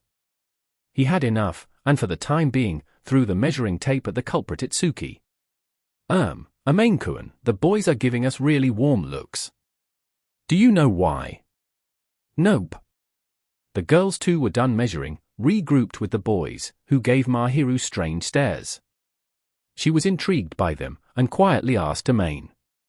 The girls too gave Maid warm looks, and he wanted to ask Mahiru the same question. The girls are giving me strange looks too, did you say anything, Mahiru? Nothing. I did not say anything that will affect your reputation. So you mean you said some things that will not affect my reputation? Please be at ease. I simply mentioned what I usually do with you, how we spend our time together. To be specific. You really are amazingly gentlemanly. You too. No, nothing. Maid could not mention that he was criticized for not being a man. He quietly panicked, but answered nonchalantly, and patted away at a dumbfounded Mahiru on her head. Don't talk about that stuff again. I'm embarrassed. Why yes, but I did learn a lot from everyone, and benefited much. Say, I'm worried about what you're being taught. Chitose had imparted lots of useless knowledge to Mahiru, and it was likely the other girls did weird things. Maid had a feeling Chitose would have held back somewhat, but he hoped to ascertain what Mahiru was taught. I do not think there is anything making you awkward, Maid-kun. The girls are doing that with their eyes. It is to be expected. I don't think so. Hey, you two over there, it's fine for you to flirt, but we should get down to serious business, so stop flaunting. The committee member Itsuki was at the podium, looking around, and shrugged. Maid had no intention to flirt, but it was pointless of him to say so in this situation. Those two aside, let's decide on the cafe menu. We should have done so earlier, but I think would have trouble if we didn't reserve our clothes. The classmate in charge of renting clothes has made measurements out of everyone, and is now contacting the supplier. The boy's data is here. Don't misuse it. Itsuki, a capable leader himself, swiftly gave instructions and handed over the measurements to a girl who was strangely enthused, asking her to rent clothes. Maid thought with a wry smile that they probably wanted to see Kadawaki as a waiter. First of all, raw foods are a no-go. We only get a certain amount of time to use the cooking classroom, and we're going to focus mainly on pastries and drinks, because of the expiration and hygiene purposes. No issues so far. None tilde? And don't add anything weird chi. Rude. Chitose did do so during Valentine's, but that was a select few. She probably would not do so this time. Drinks-wise, we can use coffee, tea, and juice. Anyone with other ideas can raise their hands. I'm just suggesting common stuff. Let's see, how about ice cream? I want some cream soda. That's a nice idea, but how are we going to keep it? We can store them in the cooking classroom and then bring them over, but since it'll take up freezer space, we'll have to check with the student council. I'll take it down as reference and ask them when I hand over our plans to the council. What about snacks? Thought about it, but it's too much work, and will take much time, so I don't recommend. Too much effort to make our own stuff instead of serving pre-made stuff. The only snacks I can suggest are hot dogs and sandwiches, and other classes are doing hot dogs. They'll hate us for stealing their business. If we do too much, it'll make it difficult for us to handle, and we can't balance the finances. We can just ignore it if there's no real demand. What do you think? Guess we got no choice then. Itsuki quickly went on a spiel to summarize the discussion. Maid realized that Itsuki really had talent for leadership. How reliable. And Mahiru too probably felt the same as she giggled so. Anyway, this is all we have for now, and I'll just sort this out before heading it over to the student council. About how we're going to get drinks, like coffee, I know of some who sells coffee beans, so I'll go chat with them, take it as promotion for them, ask them if they can sell to us at a cheaper price. We got this chance, and it'll be great if people will talk about the taste. Whoa, so reliable. Don't fall for me, man, I don't swing that way. Itsuki joked, but he did do what he needed to, decently even, and that was what he was amazing at. Maid was really impressed by the cheerful personality and leadership he could not imitate. He thought of the itinerary that would follow, and sighed. I just set up a haunted house last year after all. On one hand, Maid felt it was a hassle to serve customer, but on the other, he was really impressed by the fact that he was participating in such a student-like activity. He, already on the gloomy side, felt cultural festivals were just a waste of time and effort, but with Mahiru next to him, he felt it might not be a bad thing to create some memories. What is it? Nothing, just that we should work hard for the festival. Fufu, yes. I am looking forward to seeing you serve customers, Maid-kun. I have a bad attitude though. He coldly responded to Mahiru's teasing, and the latter showed a happy smile. Chapter 204. Cultural Festival and Service Practice. Part of the reason was that it was their second year doing so, and everyone was used to it. More importantly, the boys and girls of this class were clearly united for selfish purposes. They were naturally busy, as they had to tend to their studies and prepare for the festival, but Maid was numb to the hustle and felt strangely fulfilled. Ori, there's a mistake on the flyer. Redo it before it gets sent for printing. How can we make a mistake on the school address? Where's the tablecloths?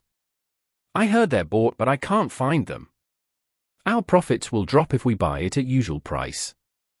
the students finished their assignments, and Maid and others heard the buzz while being guided on how to serve their customers. Fujimaya-kun, smile. Smile. Too stiff, too stiff. The girl in charge was a part-timer at a cafe, Ayaka Kido, and she was giving a wry smile at Maid, who was giving a fake smile. It was not that Maid could not smile, but to her, his smile was a little rigid. Just smile as you usually do.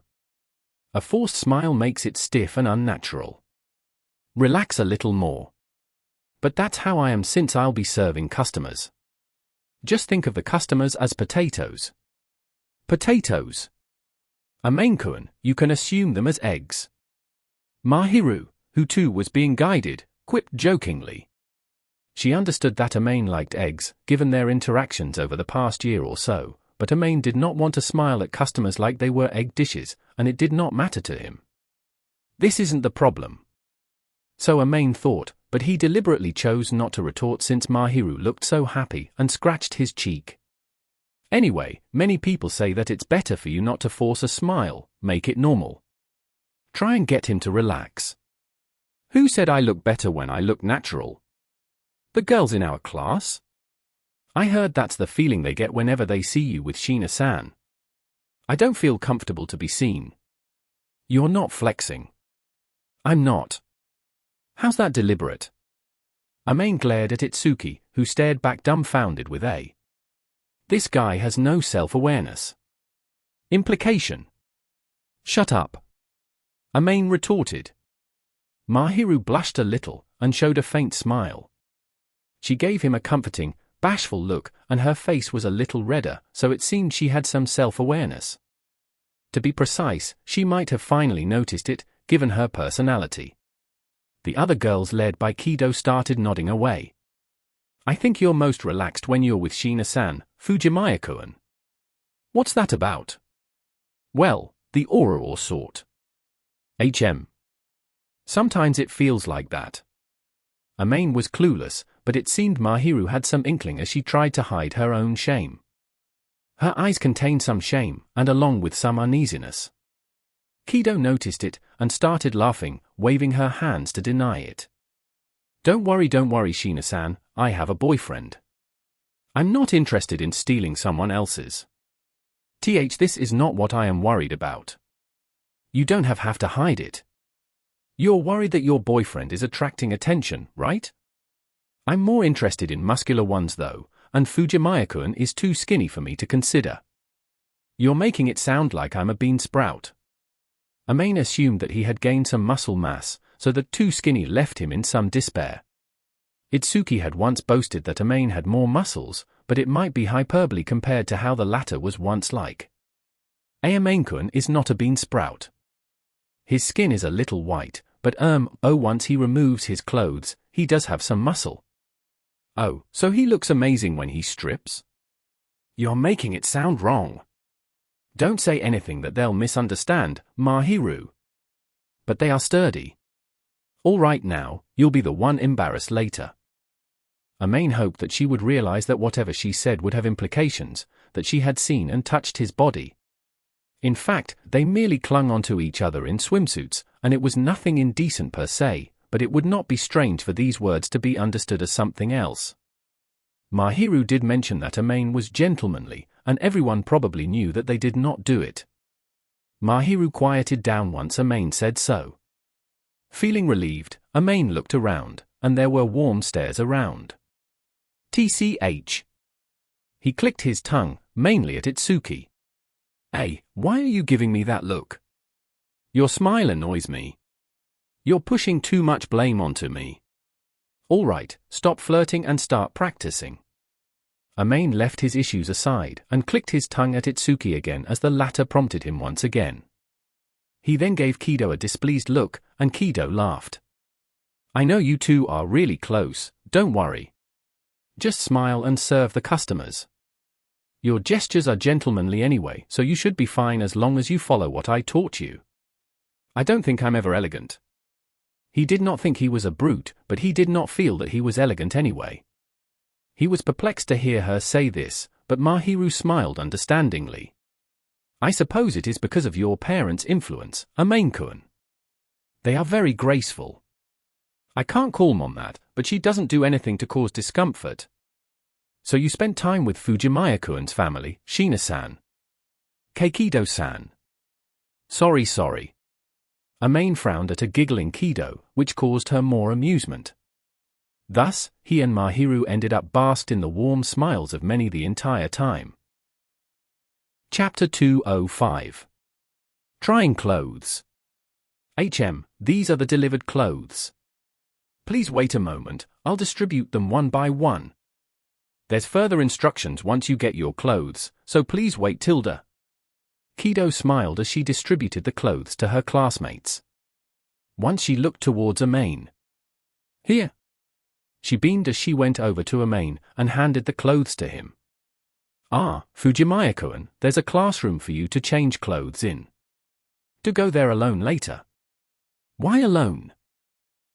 Special situation. What's with this situation? It's a little wish from Shiina-san, and I think we should fulfill it for her. She says she wants to show you first, Fujimaya-kun. Of course, everyone else agreed. Kido then said something to assure him. Amain felt sorry about that, and was grateful to Kido for being willing to do this for Mahiru's sake. Thanks, so he said to Kido and the girls who heartily accepted this turn of events. During this allocated time, Amain waited before that classroom, for he heard that Mahiru was changing inside. Of course, the curtains were pulled up. Everyone was supposed to head to their changing room, but they borrowed a classroom to practice serving their dishes. Also, the fluffy maid dresses would garner much attention if they went out. There was lots of stuff, paint on the corridor, which could have dirtied the classes. This might be a major reason for this arrangement. Why am I so nervous? He felt strangely, indescribably awkward once he thought of how there was a girl changing beyond the door. It's his girlfriend, and he did see her in her undergarments, practically, but his heart remained restless. He leaned on the door, and waited silently. You can come in. A tense reply came. Mahiru might have been nervous herself, and Amain chuckled as he did as she told him to. She was standing some distance away from the door. He closed the door behind him, and stared at Mahiru before him. She was dressed in a long-sleeved waitress dress that reached her ankles, a classic dress that had suitably blended into modern times. There were lumps at the elbow sleeves, as though there was air packed inside. It was a blue one-piece dress accompanied with an apron. Kido once said that when wearing miniskirts, they would wear another skirt underneath to prevent it from fluffing up. Mahiru was wearing a long dress that was not too big and formed a neat, fine silhouette. There were frills on the apron as decoration, and hardly any exposed skin, cultivating a prim, innocent image. Beneath the hem of the dress were ankles covered by black socks. On a side note, the black socks belonged to Mahiru. She would wearing socks all year long, so as to not expose any skin. This too was the situation. How is it? Mahiru tilted her head slowly, and the hair falling by the side fluttered. She would have to serve customers and deliver their orders. The flax-colored hair was tied in the back to avoid inconvenience. A white brim headdress ornamented her head, emphasizing her vibe as a maid. Suits you more than I expected. Is that so? Thank you. It is my first time wearing such a thing. Amain's earnest praise was received with a bashful reply. It suited her so well partially because of her beautiful face, and more so because her demeanor meshed with it better than expected. Mahiru herself was one who liked to serve others, and to be blunt, she was servile, and thus it seemed to suit her so well. Amain saw her fluffy smile, and naturally had the urge to withhold her from serving customers. Amain-kun. Sorry. It suits you so well that I don't want to show this to anyone else. It's too damaging. Fufu, what does it damage? My sanity. I shall pat your head later, so please endure for now. I too do not wish for others to see you in a butler uniform. It's all right, nobody's going to throw themselves at me. It does matter. Mahiru was fuming for some reason, so Amain apologized. It seemed she too realized that she overdid it. I should be the one apologizing. And softly apologized. You are more approachable ever since you changed your image. I do hear other girls praising you. I never heard of that though. They will not say such things to you. It is simply chatter between girls, and they will not approach you boldly with me around. Maid did not know what the girls chatted about him amongst themselves, and felt a shiver up his spine. Their views were mostly good-natured, according to Mahiru. However, he did not think he received their goodwill, and at most, some warm stares. After all, he felt that those girls who would approach him even though he was attached unacceptable, and had to refuse.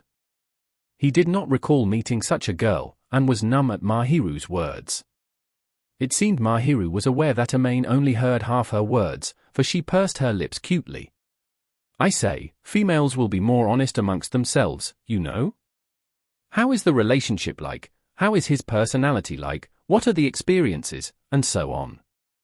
We do also talk about things we will never allow boys to hear. What in the world did my girlfriend get involved in?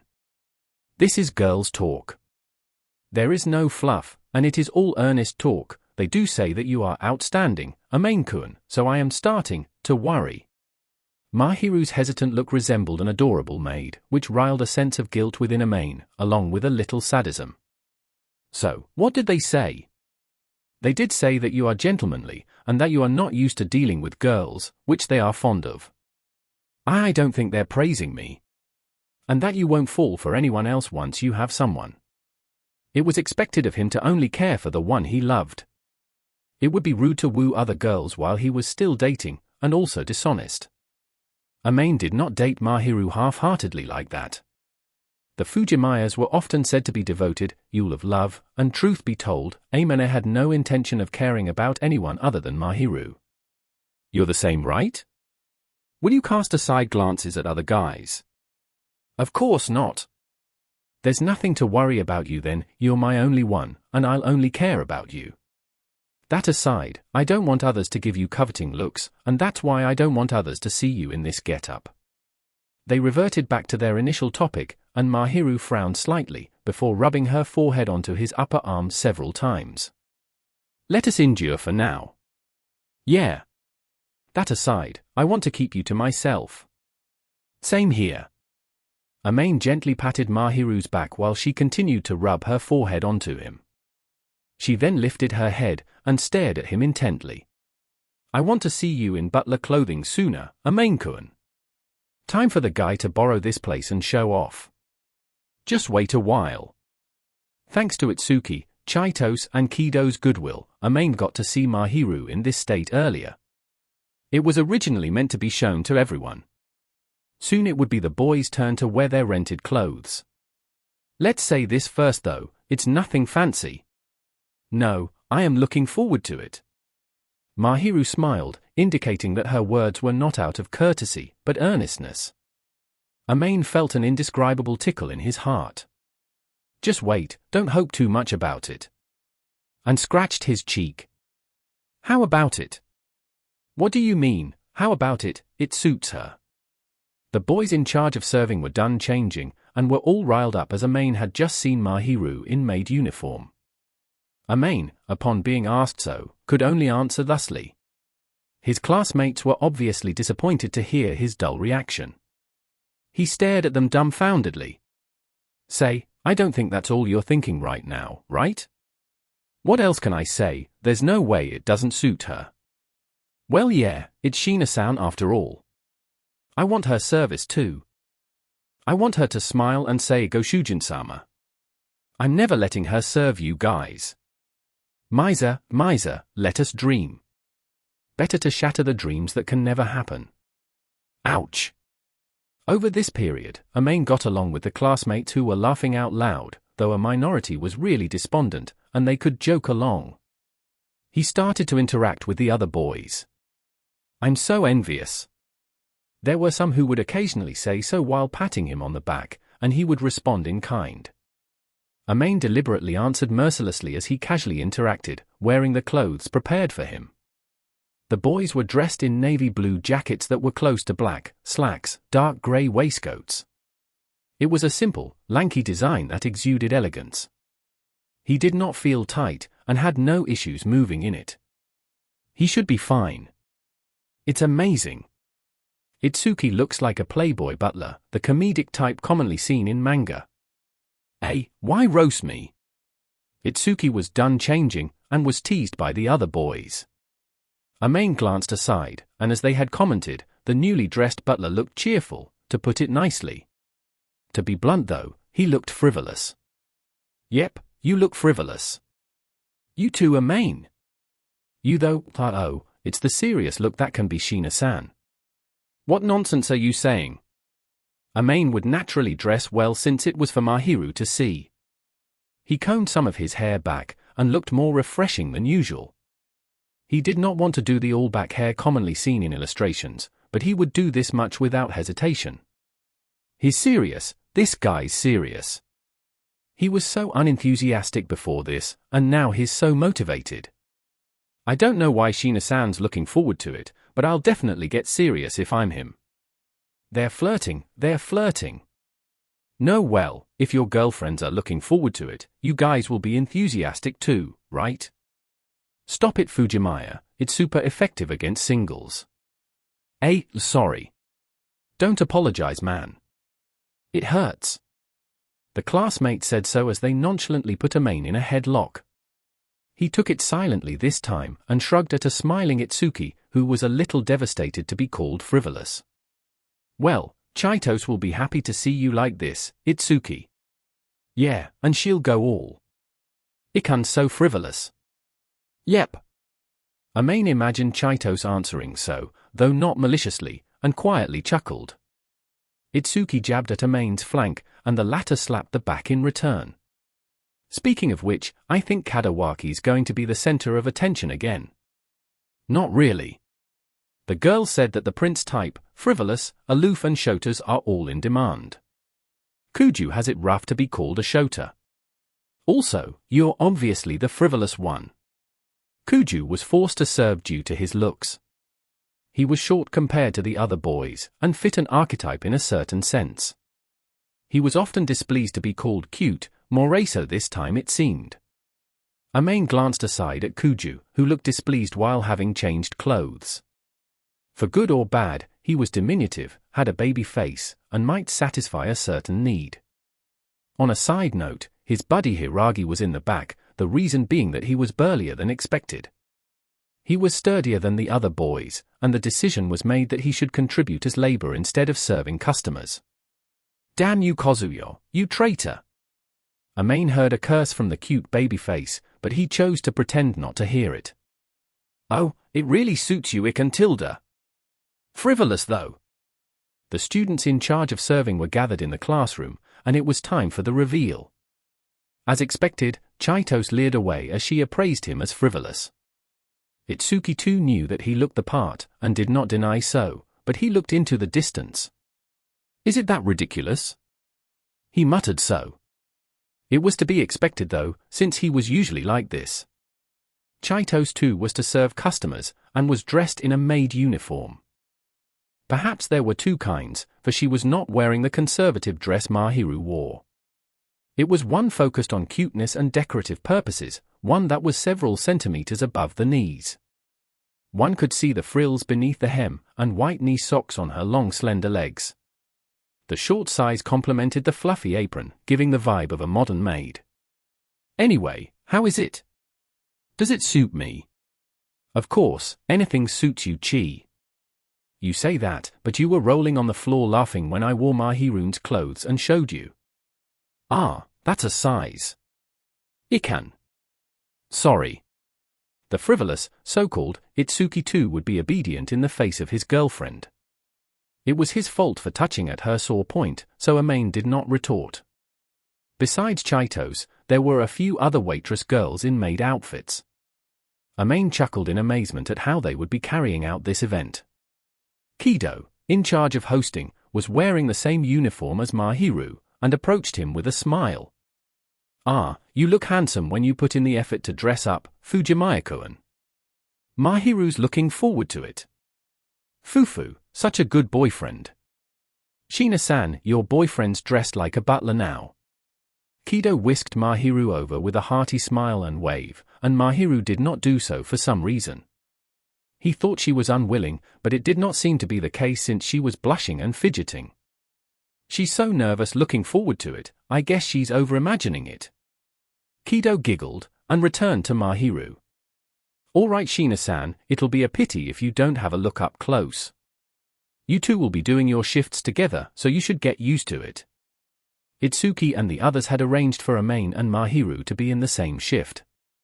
It was partially to ward off any harassment, and also to allow for them to tour the school together during their off period. Kido nudged Mahiru's back, and she approached him hesitantly. It doesn't suit me. And not at all. It is wonderful, so unlike you, Maid-kun. Is it that ridiculous? How do I look? More alluring than usual. I'm wearing more than usual. I don't usually wear this much, let alone at home. Sometimes it is better to wear more. Mahiru emphasized for some reason, leaving Maid perturbed, but the other girls nodded with understanding looks, and the atmosphere could not allow him to deny so. As usual, Mahiru looked up with blushing cheeks, fidgeting as she killed off the boys with cuteness. There was no stopping her. Mahiru, don't show others such a look. It'll kill. Same to you, Maid-kun. Sure. That is casual of you. Mahiru looked displeased, but Maid's face was so unlike Mahiru's prettiness, and there was no way he would have charmed both boys and girls. You don't have to worry about it. Maid brushed it off with such an implication, and Mahiru gently nudged at his upper arm in seemingly disbelief. Chapter 206. Service Practice and the Angel's Smile. After the show-off, it was time to practice, but they could not. Mahiru's work smile immobilized all the boys. They, who had volunteered to be customers, crumbled before the smile. The angel's smile truly was terrifying. Those that managed to survive the initial attack were led to their seats, and were shot down by another smile. Maid felt it would be terrible if she was not under control, and his face twitched. The angel is really scary, Maid, go stop Shiina-san. That smile isn't at full power though. Wait, she's not going all out yet. Stop watching the fun. This isn't a joke here. Maid watched from the sidelines, and Mahiru's smile remained a little pretentious to him. It was truly because she was giving a business smile to appeal to customers. If she put in a little more effort, however, the boys would surely crumble. The girls too were mesmerized. The angel's smile was super effective. We can't practice service like this. Kido could only give a wry smile as she observed on.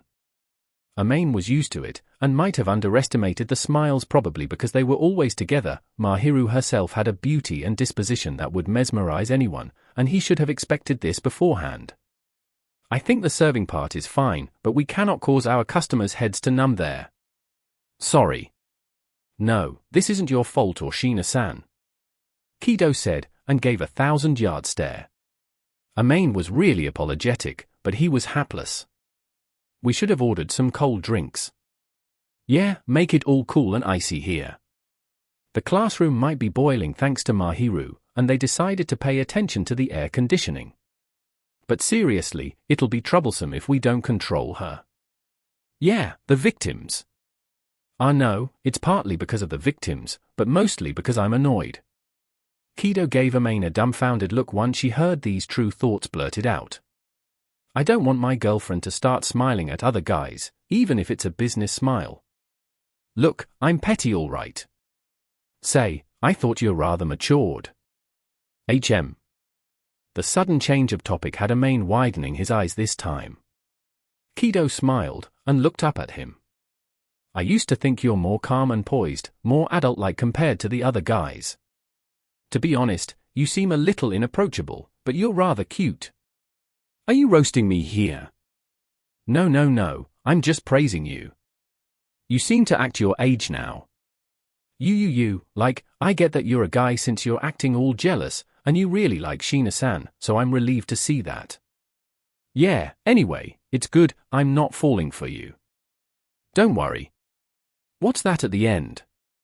Shiina-san stare. She's looking at us. The nonchalant words had Maid noticing that Mahiru was look.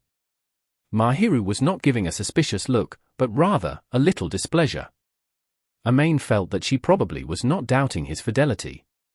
And just as Maid felt conflicted about Mahiru smiling to everyone, so would Mahiru be peeved that Maid was getting along well with other girls. It seemed Mahiru liked Kido as a person, however, so the stare seemed a little anxious. You really are loved, Maid. You're really loved, Fujimaya-kun. Itsuki appeared to have eavesdropped as he joked, and Kido too happily imitated. Maid frowned for a single moment, but he gave Mahiru a gentle smile. The girls practiced serving the customers, and it was the boys' turn. I want to be Kadawaki-kun's customer. No way, me too. Hey, don't decide. Anyway, me too. Since when is it on a by-name basis? The girls frantically volunteered to be Kadawaki's practice partner, and Maid watched from afar, thinking that these girls were really amazing. Kadawaki was available, which was one reason for the skirmish.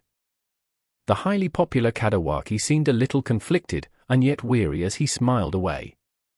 Popular guys sure have it tough. So Maid pitted. It's amazing. Kido did not join in, and watched on. Kido, you have a boyfriend, right? Yep, I do. He's from another class. I've known him since young, and he has decent muscles. That's quite the introduction. You boasting? I don't just like the muscles, of course. He's a klutz, but he's kind and poised. I'll introduce him to you if I get the chance. Kido giggled, and Maid nodded. The skirmish for the customer's position became slightly chaotic. Kido smiled away as she clapped hard to gain everyone's attention, quelling this conflict. All right, we'll go by order for who's to practice with Kadawaki-kun. Once you decide on the order, I'll come up with a name list. We'll get several tries, and I think everyone should be able to experience this once, given the numbers. That'll be fair, right? Anyway, do your job, Akazawa-kun. Show us what the guys can do. No, well, we don't need to get the guys to perform. I think Yuta should be fine. We can't leave it all to Kadawaki-kun. And Chi-chan, stop watching already. But? No buts. Anyway, those who want to volunteer for practice, decide on your order and tell us. See, the other guys are also free. Get practicing. Kido was obviously more reliable than Itsuki, who was supposed to lead. Maid gave a wry smile, and Mahiru approached quietly, standing next to him courteously. I shall be your first customer, Maid-kun. All righty. Anyway, why is everyone picking people? Because everyone is dressed well. Well, Kadawaki's a handsome butler. That's probably an ideal one. Kadawaki showed a perturbed smile while surrounded by the excited girls. His butler outlet looked decent on him, form-fitting. He already was handsome to the point of being called the prince, and the clothes too suit him. Anything would probably suit him unless the clothes looked outlandish. The handsome aura he oozed was so dazzling, and Maid felt that if he were to stand next to Kadawaki at this point, people would likely compare them, which would trouble him. It does suit Kadawaki-san, but he is not my type. Well, yeah, I'll be in trouble if I'm not your type. It's a lot better for me. Naturally. Maid felt a little awkward to hear Mahiru's insistence. You are the best. So her expression implied, and he could not say anything. This is proof that she likes me, right? He felt gaudy and yet elated, and it was no wonder that his lips were slightly raised. He covered his lips with his white-gloved hand to hide his embarrassment. Mahiru showed an elegant smile, as though she had seen through him. Chapter 207. Angel Killer. Welcome. Please have a seat here. He made sure to make a natural smile as he welcomed Mahiru, who was acting as the customer.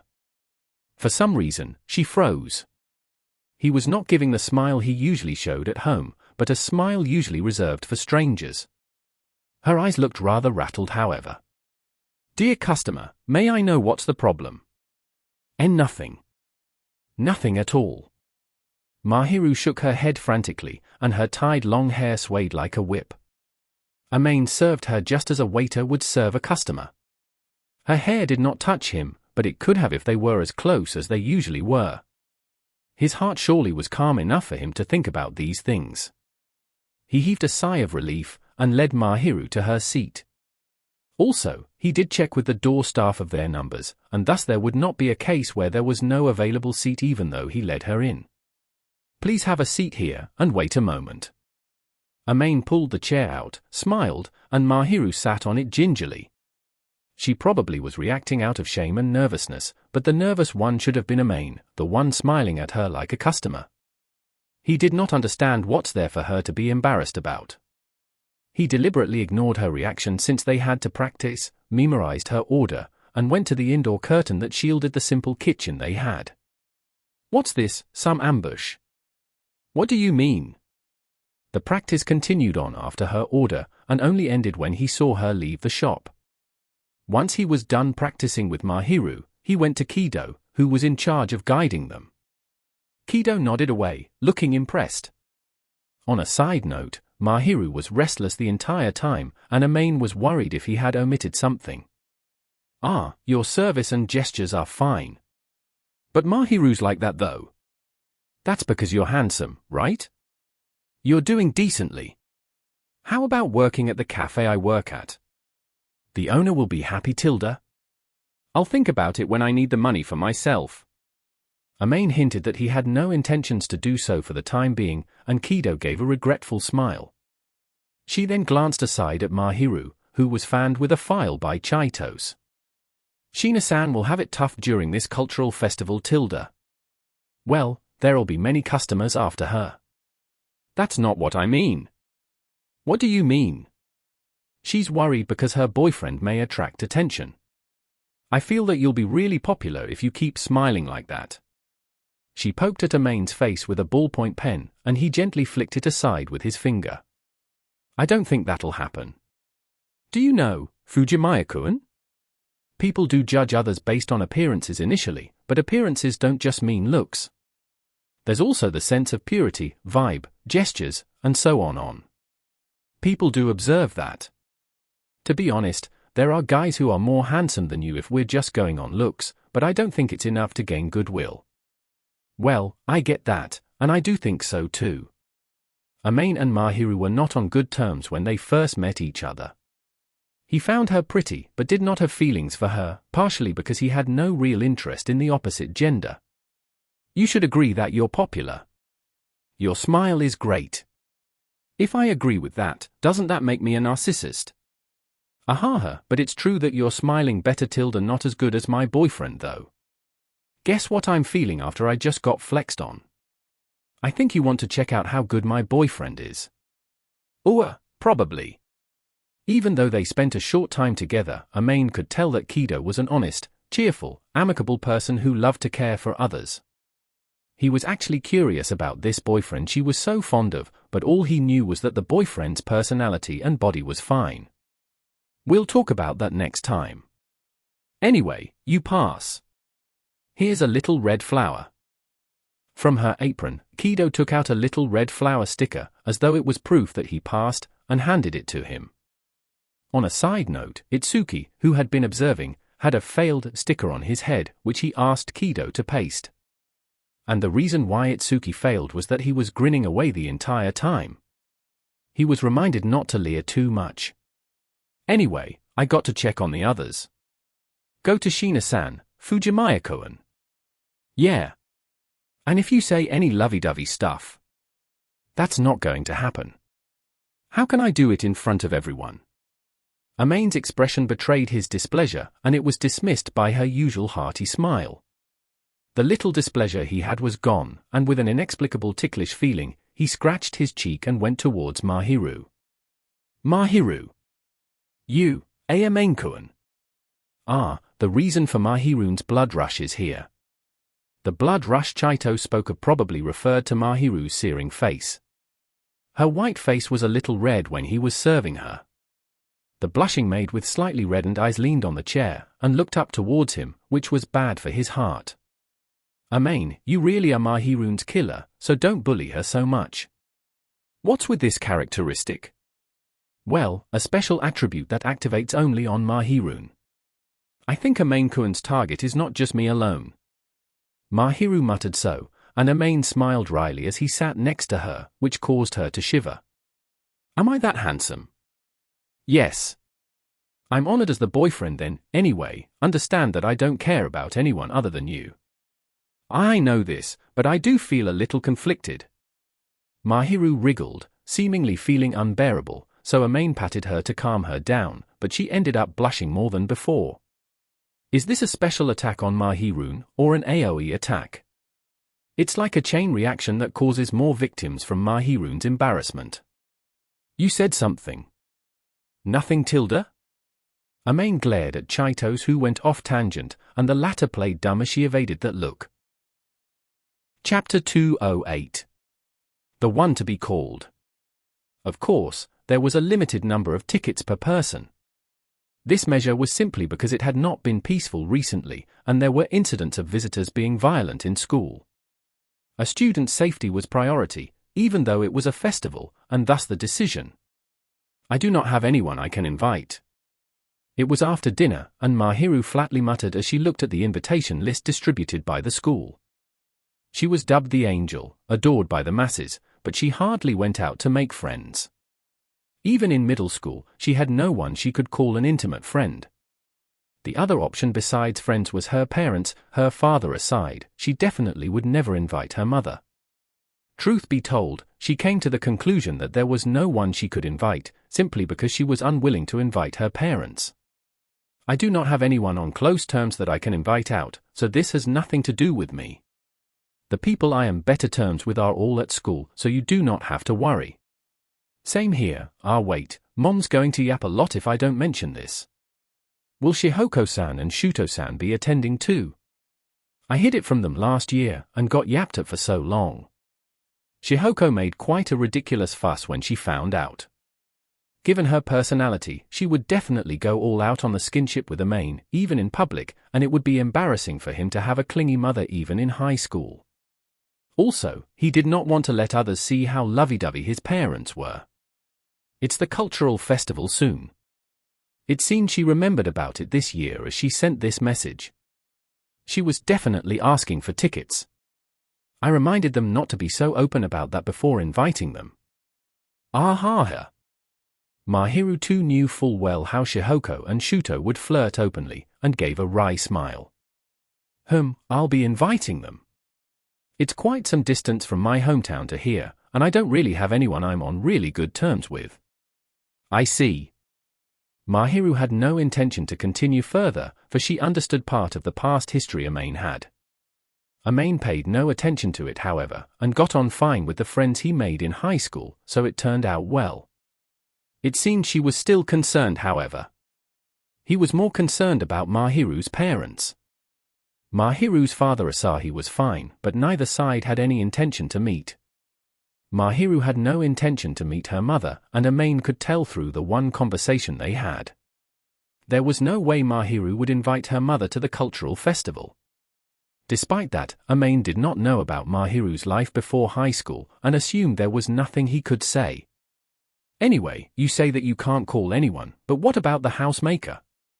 He then remembered that though her parents ignored her, there was a woman who imparted love and knowledge to Mahiru. That housemaker appeared to be the one who taught Mahiru's housemaking and culinary skills, and Mahiru's eyes looked blissful whenever she recounted about the housemaker. It would not be hyperbole to say that the housemaker raised her in her parents' stead. She widened her eyes once she heard so. You do remember about Koiki-san? I probably mentioned a few words. It's about you after all. You're not calling her. I cannot do so. Maid felt he had a good idea, but Mahiru writhed, looking a little forlorn, despondent, and he realized he misspoke. Sorry. Something happened to the housemaker Koiki, and he carelessly suggested to invite her. He frowned once he realized this, and Mahiru then realized what he was imagining, hastily waving her hands, telling him not to worry about that. This is not what I mean. Koiki-san stopped being the housemaker when I was in middle school. She had waist issues. Ah. It was part of her work, but she had to tend to such a massive house alone, and I felt sorry for her for putting her through with such hardship. Amain felt it was no wonder then, since Koiki's had an injured waist. Even when recovered, the old ailments could flare up again. It was akin to tying a bomb onto the waist. She could not work, and could not get careless. She is staying with her daughter and son-in-law. I do not wish to call her over because I am worried about her. There are not many places for her to rest in school, and she does stay far away. I really cannot bring myself to have her make a trip here. I see. That's a pity. Yes. It was obvious from Mahiru's face that she really admired the housemaker. Amain too wanted to meet the person who shaped Mahiru's living ability and personality, to thank her. It was unlikely to happen, however, due to health issues. I find it a pity too that I can't greet the person who took care of you. Maybe I should give her a holler in the future.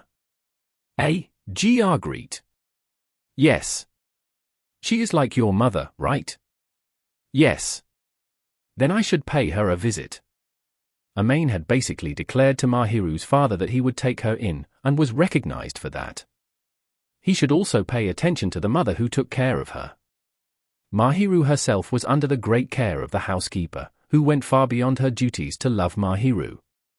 It would be rude to the magnanimous person to sweep away the daughter without informing her. We'll think about it in the future then. It's rude to make a sudden visit, so let's get the chance to write a letter, Mahiru. And nothing. Doesn't feel like it from your face. It is nothing. Mahiru stuffed her favorite cushion onto Amain's face, blocking his sights. Goodness me. And he chuckled as he let her be. Chapter 209. A little jealousy and worry. The crux was that someone lent them clothes. Once this issue was resolved, they chose to run a cafe. Following that was the interior decoration and the beverages and foods to be served. For the former, they simply needed to arrange the desks and chairs, and make it presentable. The latter part was the troublesome one. The cultural festival would last 2 days, and they would have to estimate the amount of food to serve, and also to pay attention to hygiene while serving. Despite that, it not such a problematic issue this time. Due to hygiene and the efforts required, they decided to purchase wholesale this time. To be precise, as Amain's class was hosting a Maid and Butler themed cafe, the core entertainment should be the appearance and atmosphere. Thus, they could only compromise on food. Given that many classes requested to use the cooking classroom, one would see that choosing a wholesaler was a wise choice. But I'll be a bit more serious about drinks.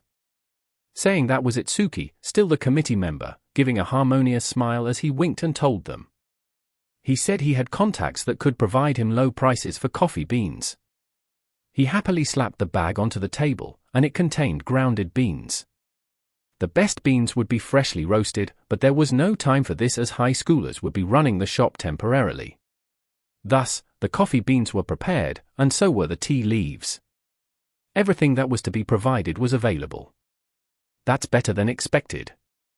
Chitose muttered as she looked at the somewhat decorated classroom. There was a limit to how much they could decorate a classroom. Tablecloths, cushions, and little locker ornaments were placed on the desks, ensuring that they did not seem like desks, creating an atmosphere. It might not be an orthodox Maid cafe, but it should suffice for a student activity. The most important aspect was still the dressed students. I think this much should be enough.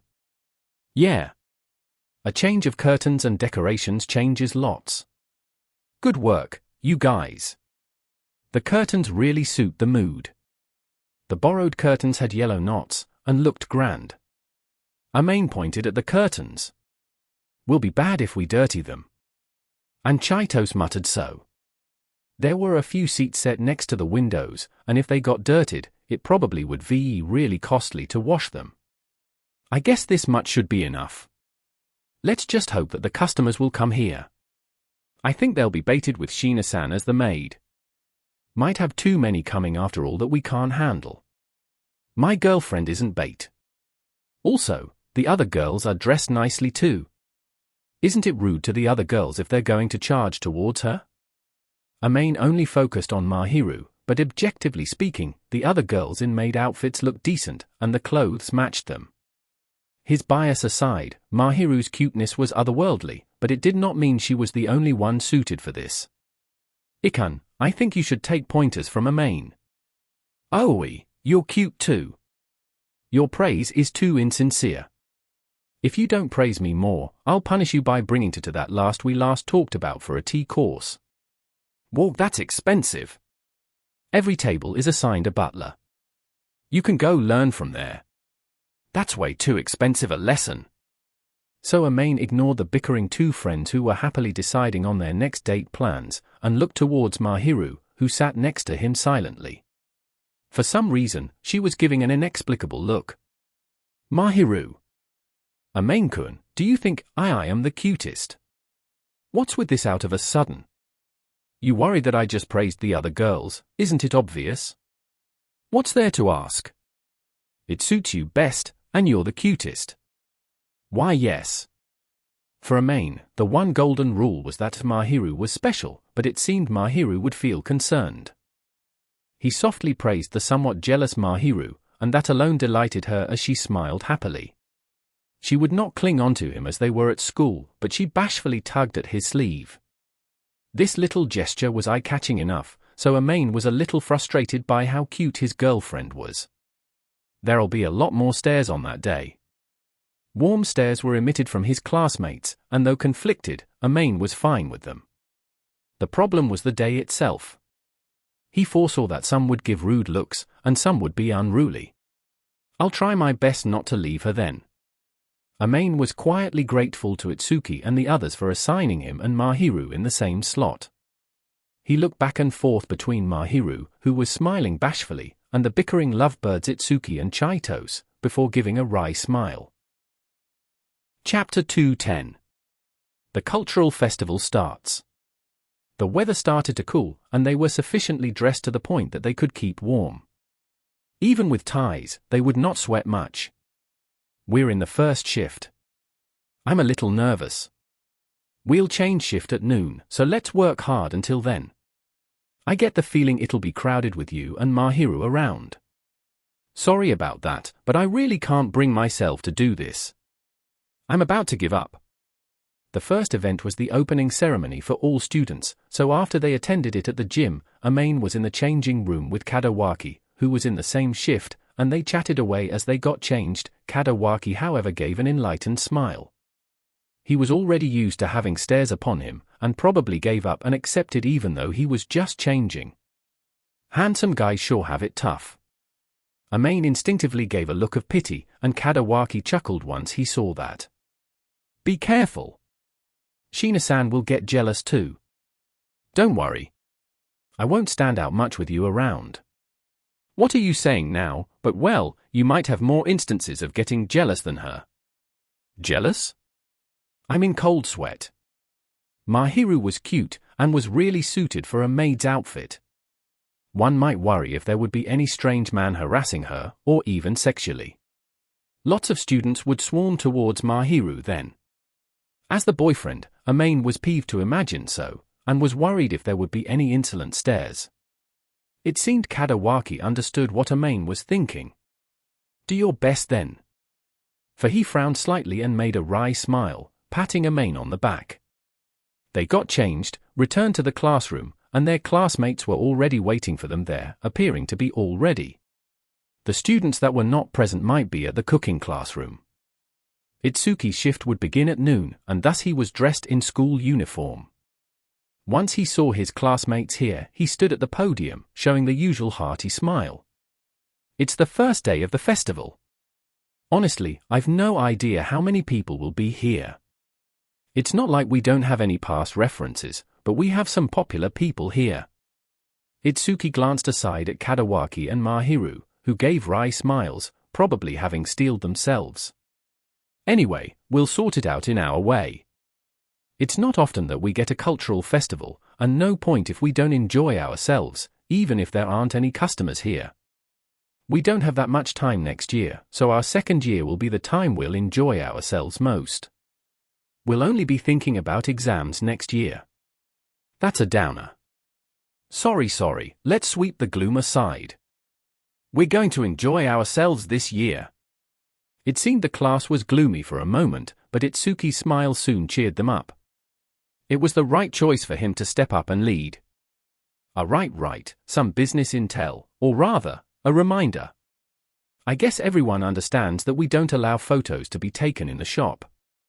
We'll remind them at the entrance that no photos can be taken.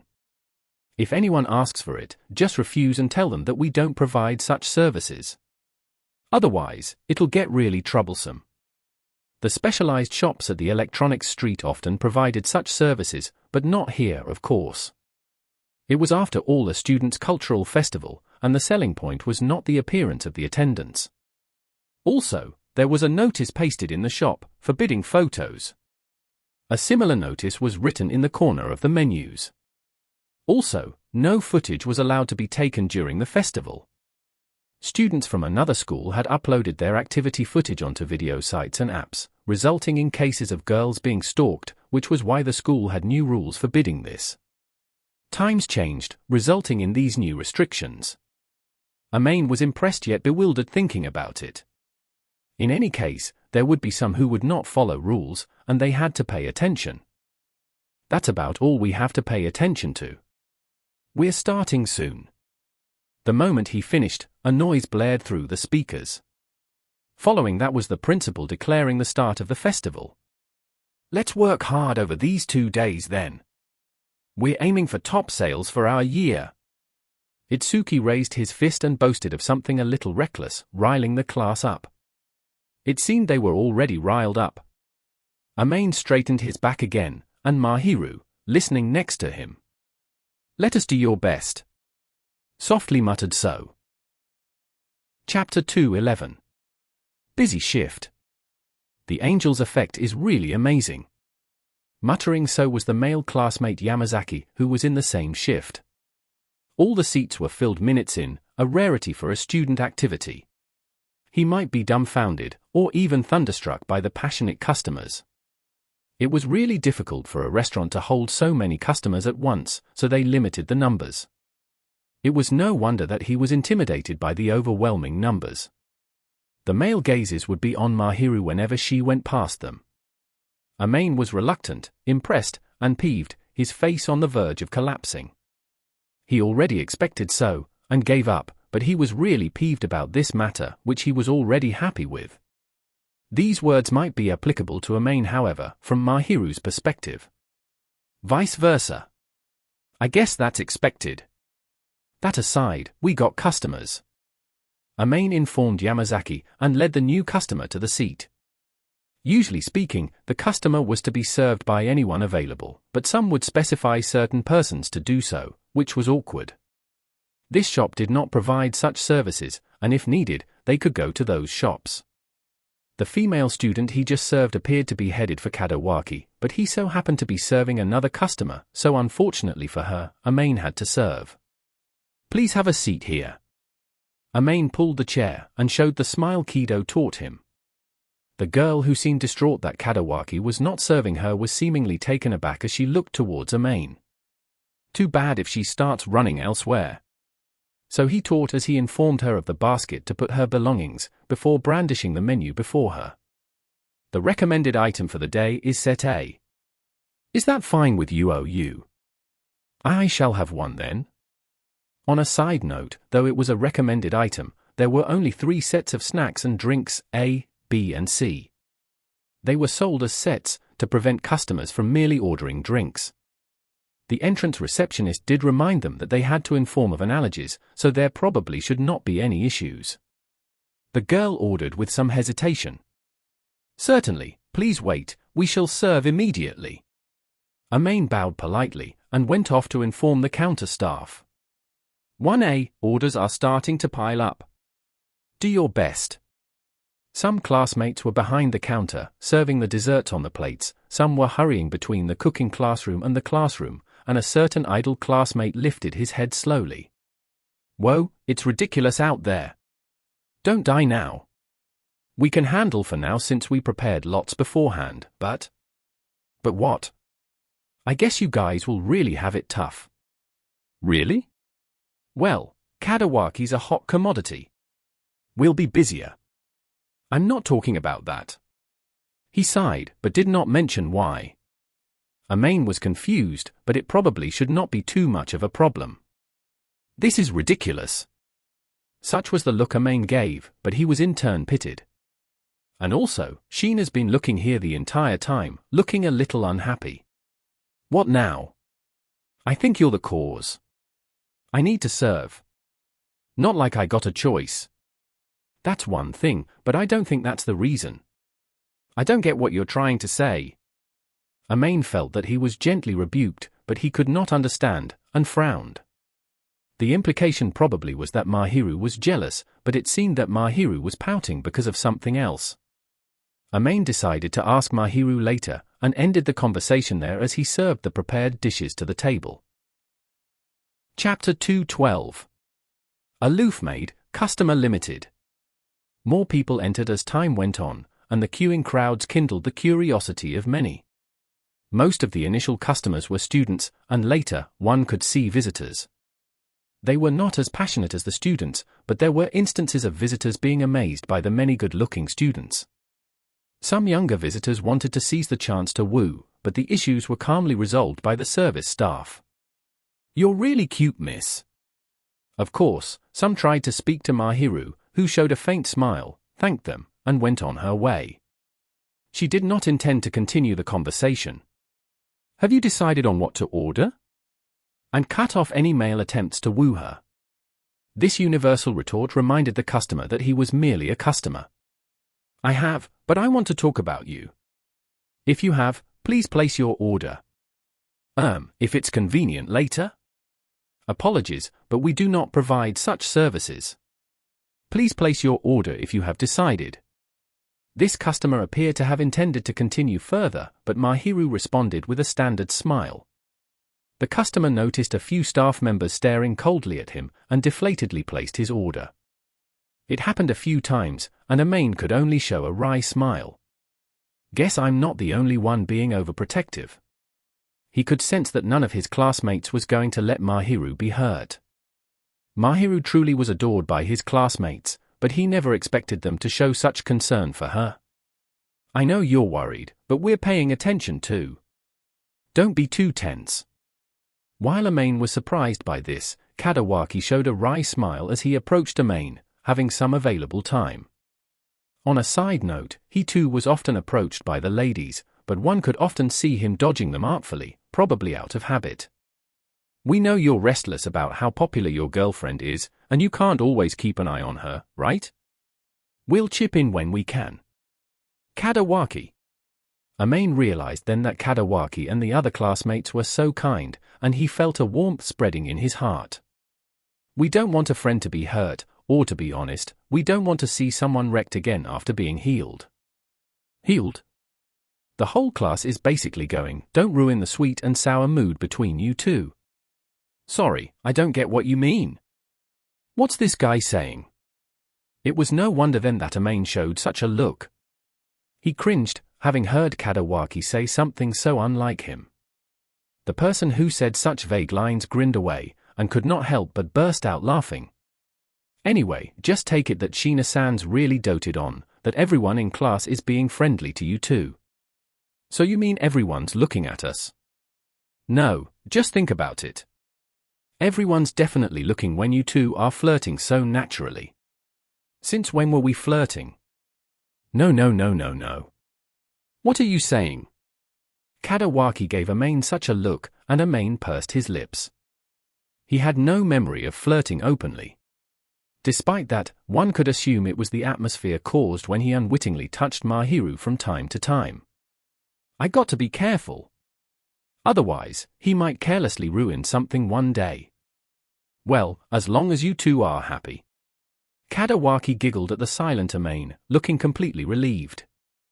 Embarrassed, Amain pursed his lips harder than before. "Amain-kun."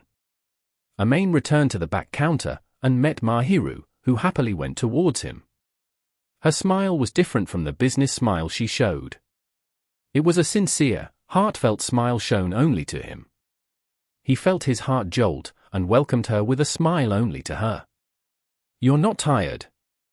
"I am fine. Everyone is concerned about me, but I was shocked to see everyone intimidate the person with the camera through smiles." We did say that cameras are forbidden, and reminded them before then. Can't help it when they ignore it. It does seem that everyone is extremely motivated. Well, yeah. Amain did not mention that it was because everyone was gently watching over them and brushed this matter aside. Mahiru gave a bell-like giggle, and it seemed she had not noticed it. One had to wonder if she really did not notice, or that she was used to it. She was worried about the cafe, for she had a glance at the shop. There are more customers than expected. I think people are just hopping onto the bandwagon. Just join the long queue. Perhaps it is. Of course, there is. Mahiru then turned her eyes towards Ain. I think people will come in with eyes for a certain person. I overheard chatter outside that this seems to be the case. Yeah, most of the students will come for you. Amain-kun, I have lots to say to you after this festival ends. Sure, what are we talking about? Many things. Mahiru seemed displeased and frowned as she tried to keep her emotions to herself. Amain felt that he might have stepped onto a landmine, so he hastily looked towards her eyes, only for her to avert. It seemed she was not trying to convey her anger, but rather, she was bashful, for her face was red. Your attire is too sleazy. You should get used to it. You had enough of it during practice, right? I cannot do so. Your eyes towards me are different from when you look towards others. There'll be trouble if it's all the same. It was natural that his expression directed at his girlfriend would be different from one directed at the customer. No matter how cute the female customer was, he would serve her in the same manner. Truth be told, he did not think there was anyone cuter than Mahiru before him. To him, the bashful, pouting expression shown only to him was more adorable than anything else in the world. You do not understand, Amain-kun, I shall not hand you over even if others see how good you are. Mahiru suddenly changed topics, and Amain was confused as to what this was about. She did not continue on, however, and hammered at his chest, as though venting away. You said you're not going to flirt. It wasn't on purpose. So you say. Chapter 213. Aloof Butler. Neither was it when people would harass her for her beauty and try to converse. The most worrying was when someone would try to impose one of man's 3 great desires upon her. It happened at noon, 10 minutes before their shift ended. A male customer had been eyeing the female workers the moment he entered. It was not uncommon as there were pretty girls serving them. However, Amain saw that the customer was sizing them up and had a feeling that he had to keep an eye out. He served the dish, took the tray, and was about to head for the counter when the customer reached out for Mahiru. Mahiru had just served the man some food and turned back. It happened right at that moment, and of course, she could not see what went on behind him. The customer reached for the waist beneath the skirt, no, the buttocks. Amain took a step forward. Amain had been nearby, and the customer was slow, which was why Amain had a chance to reach out. Dear customer, please do not casually touch our staff. He slid the tray between Mahiru and the customer's hand before the latter could touch, and reminded with a calm expression. Calm as he might appear, it was the opposite within. He was a little miffed that his cute girlfriend was being wooed, and he was further incensed about this act of sexual harassment. Mahiru turned around once she heard that. She determined what the customer intended to do as the tray blocked the hand, and her cheeks shuddered as she took a step back. Amain strove to protect Mahiru, and did his best to show a tender smile. The shop quietened down unwittingly. Amain sensed the stares upon him, but he was so furious, he did not care. At the same time, he remained calm. The customer failed in his attempt, and could possibly excuse himself. The surrounding customers might have noticed so, for they were staring at the hand. The customer, however, did not do anything, and Amain could only let it be if he said it was a coincidence. The customer did not commit the cardinal sin of touching Mahiru, but Amain noticed something the former could not absolve himself of. "Dear customer, may I know where your entrance permit is?" The sudden change of topic caused the man to widen his eyes. "And also, how did you enter? You are not wearing the band indicating your entrance permit." All visitors entering this school had to wear a band indicating that they were allowed into the school. It was a one-time use, but was extremely sturdy. There were dangerous cases and thefts in recent years.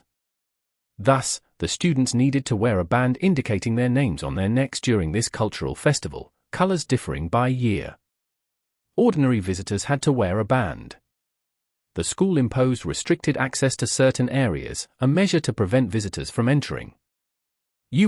It caught water, and broke. The man was speechless once this was pointed out, and Amain chuckled. "How strange. The band is waterproof since there is a likelihood of sweat. The pamphlet did mention that if you lost your band, you may register at the main office. Which student from which class requested for your permit? You should be able to answer so, no. Well. Enough nonsense." Amain stopped smiling, and turned towards the staff that was observing. "Sorry, may someone please call for the student council or a teacher? I don't think it's good to have an unwelcomed outsider loitering around." "Already done. Our patrolling homeroom teacher is coming here." "Good work." Amain heaved a sigh of relief as Kadawaki had quickly responded and acted swiftly. He shrugged, sorted his attitude, and turned to smile at the man who failed to molest. Naturally, Amain knew that his eyes were not smiling. "Dear customer, the issue at hand is not the act, but the matter of an outsider entering without permit. Apologies, but the people at the main office shall question you." Amain calmly narrated what would happen to this man, and the homeroom teacher arrived, and went to the man. Amain pulled Mahiru back by the arm, and sighed. The pervert's failed attempt might be reported too, and he probably would be expelled. It was amazing that he did not know why a permit had to be requested. There would be records of which student invited whom during the request phase, and thus they would invite those whose identities were ascertained. They could trace someone if the matter was out of hand, and the student who invited the man might be slightly punished. Hardly anyone would do anything illogical. Wooing was still a grey area, and they would not be warned if they were not harassed. Amain was curious as to how the man got in, but the main office probably would interrogate further. Perhaps in the coming year, or even tomorrow, all personnels had to wear a band before entering. The man said something, but it had nothing to do with Amain, so the latter ignored it. Amain saw the man leave the classroom with the homeroom teacher and acted as though nothing happened as he smiled at the customers looking at him. "Dear customers, apologies for the disturbance. Please continue to enjoy your meals." He bowed gracefully, and the other staff members followed soon, clearly indicating that the ruckus ended at this point. Once he heard chatter like before, he quietly held Mahiru's hand next to him and pulled her to the back. Amain-kun. Our shift's ending soon, so go a rest. Wait inside. I'll get changed with you later." Amain felt it was fine as he had a look at the surrounding classmates, who waved their hands, basically shooing him away. He lowered his head slightly, brought Mahiru to the back, and had her sit on the chair. She remained a little dumbfounded, probably still shocked by the prior events, so Amain patted her head. Nevertheless, it was not good for two to leave their positions, even though it was near the end of their shift, so he returned to the shop once again. He went to the back once it was time for a changeover. Mahiru silently waited as she sat on the chair formally, holding a paper cup of coffee. A concerned student probably served this to soothe her. She seemed relieved once she noticed Amain's return, and her eyes softened. Once he saw that, Amain too eased his expression. "Welcome back." "I'm back. You feeling better?" "There is no need for everyone to worry. Normally speaking, we will be." Amain pulled her here given that she looked a little rattled. He felt he made the right decision. He patted her head once again after seeing her look a little displeased. She lowered her eyes bashfully, and tried to brush it off by drinking coffee.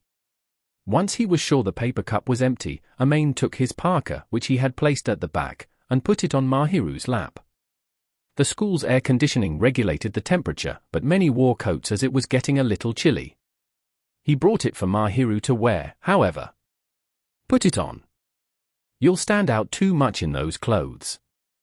There would be stares on her if she wore a maid uniform, and photos were allowed outside. Maid prepared this so as to not cause unnecessary mayhem. Considering the difference in height, the clothes could reach the thighs, and she would not stand out if she removed her apron and headpiece. She already stood out to begin with, and it was to be expected that her beautiful face would attract many gazes. She removed her apron, obediently put on the parka that was handed to her, and buttoned the front. One could sense that she was feeling better. She frantically rolled her overly long sleeves, and even pulled her nose towards it, blew her nose, and smiled. Maid hoped she would stop. That dazzling smile was bad for his heart. Itsuki, who was working the afternoon shift, seemed to have noticed it, for he sorted his tie and leered away. Maid frowned hard, and the leer grew. Maid felt that he lost something, and was increasingly displeased. Mahiru blinked away, and smiled. Left with no choice, Maid could only take their stares. However, Maid did not want to be basking under their stares, so he took his bag containing his uniform from the locker in the back. All he had to do was to remove his jacket and waistcoat, put them into the locker, and he would not stand out even if he walked down the corridor. Mahiru too knew that he was going to change, so she stood up, stored the apron and headdress into the locker, and took out her school uniform. "We're out. Leaving the rest to you guys. Alrighty, flirt all you want. Shut up. Don't flirt around in the shop." Maid frowned again once he heard this casual answer, but Mahiru held his hand, and it would be bad on him to give an ugly look. He gave an indescribably contorted look as he left the classroom along with Mahiru. They walked down the corridor, and saw that it was buzzing out there. Even though visitors had to request for entry, there were a lot of them. The corridor was usually not this noisy, and it felt so jarring, but that was to be expected. "There's a lot of them. I heard there are more visitors compared to past years. It's no wonder suspicious people got past the security when there's so many people here." The cultural festival of this school was a lot fancier and grander in scale compared to others, which was why many external parties wanted to visit. Suspicious people. Mahiru lowered her eyes once she heard so. Maid realized that he misspoke, and he exerted a little more strength in his palm. "You all right?" I am fine." It shocked me, but luckily he failed. It seemed Mahiru had noticed Maid's worry, for she hastily shook her head. She would not give such a look, however, if she was really fine. "Sorry, I should have been more careful." "But you were busy." "It was simply because I was too careless." Careless or not, such guys will always be on the prowl. That's why we have to pay attention and stop these guys.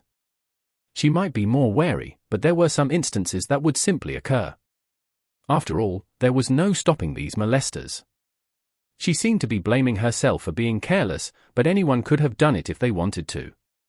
She did not do anything wrong. You didn't go anything wrong. The weird ones are those who think that those with pretty faces and nice bodies deserve it for being too attractive.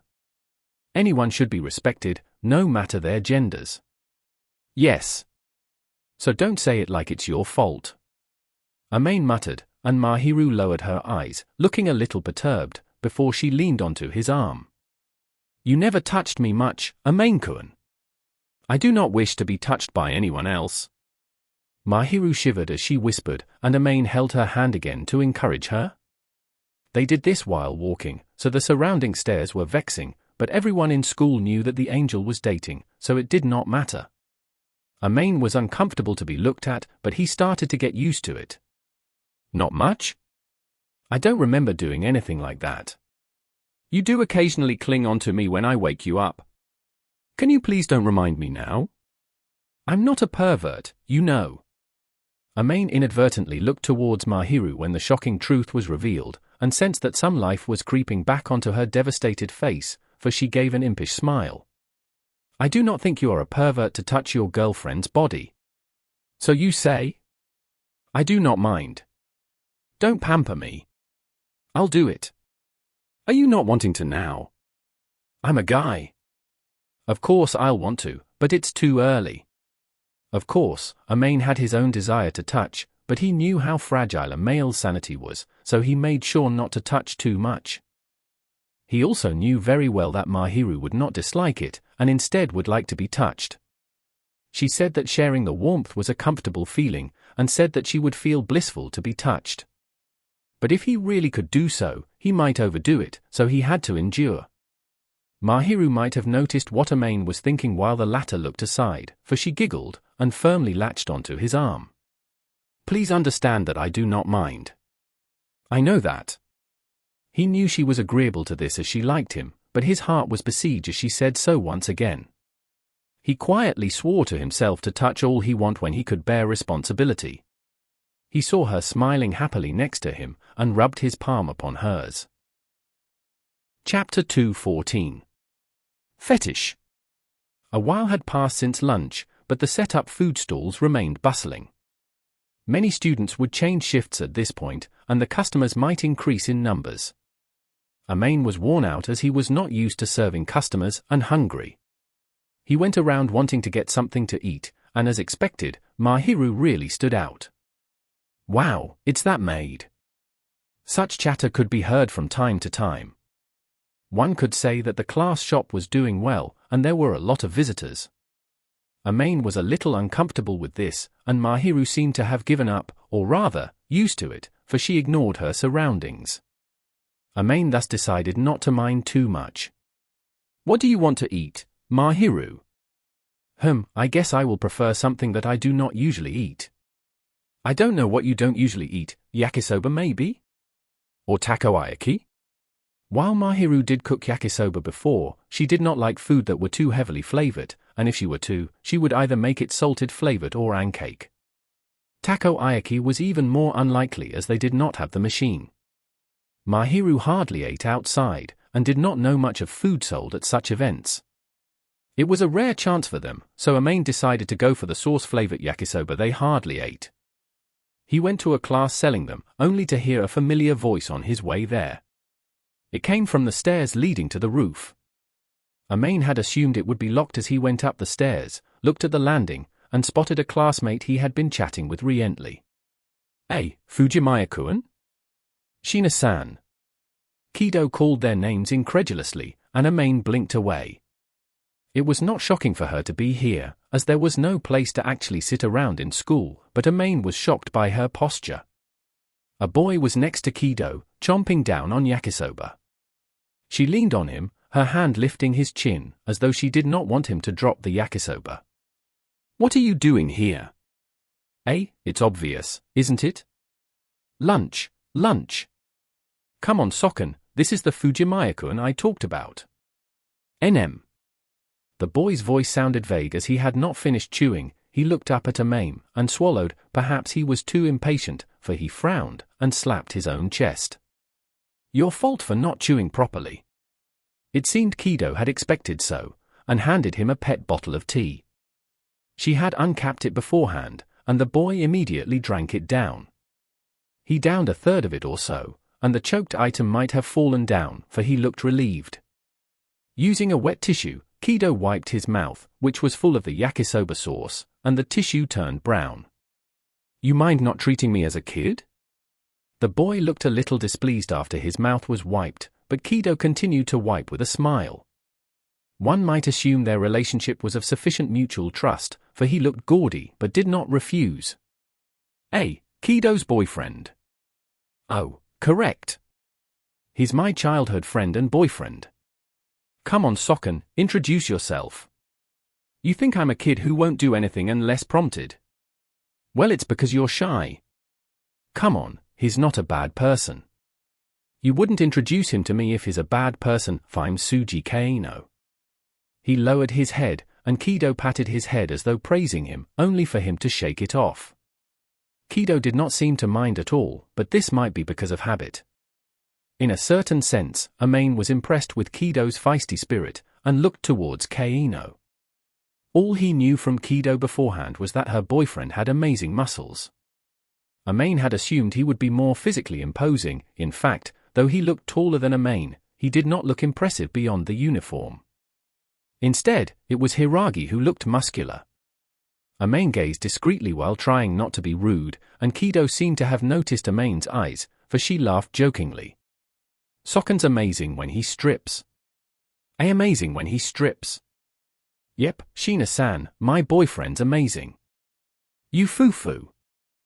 Kido leered for some strange reason. Amain felt it might be better for Mahiru not to hear, but the one interrupting was Kaino.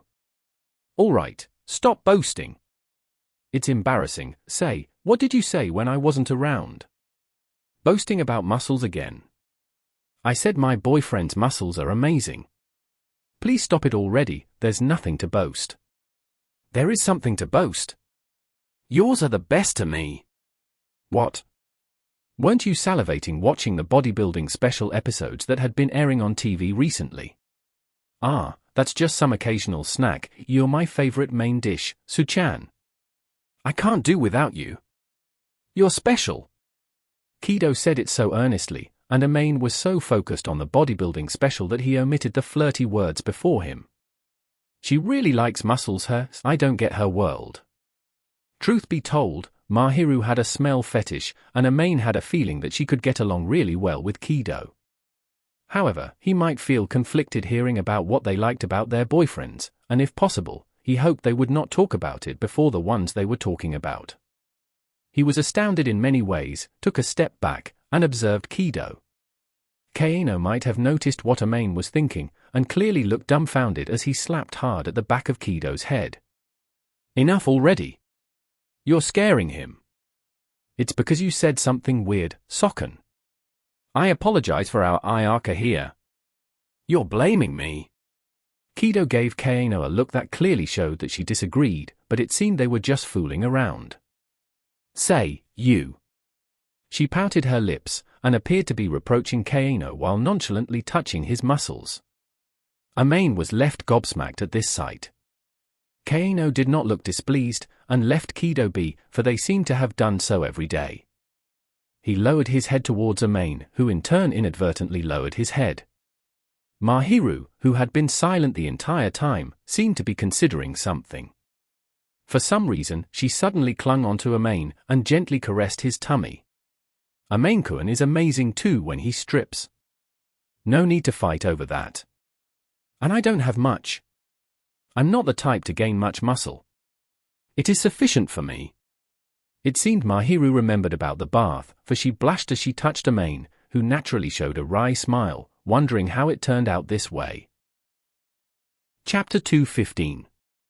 Girlfriend's Worry. Amain was coaxing Mahiru when Kido suddenly thought of something.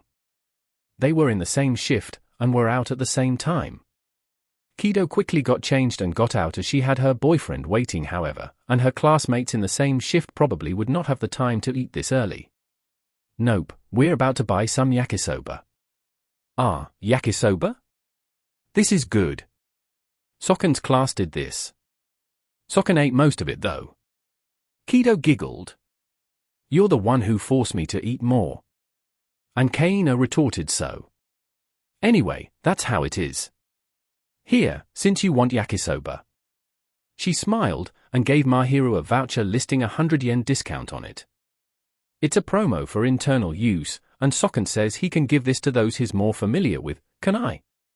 Just give if you want to. It's not going to affect our sales anyway. Yippee! Kido grinned and handed over 2 vouchers. Amain felt grateful and sorry for this, and looked towards her face once again, finding her beaming away. Ah, don't mind. We're sick and tired of eating yakisoba now. We won't be using this again. Actually, I want some sausage instead. Proteins are better than carbs, so she chuckled. Amain felt that a sausage would have more fat, but he did not mention so. Thanks. He answered sincerely, and decided to use it. Thank you, Kido-san. I shall repay you one day. Ah, don't worry, I'm not doing this as a favor. Ah yes, Shiina-san, Shiina-san. How are Fujimaya-kun's muscles? Amain was wondering why she was making such a serious face, and was dumbfounded by whatever she said. Mahiru in turn blinked a few times, and started panicking for some reason. No, Amain-kun belongs to me. Whoa, how cute. Relax, I love Sokken most though. I'm just a little curious. You still have eyes for others. That's not true. Trust me, Sokken. Kido too started flailing her hands, but it seemed she knew Kaeno was half joking, for she clearly puffed her cheeks. Sokken no baka? She muttered with a sweet voice, and then showed a genial smile towards a somewhat wary Mahiru. I don't mean that. Since you have such fine ingredients, well, I just want to help out in training him, otherwise it'll be a pity. Fujimaya-kun so tall and thin, it'll be better if he gain more muscles. I will be in trouble if he is more dashing. He performed well today. His popularity might skyrocket. Kido seemed to have understood so, for she nodded away, and Mahiru pursed her lips. Amain wondered if he should be elated that Mahiru and Kido were getting along well, or that he should retort that Mahiru was being strangely jealous. He probably would not be as popular as she was worried about. If any girl was to approach him after he dressed himself well, they would have lots of chances to do so. Of course, they could not open his heart, however. There were lots of people who were more handsome than Amain, and he did not think he was as handsome as she assumed. He gave a wry smile once he saw how worried she was, and ruffled her hair. Relax, I'm only interested in you, and if any girl likes me, she's just getting in the way of our happy relationship. I won't fall for her. I do find it unbearable though. It's normal. I feel the same too. Anyway, you don't have to be that worried. It's fine. I do think you do not understand. Amain wanted Mahiru to relax, but she frowned unhappily for some reason. While he remained confused. You really have it tough too, Shiina-san. Kido teased. Chapter 216. Parents' whereabouts. There was no space available at the designated rest area, and they could not stay for long in the waiting room. By elimination, the backyard was the only available location, so they arrived. There were a few students there, but as outsiders were not allowed in, there was space for them to eat. Amain laid out a towel for Mahiru to sit, and sat on a bench under the shade, straightening his back as much as he could. Seriously, there's too many people around, and I can't calm down. Fufu, you do prefer quieter places after all, Amain-kun. And I hate it when people just keep ogling you. It feels like I lost twice. It is not that bad. It is, for my sanity. Amain endured so as it was unavoidable, but he was quietly peeved. Mahiru was in her school uniform, and there were fewer surrounding stares compared to when she was in her maid outfit, but pretty girls still would stand out. Mahiru had given up and got used to it, so Amain really had nothing more to say, except to grumble a few words. Mahiru might have understood this, for she gave a perturbed, wry smile, patting Amain's head to coax him. Amain took it, and sighed. There'll be more people tomorrow. People have rave reviews about our shop, and will be in the afternoon shift. We shall have to hang on until then. Speaking of which, what about Shihoko-san and Shuto-san? They did mention in their excitement that they wanted to see Amain and the others in such clothing, but they were nowhere to be seen, so it seemed Mahiru was confused. Amain scratched his cheek, shrugged, and said, They said they took leave, and will be here tomorrow. 2 days. Really? Why are you so happy? Shuto-san promised that he will teach me how to cook with that motherly taste. I did not expect the opportunity to arrive so soon. Guys have a motherly taste, well, I guess I'm more used to Dad's cooking. Shihoko and Shuto would take turns deciding on who to cook, and they split duties. Amain was very familiar with their styles, but Shihoko's dishes were more masculine in taste, servings, and ingredients, so while it was home cooking, it did not feel like it. Shuto's culinary skills were better, delicate, and more comforting. One would say his cooking were more suited to be called home cooking. However, Mahiru's culinary skills were supreme to begin with, and there was no need for her to learn. It seemed she was very motivated, for she was concerned about learning the Fujimaya's style of home cooking. I'm happy with your cooking, you know. These are two separate matters. I wish to cook for you when you wish to eat. I see, well, I feel that your cooking is kind of like ours. You don't have to force yourself to learn. And you carelessly blurted out these words. One day, or rather, at this point, Amain's stomach was taken captive by her cooking. He knew he could get good dishes from her every day, and her cooking was undoubtedly his family's. It was one belonging only to them, distinct from the Fujimayas. It was not the season of bloom, but her face bloomed like the cherry blossoms. She took the used wet tissue, and used it on Amain, wanting him to have the same color. Amain saw that the yakisoba on the lap was about to fall, so he moved them aside, and patted her head. Her hair formed a gentle gradient as she had tied it the entire morning. The hair was loosened, and so her face ballooned. Do you assume that you can fool me through head pats? No, but I think you'll be happy. This is no good either. She pretended to be aloof, but her face was wrecked by redness. Amain quietly chuckled as he gently patted her head, combing her hair. Chapter 217. Scary things are scary. Part of the reason for the attention was that they held hands to avoid getting lost, but it seemed Mahiru did not want to let go. Her fingers were wrapped gently yet firmly on his, indicating that she did not want to let go.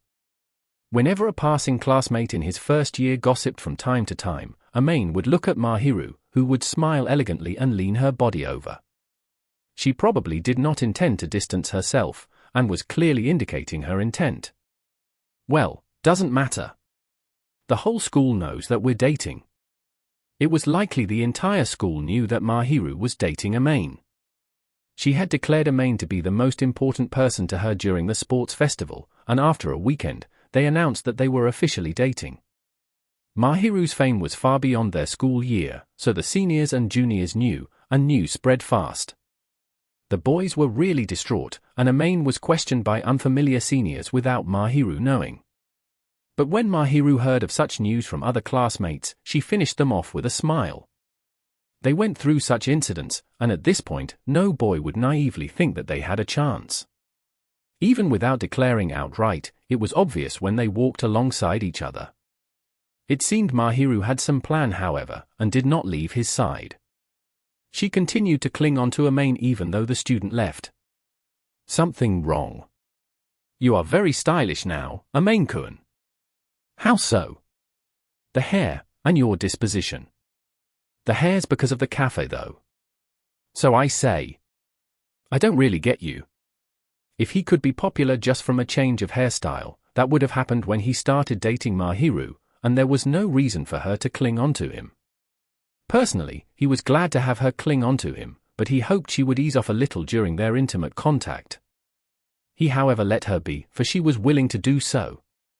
It was to be expected that he found it slightly unbearable. Mahiru's being more enthusiastic than before. Amain avoided reality and the surrounding gazes as he slowly strolled through the school.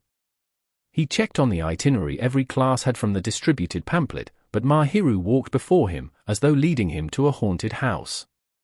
I remember Mahiru's bad with horror though. There were times when Amain watched a horror flick, and Mahiru would hold his hand, looking all pale, yet acting tough. The words she said were incongruent with her expression, and it seemed she could not take such stuff. However, the haunted houses created by students were within budget, and clearly would not be as intricate as those created on TV. Perhaps she was fine with that. You really want to go to the haunted house? Eh? Mahiru immediately stopped, and timidly lifted her head at Amain, clearly showing that she had not thought about it. It seemed she was just wandering around, and was not thinking too much. The rigid expression she showed was akin to a creaky machine, her eyes wavered around, and clearly she had no intention to visit a haunted house. I do not intend to. I thought you want to go. Guess there's no way since you're scared of this. I am not scared. Look into my eyes and tell me that. Why are you looking away? Mahiru tried to pull a fast one, probably because she did not really wish to reveal her weakness, but her attitude and expression explained all.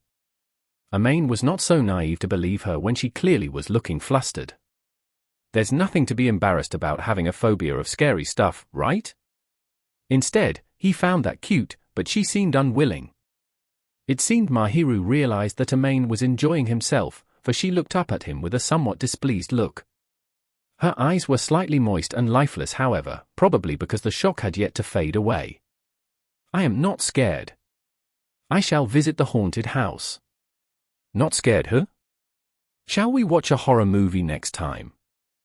I am more than glad to. Your voice is shaking this much. Maid intended that to be a joke, but Mahiru stubbornly agreed, which left him conflicted. You're putting up a front. I don't care if you can't sleep alone. I am not, and just in case, I shall have you bear responsibility. The living scarier than the dead. You are not scary at all, Maid-kun. We slept together a few times after all. Mahiru leaned onto Maid's arm, looking up at him. He gently shushed her mouth with his finger, and sighed. It was true that Mahiru once slept overnight at his place before they actually dated, and days ago, she stayed over at his place for the first time after they officially began dating. In a certain sense, they did spend nights together. However, these words would cause much misunderstanding, and the surrounding students started buzzing. They did not have that sort of relationship yet, and he felt conflicted to be misunderstood. It sounds like you're inviting me out. Please do not misunderstand in a strange manner. You are inviting me out now. I don't mean anything else. I just want to see you shiver. You do mean something else after all. Mahiru started jabbing at his waist, and he grabbed her hand to stop her. Perhaps she was delighted to have her hand held, for her displeased face became tender. He smiled back, and raised her hand. Of course, they were headed to the haunted house. You said it before, didn't you? A woman does not need to be told twice. He remembered her saying so when she stayed over. Since she declared these words that were supposedly said by men, she surely would not regret this. I did say so, how mean. Mahiru fidgeted, and looked towards Maid with moist eyes. Maid chuckled, and led her by the hand towards the haunted house without hesitation. Maid decided to preserve Mahiru's honor, and not inform Chitose and the others that Mahiru clung onto him the entire time they were in the haunted house. Chapter 218. Itsuki's father. Daiki-san. He did not have a deep impression of the man, so he timidly went to the man's back, and greeted him. The man turned his head around, his back still straightened. Maid heaved a sigh of relief upon seeing the face identical to the one in his memories, knowing that he did not identify the wrong person. He too straightened his back. Next to him, Mahiru looked up at Maid in confusion. He's Itsuki's dad. So Maid explained quietly to her, without the man hearing. It has been a while. I know it might be hard to recognize me because of my hairstyle change, but I'm Fujimaya. Itsuki's father, the man called Daiki, sized up Maid's face, and the somewhat unwelcoming face eased slightly. Fujimaya-kun? You look different. Ahaha. Well, I used to be gloomy. I don't mean that, I mean it's great that you're showing self-confidence on your face. You don't have to be so humble. Itsuki often complained about his father for being naggy, but Daiki seemed fond of Maid, and took the latter's change positively. Maid too felt that Daiki was a little rigid when talking about his son, but aside from that, he was normal and kind, and Maid definitely did not think it was a chore to chat. Truth be told, Daiki was a nice person to talk to. The words and expression of praise left Maid a little awkward, and Daiki turned towards Mahiru. And this pretty lady is? The girl I'm dating now. Maid's introduction of her was a little strange as he had yet to grasp the distance between him and Daiki. It was to be expected that there would be some difficulty in meeting a friend's parents. He could sense her freezing up due to embarrassment and awkwardness, but she showed an angelic smile as she bowed gently. Daiki was a stranger to Mahiru, so she acted as though he was a stranger. Given his personality, this was the appropriate reaction. Nice to meet you, I am Mahiru Shiina. I am dating a Main-kun now, as he has introduced. How courteous of you. I am Itsuki's father, Daiki Akazawa. Daiki too bowed formally, and glanced aside at Amain. That's impressive of you, so Amain sensed from the look, but he played dumb and responded with a genial smile. I see, well, I didn't expect you to be dating a girl now, Fujimaya-kun. It shocked me since I haven't heard anything about it. Nothing from Itsuki. Maybe he's in the rebellious phase, but he's ignoring me. Perhaps he thinks there is nothing to talk to me about. Maybe he doesn't deem it necessary to talk about how his friend has fallen in love. Itsuki's still on bad terms with his dad, huh? So he thought, and nearly sighed, but he kept it to himself. You are going out with Fujimaya-kun. I suppose my embarrassing son has been in your care. You really have it tough. No, I have been under his care. You say so, but he has been troubling you. No. He really has been considerate for my sake, and I am often assisted by him. I hope to continue this friendship with Akazawa-san. He's a busybody sometimes, though. Amain resisted the urge to retort, while Daiki marveled. It is great that you found such a wonderful lady, Fujimaya-kun. Well, our Mahiru's a good girl. Enough with the jokes for now. Mahiru probably did not expect Amain to praise her in front of her friend's father, and her white cheeks were clearly red. She lowered her eyes bashfully, and nonchalantly slapped Amain in the back without Daiki noticing. Amain quietly gave a wry smile. It was not too forceful, not painful or ticklish, but he curled his lips, for he had the urge to laugh. You two are on good terms, but you will blind those around you. It is something to rejoice over, however. Sorry, we'll take note. Anyway, are you visiting our class later? No. I intended so, but well, I do not think I should enter such an atmosphere. Oh. Daiki had no interest in service clothes, nor was he the type to profess interest in manga and games. It might be difficult for him to enter Amain's classroom. Do you want to visit with us? It's our class, but I want to visit as a customer. No, I shouldn't be getting in your way. You have some free time as lovers now after all. And she's definitely in the classroom, no? Yes. I don't want her to feel awkward and lifeless after seeing me. I might say that she is rude if we do meet. Daiki gave an awkward smile and Amain too frowned, but he did not ask further. Amain did not know much about the issues between Chitose and Daiki, but he knew the latter was not being malicious, that the latter rejected Chitose due to his own considerations. He knew that, and yet hoped that their issues would be resolved. That was his thought as a friend. Apologies for disturbing. I shall visit somewhere else. But I don't want to ruin the mood. Have fun. Daiki then left before they could stop him, and Amain gently sighed. Does he still have issues with Chitose-san? Yeah, to be honest, Daiki-san isn't a bad person. Some people are just incompatible, and his demands are a little higher. He's not being malicious by demanding more of Chitose, and that's why they just can't get along. Daiki would have acknowledged Chitose if he could. While it was not encouraged for parents to dictate who their children date, but it was understandable that they would hope their children would choose better partners. Itsuki might not say so, but the Akazawas were well off, which was another reason for this stalemate. It will be great if he acknowledges them. They hate it tough. Yes, they do match, and are on such good terms. I do feel sad to pull them apart, I really do not wish to do so. Yeah, I guess Daiki-san feels the same too, so he's trying not to interfere. There'll be a staleness until they relent and compromise. Amain sighed once again, and Mahiru lowered her eyebrows reluctantly, leaning on Amain's arm. If only we can do something for them. As she muttered so.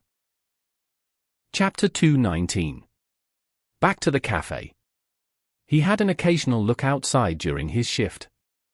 It was hotter than it was in the morning, this might be due to the good reviews they had. It was his class, but he was still a customer, so he queued obediently alongside Mahiru. His classmate hurriedly scanned through the name list at the reception. Ah, Fujimaya and the Shiina-san. You're not here to help, right? Too bad we aren't. I want to be a customer for once. Also to check on Itsuki and Chitose. They're very lively now. Yeah, sorta. Why are you sounding so vague? I guess it's because Itsuki's look frivolous. That's his signature. Hey! Itsuki's cheerfulness and geniality was something everyone was used to, and his personality would not be erased completely unless something major happened. He would surely participate in such an event seriously, and exhibit his personality. That frivolous attitude was here to stay. Some students liked how frivolous he was, and he was relatively popular as a butler. After all, it was a student event, and they did not have to act as proper butlers. Table for two? It will take a while. Can't be helped when there's so many people. We'll wait. You fine with this, Mahiru? Are you tired? I am fine. I was just worn out because of that, mentally. You're the one who stubbornly entered. I was not stubborn.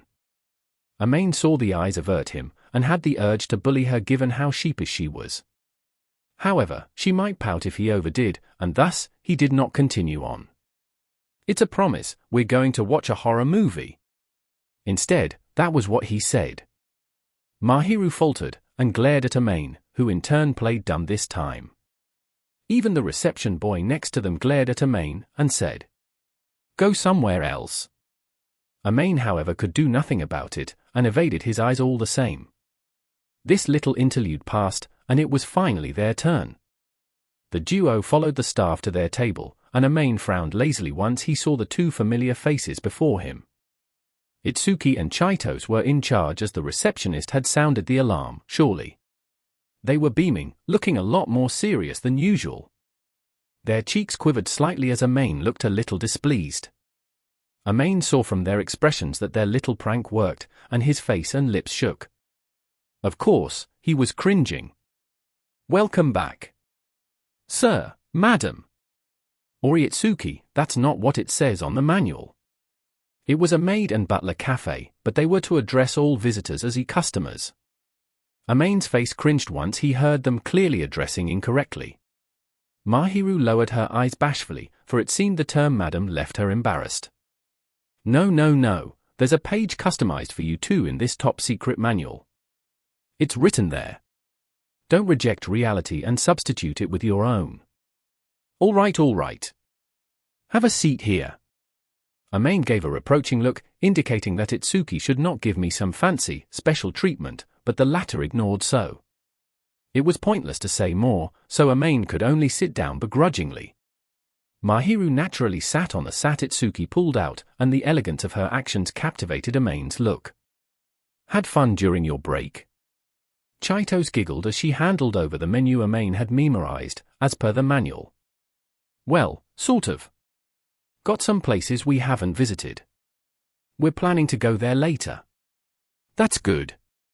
I was hoping Mahiru would drop by to rest earlier. Really? Of course. Didn't she say she want to go out? Amain glanced aside at Mahiru. A sete, please. Who blushed a little as she tried to change the topic by ordering so. She did not show much enthusiasm for the cultural festival at home, but it seemed she really looked forward to spending the time with Amain in her own way. Amain smiled at the adorable Mahiru, swore that he would question her later, and ordered the same.